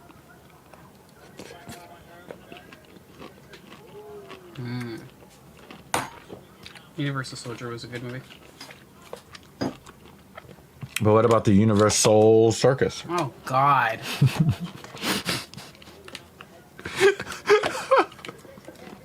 Horrible.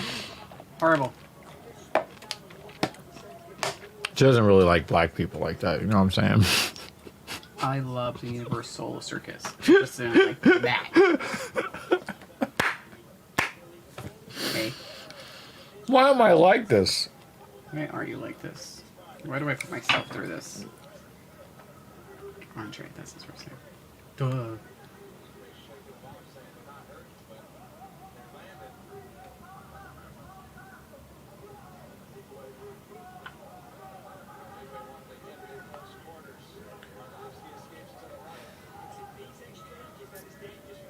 I'm looking for images of him with long hair. Yeah, they've had it in video packages. I probably was not paying attention. Yo, Arlovsky can't take too many more of those, though. Oh, uh-oh. Arlovsky's in trouble. This is not... Look, Arlovsky. Look. Arlovsky is in trouble. He hit Lermdine! Ah, fuck, I missed it. You know Herb Dean was gonna get hit one of these days. You got punched in the face? This is what happens when He got caught a spinning back face from Arlovsky. Goodness gracious. Yo, that was... And I made a joke about Felipe hitting him with that wild fucking looping thing. Wait, so I found this photo. His hair's not that long. No. It was longer. It was long. I'm talking about earlier, long. Yeah. Like 2010 Arlovsky or 2012 Arlovsky, something like that. Long hair. Oh. Doesn't even look like him. Looks completely different. Yeah, because it was like fucking 20 years ago. Goodness gracious.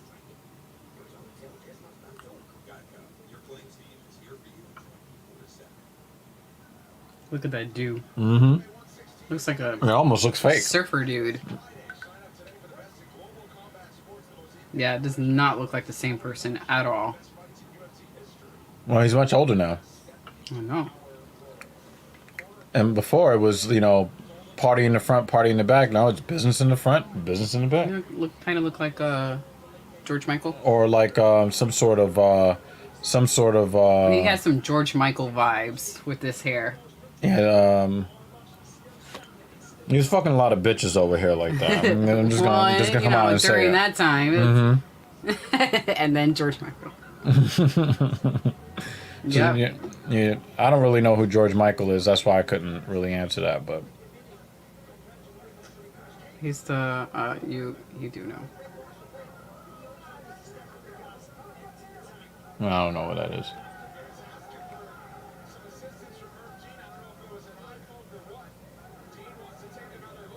Deadpool.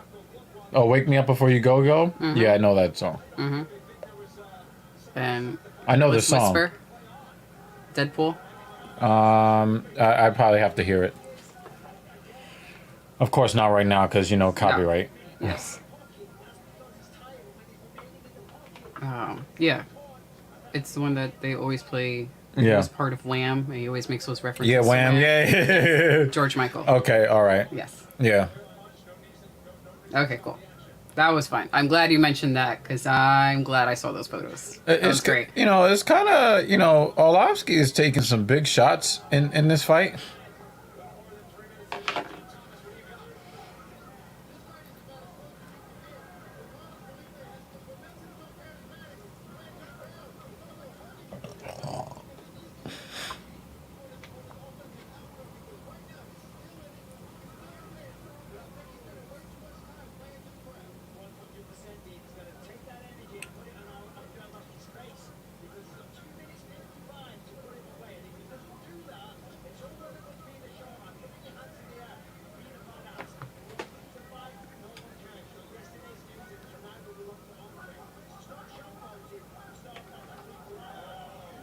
That was a nice right hook. He is tired. Well, they're heavyweights. So I expect to see a lot of fatigue. Ugh. What just happened? I don't know. think he Did he tripped over his trip? foot. Yeah, he tripped. He tripped over his foot, I think.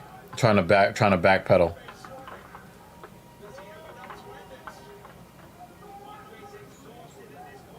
Well, so is Felipe.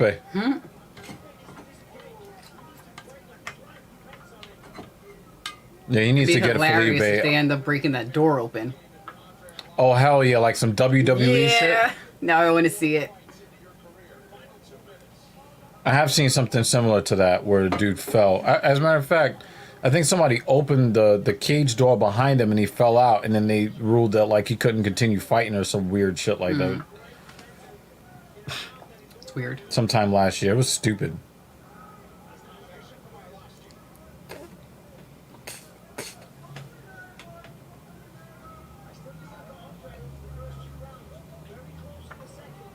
Oh, he finally touched the chin with that weird looking fucking diagonal punch thing. The looping punch.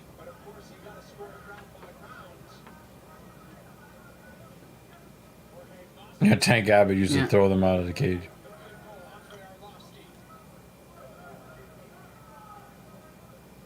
This is going to be the slowest 63 seconds of my life. Oh my god. One of these dudes just needs to grab the other by the nostrils. Nah, I'm good.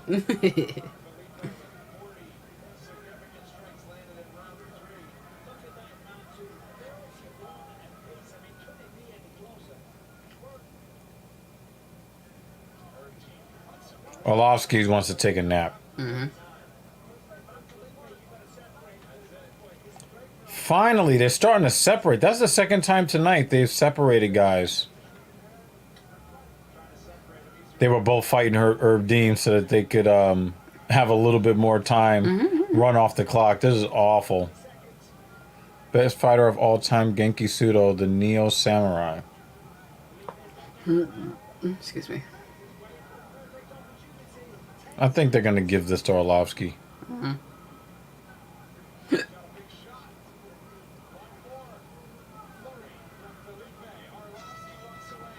Yeah, they both wanted no more. Time for a nap.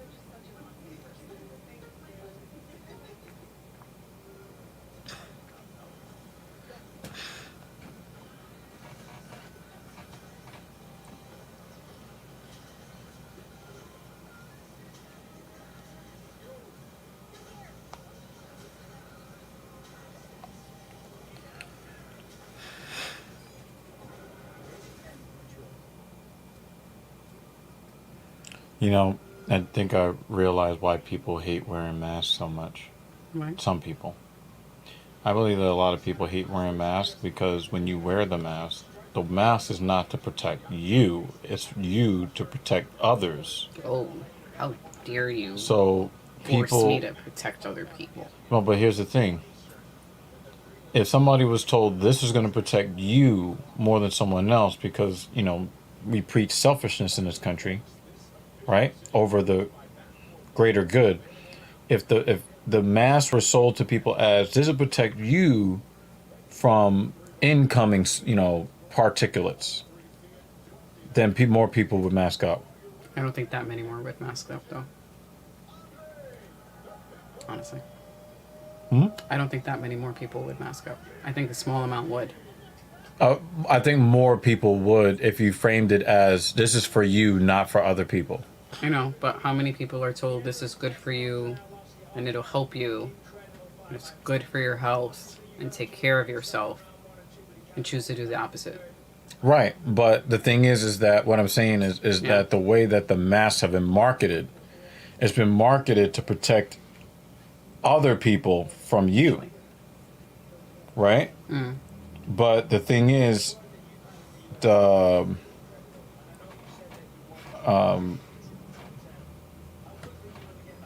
if it was sold the other way around, where it was more about protecting yourself instead of other people, more people would adopt it.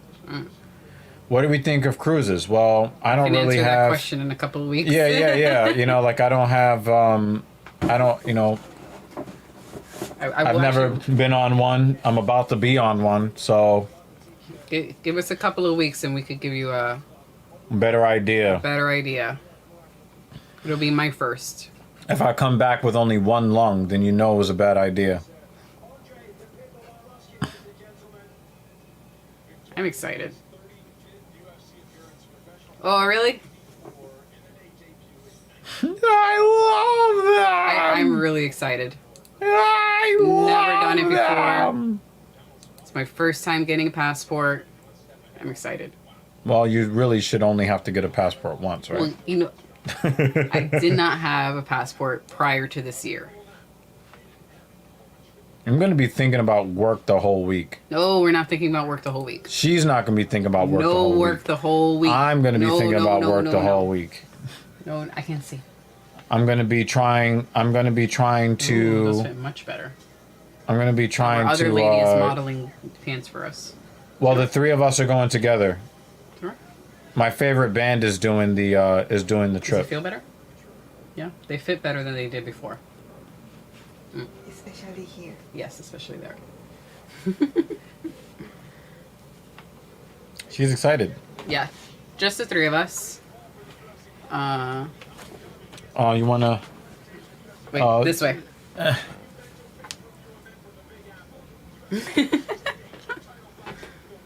Coheed and Cambria. Yep.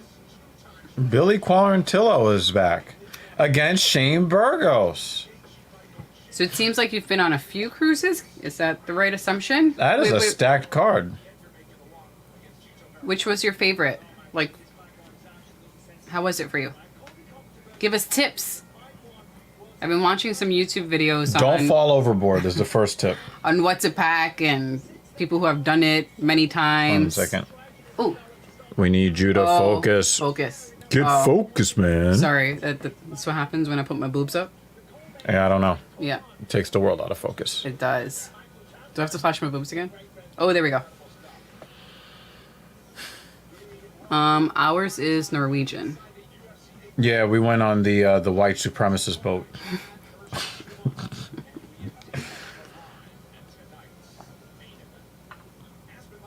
Okay, good to know. Good to know. We won't be packing much. I don't think we need to pack much. And we were originally going to do one of the shore excursions, but many of the shore excursions are starting to get canceled. So we decided we're just not going to do it. We're going to go hang out on the beach Yep. and walk around and enjoy the island, and you know, it's going to be fun. Yep. And eat. Huh.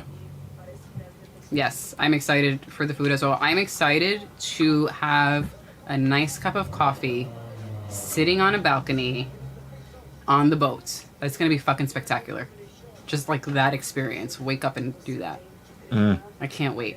Yeah, we we spent about $4,000 for the three of us so far.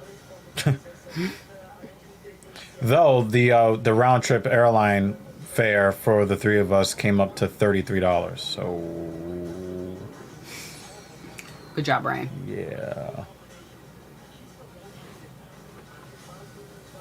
So the cruises that you went on, were they just like normal cruises or themed cruises? Because ours is musical themed, so every night there's going to be 1 or 2 concerts scheduled.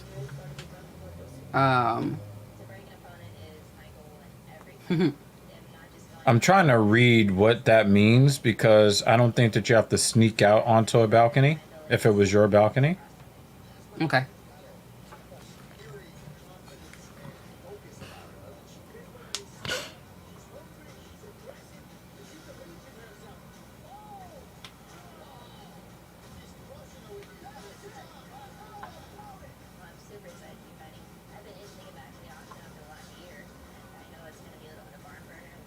The Top Deck Balcony. Oh, okay. Yeah, we have a big love for this band, man. Oh yeah, you were saying you just started listening since the start. Yes. Yeah, we just saw them a few weeks ago in Jersey. That's gonna be fine. Yep. Coheed is doing 2 shows, but because everybody on the boat is, there to see them, everybody's allowed to go to just 1 show of theirs. Nice. Yeah, that's gangsta, man. Favorite House Atlantic. Yes. Yeah. Oh, okay. Next I think it was the stream- Willingwell. I think you got the. Yeah, but you're missing out on a lot of the newer stuff that has come out in the last 10, 12 years. All right, I'm gonna have an even better Coheed The shirt. color before the sun next was stream. 6 years ago today. Yeah, I heard. Yeah, their last show, they did the final cut, which is a song that they really do not play during live shows, and it was so awesome. Since the final cut, that would still be like Good Apollo. Hearing the final cut Yeah. live, it's a very intense song. I forget how intense the song is Yeah, that's until you hear it live. Yeah, that's the end of Good Apollo 1, but you missed out on Good Apollo 2. You missed out on Year of the Black Rainbow.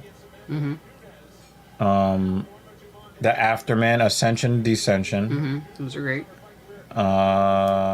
The aforementioned The Color Before the Sun, and Vaxis 1, Unheavenly Creatures. Got some catching up to do. And some shows to go to. Yep. Yeah, they're like, they've been linked together as like genre buddies, the Mars Volta. I never really like listened. I just listen to Coheed for it's Coheed and hip hop for the most part. Yep. Yes, you have lots to listen to. There's another band on the boat that I knew nothing about prior to us booking the show, the cruise shows. Polyphia was supposed to be on that. Polyphia was supposed to be there. They won't. But Spirit Box, I've gotten really into Spirit Box. I don't know if you're familiar with them. The lead singer is a chick, and she's just fucking awesome, and she screams really, really well. I'm really excited to hear them. Like, that's all I've been listening to every day. I think you scream pretty well. Do Sometimes. I? Sometimes. It's more of a yelp.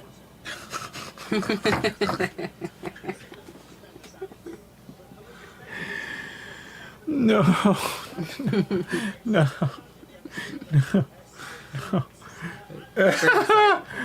Oh shit! And you know what's the saddest thing? I thought of a puppy getting their paw stepped on. Thanks. Oh man, why do I keep doing that to you? You're just... Yeah. Thanks, Matt. Camel soup and tater tots. Oh, You fucking man. doof. You fucking suck. Oh man. God. Evanescence. Yeah, Maps the band or Maps the song? Because I'm familiar with Maps the song from... but Evanescence. Yes. Evanescence is one is of that those the one you mean? bands. You know, the first song you hear from them is like, "Whoa, this sounds great," and then the 7th song you hear is like, "Whoa, this sounds like the first song," and the 2nd song, and the 3rd song. I enjoyed Evanescence. Yeah, in high school. Yeah, but but- Maps is a great song. But the thing is, the That's a great one. replayability of Evanescence is low for me because all the songs sound pretty much the same. Yes. There is Karen O is the lead singer's name, if I believe. She did a cover song. She does not look like a violent person, Aspen Ladd. But she's about to go in there and... Immigrant Song. So Karen O did, sorry babe, a cover to the Immigrant Song. Have you heard that? It's really fucking good.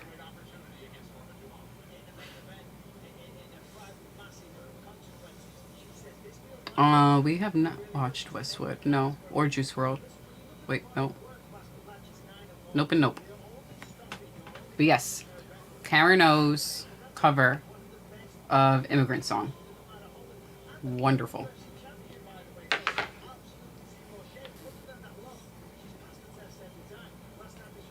What were we saying? I'm sorry. No, I was saying she doesn't look like a violent person, but she is a violent person. Yes. Aspen Ladd. Now, Aspen Ladd was called out by Misha Tate for trying to cheat the scales just a week or two ago when she missed weight and then failed to make it to the cage. Mm.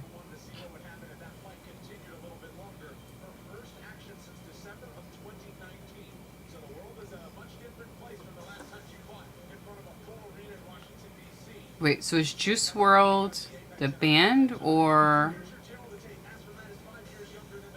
I don't know who to look up.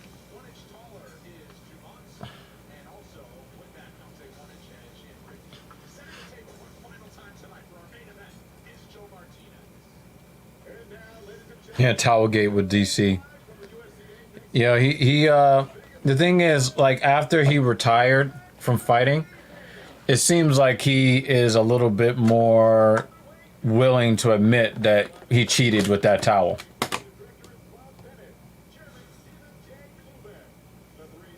Okay. Something moved in the corner of my eye. You know how my eyes are. Oh.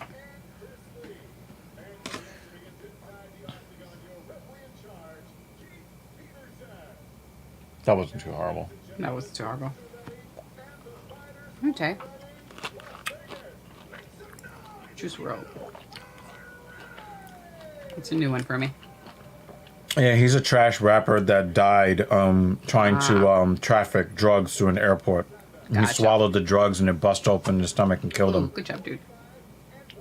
I'm more of a I thought he rock was... and metal gal. Yeah, but I'm a real hip hop head, so you know, to you know, I don't know. There's not too many rappers messing with Eminem, freestyle or otherwise, but you also need to hear some of the rappers from the early through the late 1990s. You want to talk about some freestyles off the top?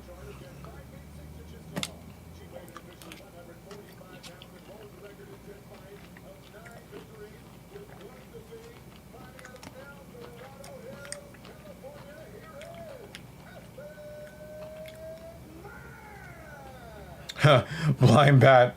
Damn, this was depressing, yo. This was depressing, yo. Damn. Damn, son. Yeah, you know, NYC is really like the birthplace of, like, bars. I mean, if you want to hear some fucking freestyles, Big Pun.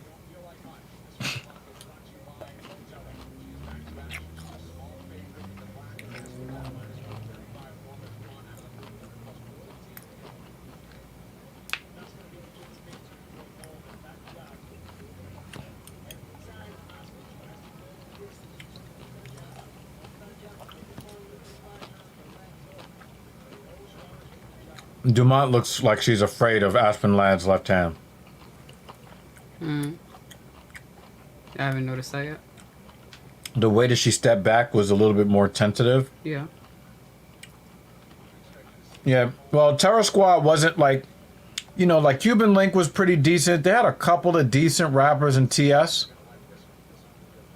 Remy Martin. She changed her name after she went to jail. She shortened it to Remy Ma. But Remy Martin was kind of nice back in the mid to late 1990s.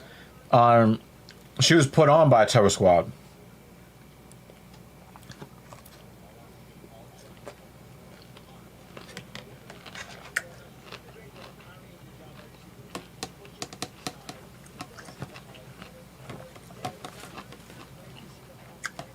Another very bouncy match. Doop, doop, doop, doop, doop, doop. Well, I'd be more entertained if there were more titties involved. Doop, doop, doop, doop, doop, doop.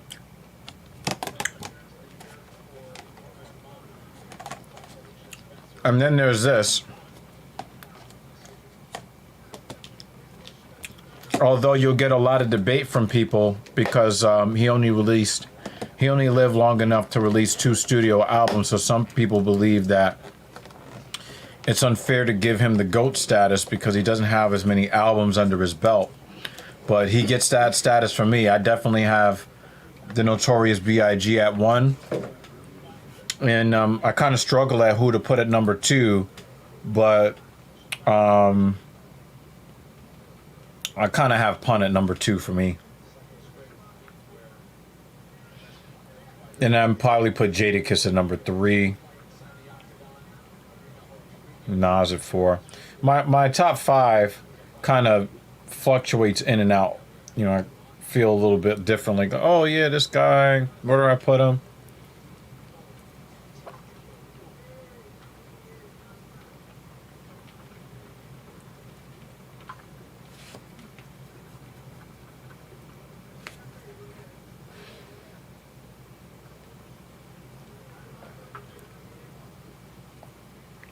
Damn, everybody's cupping now. See? Yeah.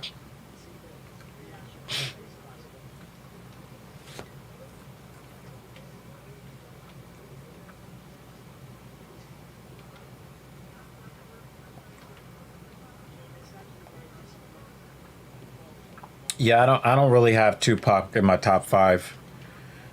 I didn't really listen to Tupac, so it's really hard for me to comment on him, but he just wasn't my style of rapper. You know, a lot of people that swear by Tupac, and that's cool, but I can't really say either way because, you know, that West Coast shit wasn't really... Kanye is a talented rapper. He came up as a talented rapper, but Kanye is not in my top 10, he's not even in my top 20.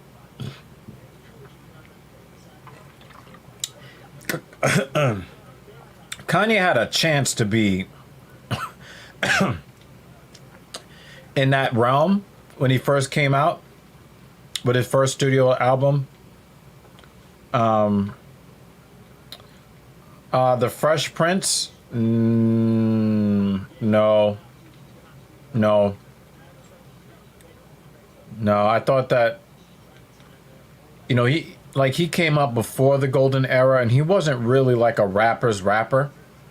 He was very much more an actor. Lil Wayne is pretty trash.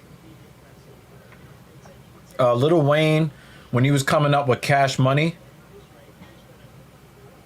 when Lil Wayne was coming up with Cash Money and all of that, he was a pretty exciting rapper that I thought, I was like, oh, okay, I like this. You know, these guys coming up from the South, they're doing their thing. But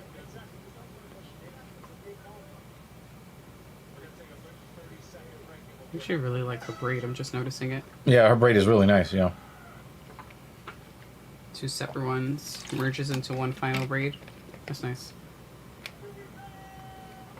Wow, Ryan Fry is like, listen, you're not gonna put disrespect on the big. Oh my God, no, he didn't say that. Yeah, you know, those are raps for 60-year-old white people that want to try to convince you that they're not racist. But I'm into like the Locks, I'm into Pun, Biggie, Nas, DMX. So like you take that and you compare that to Will. And then you see how feminine Will Smith is acting these days. Woo!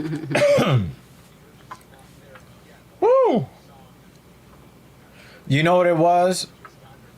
Will Smith was the only rapper that his parents will let him listen to. Oh, poor thing.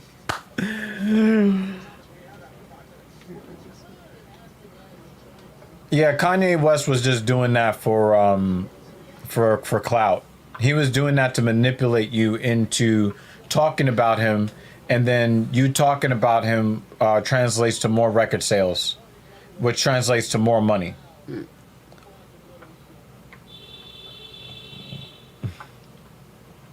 Nas is a fucking legend, though.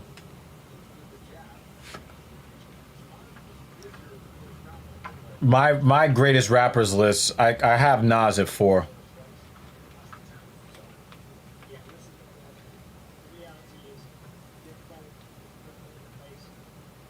Maybe Jay-Z at number 5 or 6.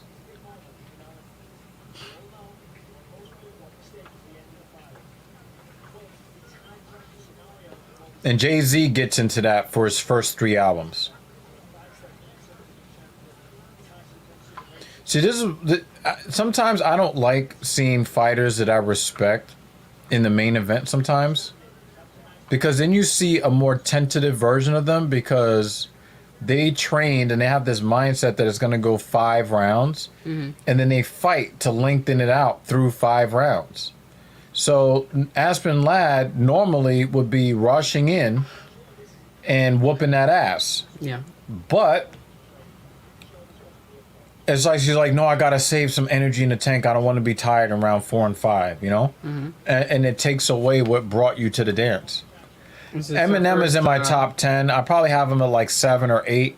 Eminem got away from what made him great when he started responding to everybody and their criticisms, especially white America and the mainstream media. When his career turned more into responding to criticism than making his art his way, he lost his way. So that's why Eminem takes a few hits. It takes a few steps back. As far as 50 Cent is concerned, 50 Cent had one really good album, and it might have been 2 if not for his dispute with Columbia Records when he went to go put out his debut album back in 1998. Everybody knows about the album he released in 2001, which is an all-time classic. But that all-time classic was filled with songs that he had already done and released on mixtapes. And then he put some of the best songs from different mixtapes and then came out with 1 or 2 extra songs to put for singles, and then you get Rich or Die Trying. But after that, he was more of a celebrity than a rapper. So from the gangster side, he's kind of like Will Smith in a way. On the gangster side. Yo, Mekhi Phifer was that nigga back then, yo. And Brittany Murphy. She get punched in the forehead. And Brittany Murphy looked like a coked up whore. I probably would have still hit that.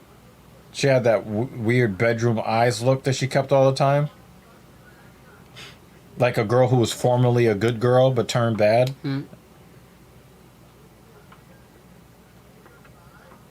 Oh, well, you didn't like him with the fake dreads on his head? But he was playing more of a bit character. I think that he became more of a mainstream star because of 8 Mile. You know, he ended up getting roles on ER. Which you normally just don't see black men getting roles like that, you know. And then he became like the really like the number 1 black lead for a year or 2 and made some good money and then disappeared. Yeah. I'm pretty sure that he could still act. I think that he's got a second act in him. Yeah, I think that there is something that he could do where he could come back and like a real, because you know, Keanu Reeves was really, really big around Mixer's time, and then he started making some movies that people didn't care about and kind of faded. And then he came back with Constantine and then fucking John Wick. And now he's like one of the biggest things ever. Yeah. Yeah, I like Omar Epps in House. I really, really liked Omar Epps in House MD. Trying to see your forehead. Yeah, just a little discoloration.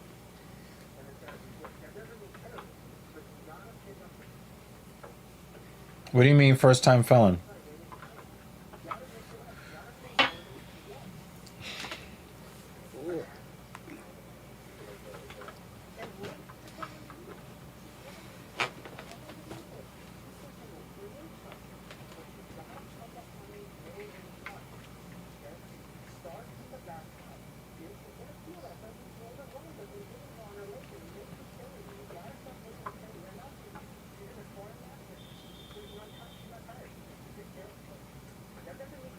Oh, it was a movie.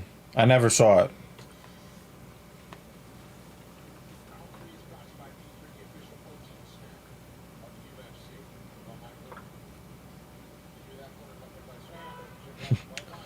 So they're doing something for John Cena.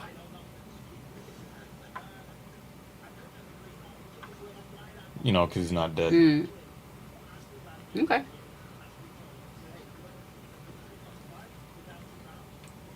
Don't guess hate it's it. going to be I'd a watch show. it. I think it's going to be a show, or is it Maybe. going to be a movie? It'd be nice if it's a show. Coming in January. I'd watch it. Yeah, Mekhi Phifer is a good actor. Just that nobody cares about him right now.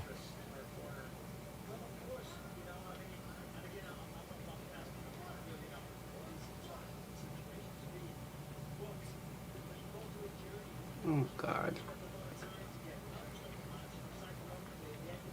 Can you show me a different photo so I could get that one out of my brain? Oh, look, pizza. Thank you. Much better. I appreciate that. Why are you making fun of the size of that guy's head? Because it's massive. He needs to get in the gym, even it out. Dumont is definitely. She's not taking this laying down. She's got a little thickness to it too. Oh wow.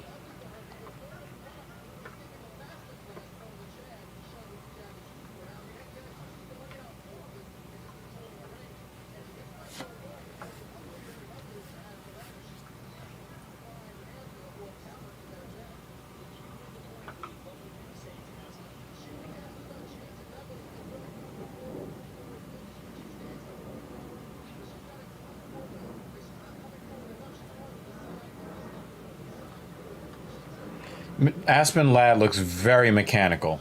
Yeah. I think that she is having very limited success, and she's just trying to be super mechanical and just see. You know you're in trouble when you're shooting from that far away.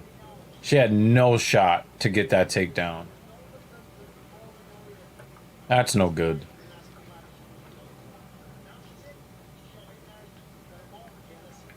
That was a horrible shot.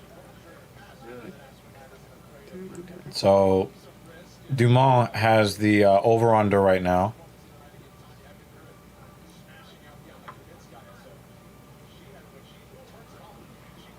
You know, she's postured up. It would be nice to see Keith Peterson separate them because nothing's happening here. Hello, Keith Peterson.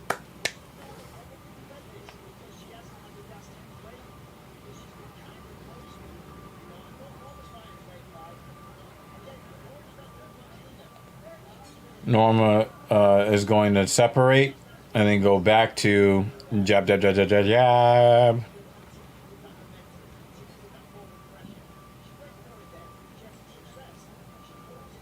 And you see, Ladd looks like she's moving her head off the center line, but she's not. She's doing this herky-jerky fucking robotic movement They're thing. both like Poppy. I feel like the other ladies fight should have been the main event. No, The this is French definitely, lady? yeah, this is definitely not going to be fight of the night. I can tell you. Yeah. But Manon, you know, maybe she should get a bonus. Huh. Maybe.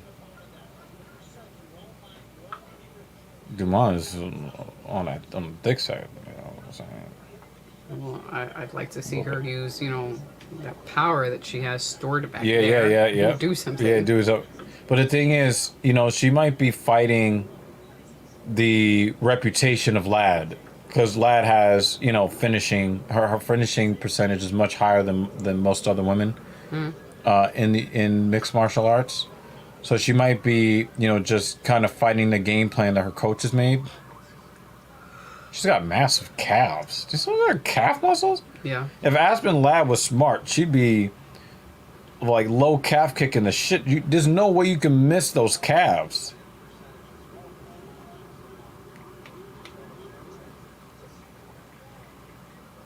Oblique kick.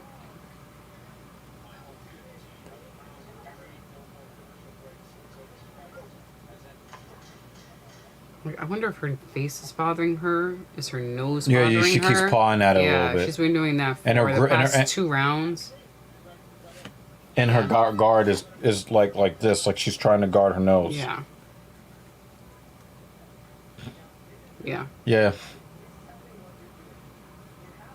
I love this coach.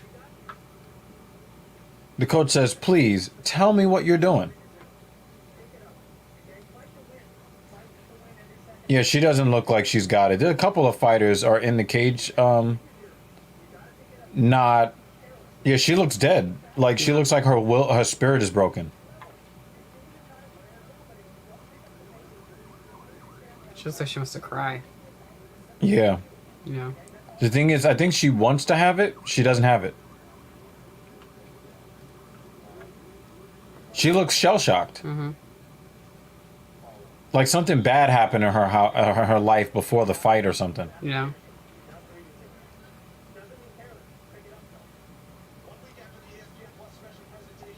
But that's what the coach needs to tell her. You're down 3 rounds to 0. And she is. But the thing is, she's got first and second round knockouts. Why are you fighting this way where... Maybe something did happen before. Or she's thinking about 5-round fight instead of making it a 1-round fight. Is this her first 5-round fight? I think so. Do we know? I think so. She hasn't had a whole lot of fights in the UFC yet. I wonder if maybe that got to her being in the main event at the same time. I mean, they showed a video package of her earlier before you came, bragging about how basically she's happy she doesn't live around people. Mm-hmm.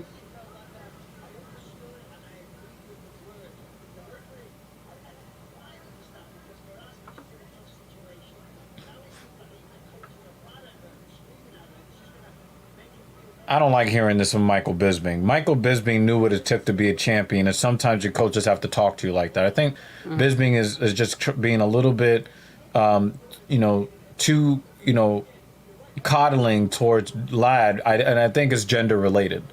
If it was a male fighter that got his coach talking to him like that, Bisping would be saying how much of a good coach that is. I thought that the coach was right. What needed to be said? How about some knees? Yeah. She's just pushing for the sake of pushing. Yeah. She's not here today. Yeah.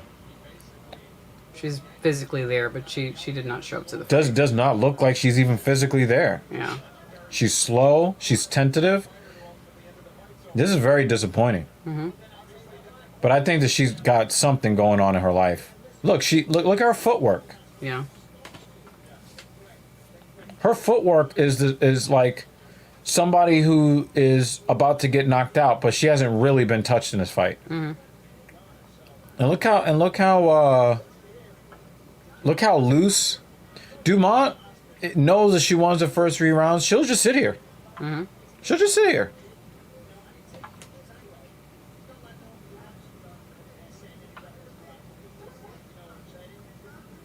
The frustration is definitely there. And it did, and I think you're right. She definitely did look like she wanted to cry in the corner. Mm-hmm. Oh, right behind the ear. That's a dangerous place to get hit.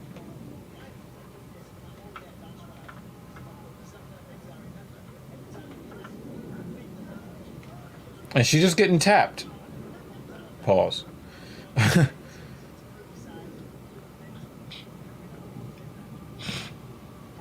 Nice head kick, though, from Ladd. Nice head kick. That came out of nowhere. Dumont basically, she barely got her arm up to defend that head kick. Mm-hmm.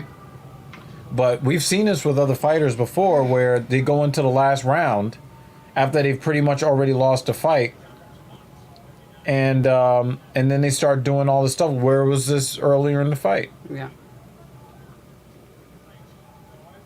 Cakes.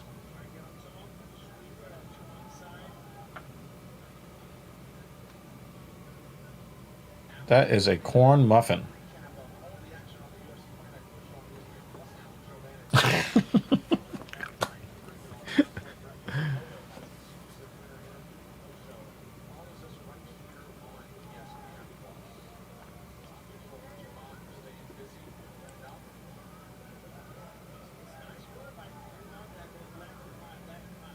Be hilarious if she just flipped her Yeah, over. yeah, flipped her over. Yeah, hell yeah. But Aspen Ladd, she's strong enough to do that with most of the women, but there's just too much blueberry muffin for her to turn them. Big apple turnovers.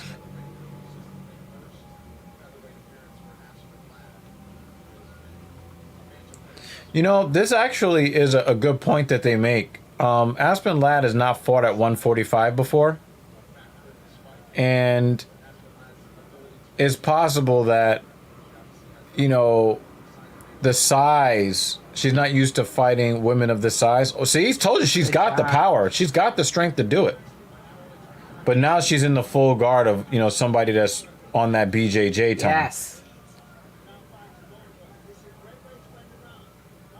She still lost this round, but I know, but I want it would've to see been the nice, fire yeah. lit. yeah, Yes. And then maybe it'll wake her up for the fifth draw round. some blood or something. Yes. Let that frustration out. Yeah, there you go. Like, I was like, what? Why didn't she do that earlier? Let's do that again. See, she doesn't even have the discoloration on her forehead anymore. Uh-huh.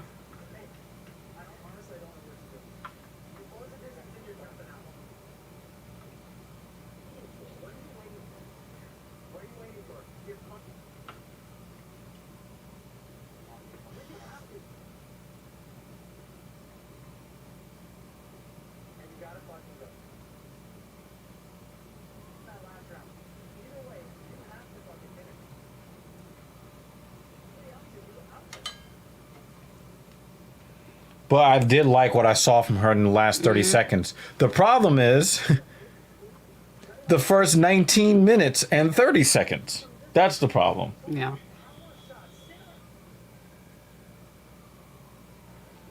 She doesn't look like she wants to cry anymore. I'm glad. Yeah, it looked like she's awake.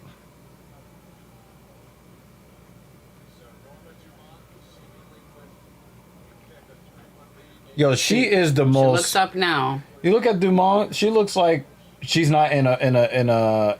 She's not in the main event. She's just kind of like, They thought that, you know, they were just gonna sacrifice me to the wolves. Nobody's talking about her. Mm-hmm. And the thing is, Dumont could basically just circle away from her for 5 minutes. Yeah.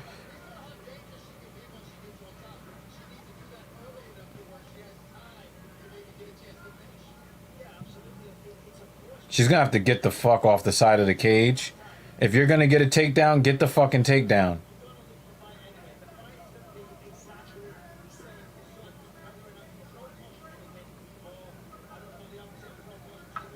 Now she looks like she's just moving forward without a plan. Yeah. You know? And the thing is that we've seen her in the past. How about some Be- knees? Yeah, put something, you know, I don't know, put some sauce on something. But you just wasted 60 seconds. All right, so she got her hands together for the single. Come on, get your hand, keep up, and now she just gave up the underhook now.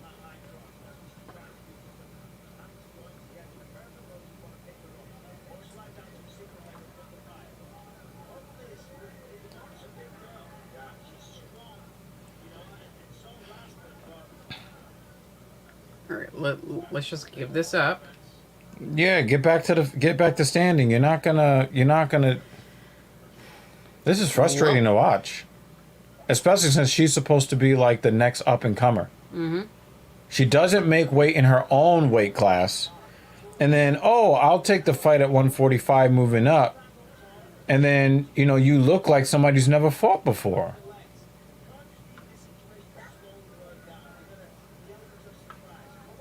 Three minutes.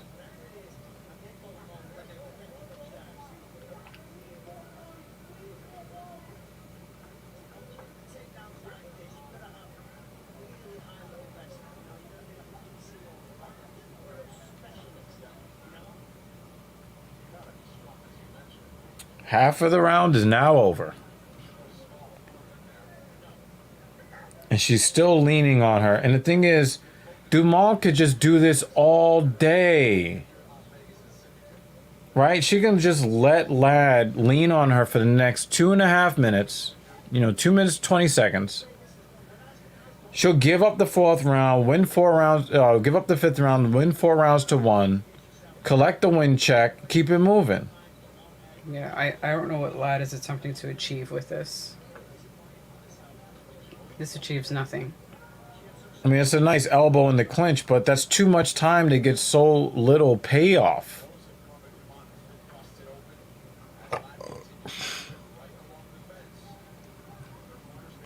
This is stupid. Look how frustrated her corner is. Yeah. He cannot believe what he's seeing. Yeah. And the thing is, we've seen Lad, look at him, like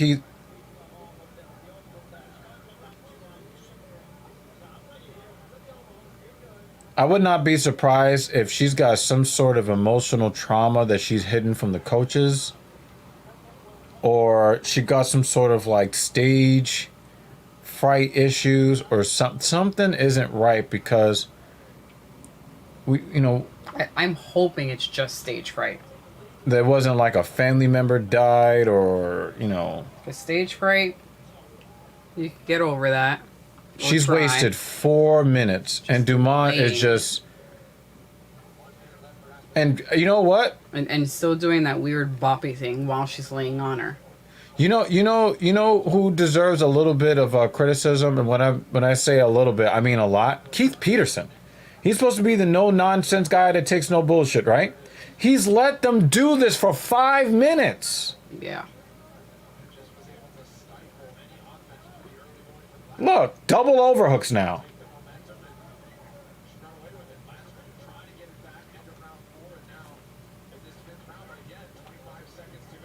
This is a loser's mentality.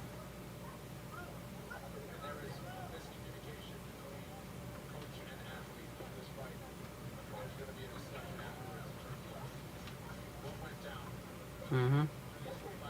Or why something did not go down.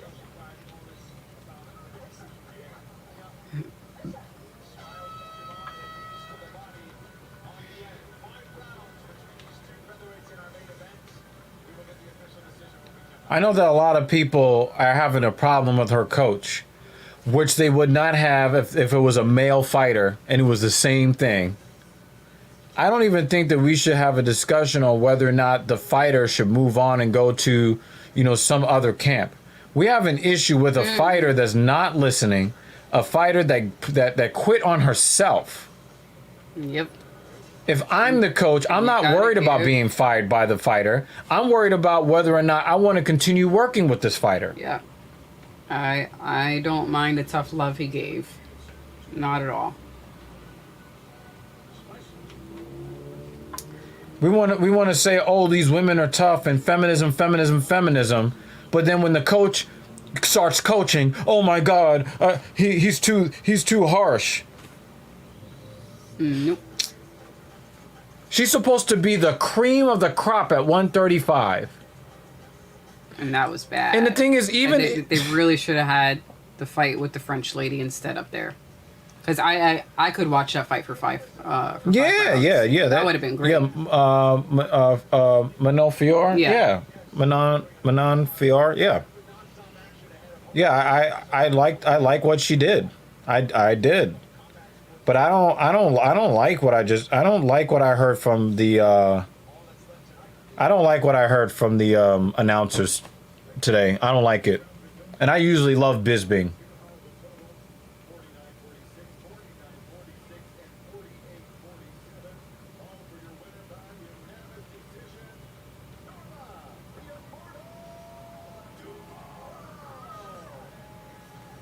And she was boring. Yes. I don't know why you're fucking screaming. That was not a virtuoso performance from Norma Dumont. No, I think Norma just won because her opponent didn't do anything. Right. She didn't win. Yeah, she didn't win. The other one lost the fight. Yes. Yeah. I was looking forward to this main event. That was a fucking clunker.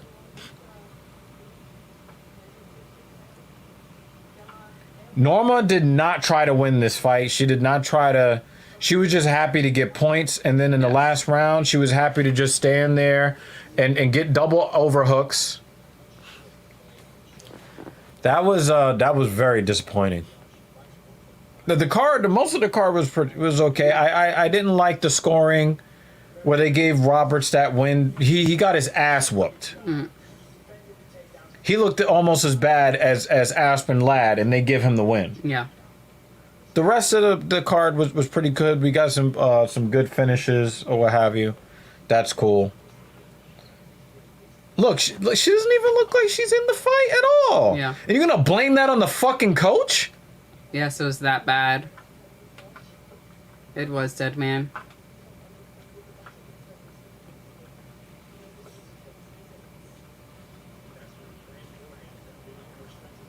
If Aspen Ladd is a real woman and a real MMA fighter, she will respond to Michael Bisping and then let him know that he's out of order. That it was her that was messed up, not the coach. Because we hear coaches talking to their fighters when they're not all there. We saw this with Tyron Woodley when he just lost fucking 15 rounds in a row. When he lost to the current champ, and he lost to the other Brazilian guy that then got jabbed to death by Usman. When he lost to Usman, and when he lost to Burns, Okay. right? Yeah. Right? His coach is like, yo, we have to fucking go. The look that was on Woodley's face, same face for Aspen Ladd. Same shit. And we're supposed to be powerful strikers with wrestling pedigree. You're supposed to be the fucking prototype. And then you're staring out there like you've never fought before, and people want to act like the problem's with the coach?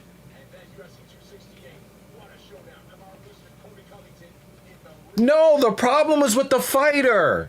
But you're not gonna say that about the coach when the fighter that goes out there looking like a deer in the headlights is male. But then you want to jump on the coach when the fighter is female. No, this is professional fucking fighting. We don't give any allowances to the ladies. They get in the cage doors closed, they lock it, and you're supposed to fucking fight just like the fucking men.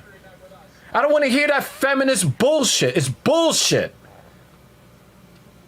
And if Aspen Ladd is honest with herself, she failed herself. The coach didn't fail her.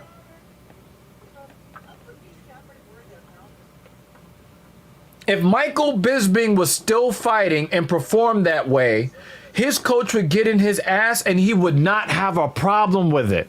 But he has a problem with it because she's a woman. And everybody knows I love it. I love hearing Mike, on commentary, on color commentary. But I don't want to hear that with professional fighters. He's like, yo, I don't know what you're doing out there. None of us knew what she was doing out there. She was bopping. And it wasn't even like Dumont was bopping, because she had that, salsa y merengue kind of thing going. Aspen Ladd is kind of like, Stutter. More of a stutter. like, what the fuck was she doing? I don't know. I just hope that if it is something that was outside, Yeah, I hope there's no. Yeah, I hope. and that if there's something personal, I hope that everything is okay. Yeah, I hope there's no tragedy that happened in her life, right? Because it really seemed like she was somewhere else, and I hope everything's all right. It could have And been get one of your those shit Donald together Cerrone for the things. next ones. Remember when Donald Cerrone would come out and he would be like a man on a mission? Yeah. And then when he fought Conor, he was like, yo, like I lost that fight 2 days before I went in the cage. I wasn't there. Maybe. Right? But don't put that on the fucking coach, though. I know. I'm not even gonna You get know? into Big Bisping. She really did look like she was on another planet, and that something was wrong. And I hope that everything's okay. And you know And then what? come back and kick ass the way we know you can. You know the thing about Aspen Ladd, and I think that this might, and if it's this, she's got a real problem. Mm-hmm. Aspen Ladd is a world beater when everything goes her way from the beginning, and I think Dumont was happy to just jab her to death for the first 2 rounds. Yeah, I And was when not she impressed with Dumont.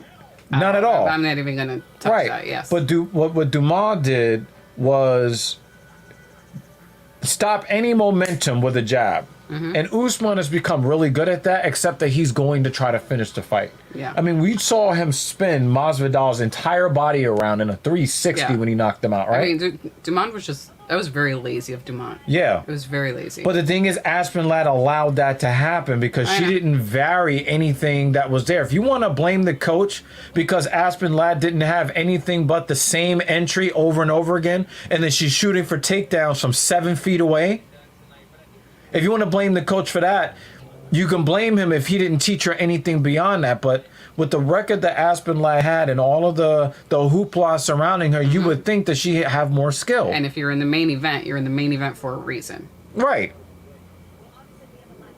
I mean, for Dumont, we don't know why she's in the main event. I don't know. But you get my point. Mainly because there's really no fighters at 145. There's no female featherweight fighters, right?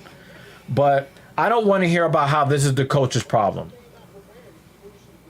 I think that Ladd is a fair weather fighter, and she is gonna go out there and she's gonna smile and she's gonna be a star as long as she is setting the tempo and she's having early success. But when Dumont was content to just jab her to death and she could not get in, she got stuck in this fucking feedback loop. She could not get in on her. You know,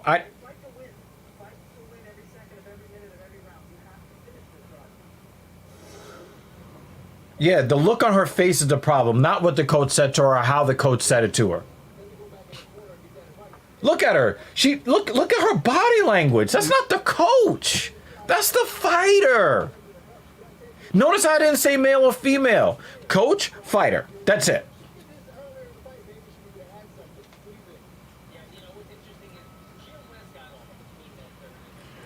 Well, we will see you guys next week. I forgot what time the next fight is. And then the most energetic thing Dumont does is after the fight. Oh, my back hurts. Oh, man. We've got some We got some shit to do. shit to do. Let's do that shit. And we actually have the time to do it because the We card is actually have the over time to before do it. 10 o'clock. So let's do that. Everybody that came through and basically had private conversations with us, one at a time. We had Dead Man early, and then somebody else, and Blind Bat came in, Blind Bat making fucking trolling his ass many off. cameos. It was more like a cameo. Yeah.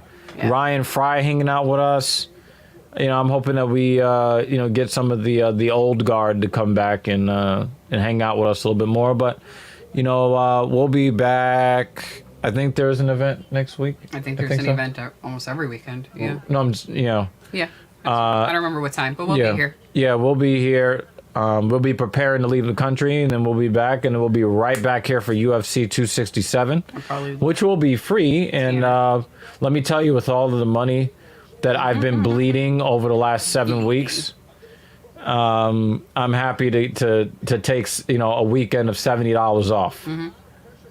But anyway, everybody that supports our platform, we appreciate you. Look out for more videos from Captain Paul. He's been putting out more content on a lot of burning topics. We'll be doing some stuff together. Hopefully we'll get a live show in for you guys tomorrow. TSP number, whatever the fuck the number is, might be 29 or 30. TSP, the next episode. Yeah, the next generation. But anyway, thank you, and we'll catch you whenever the fuck we catch you. Bye. I'm doing the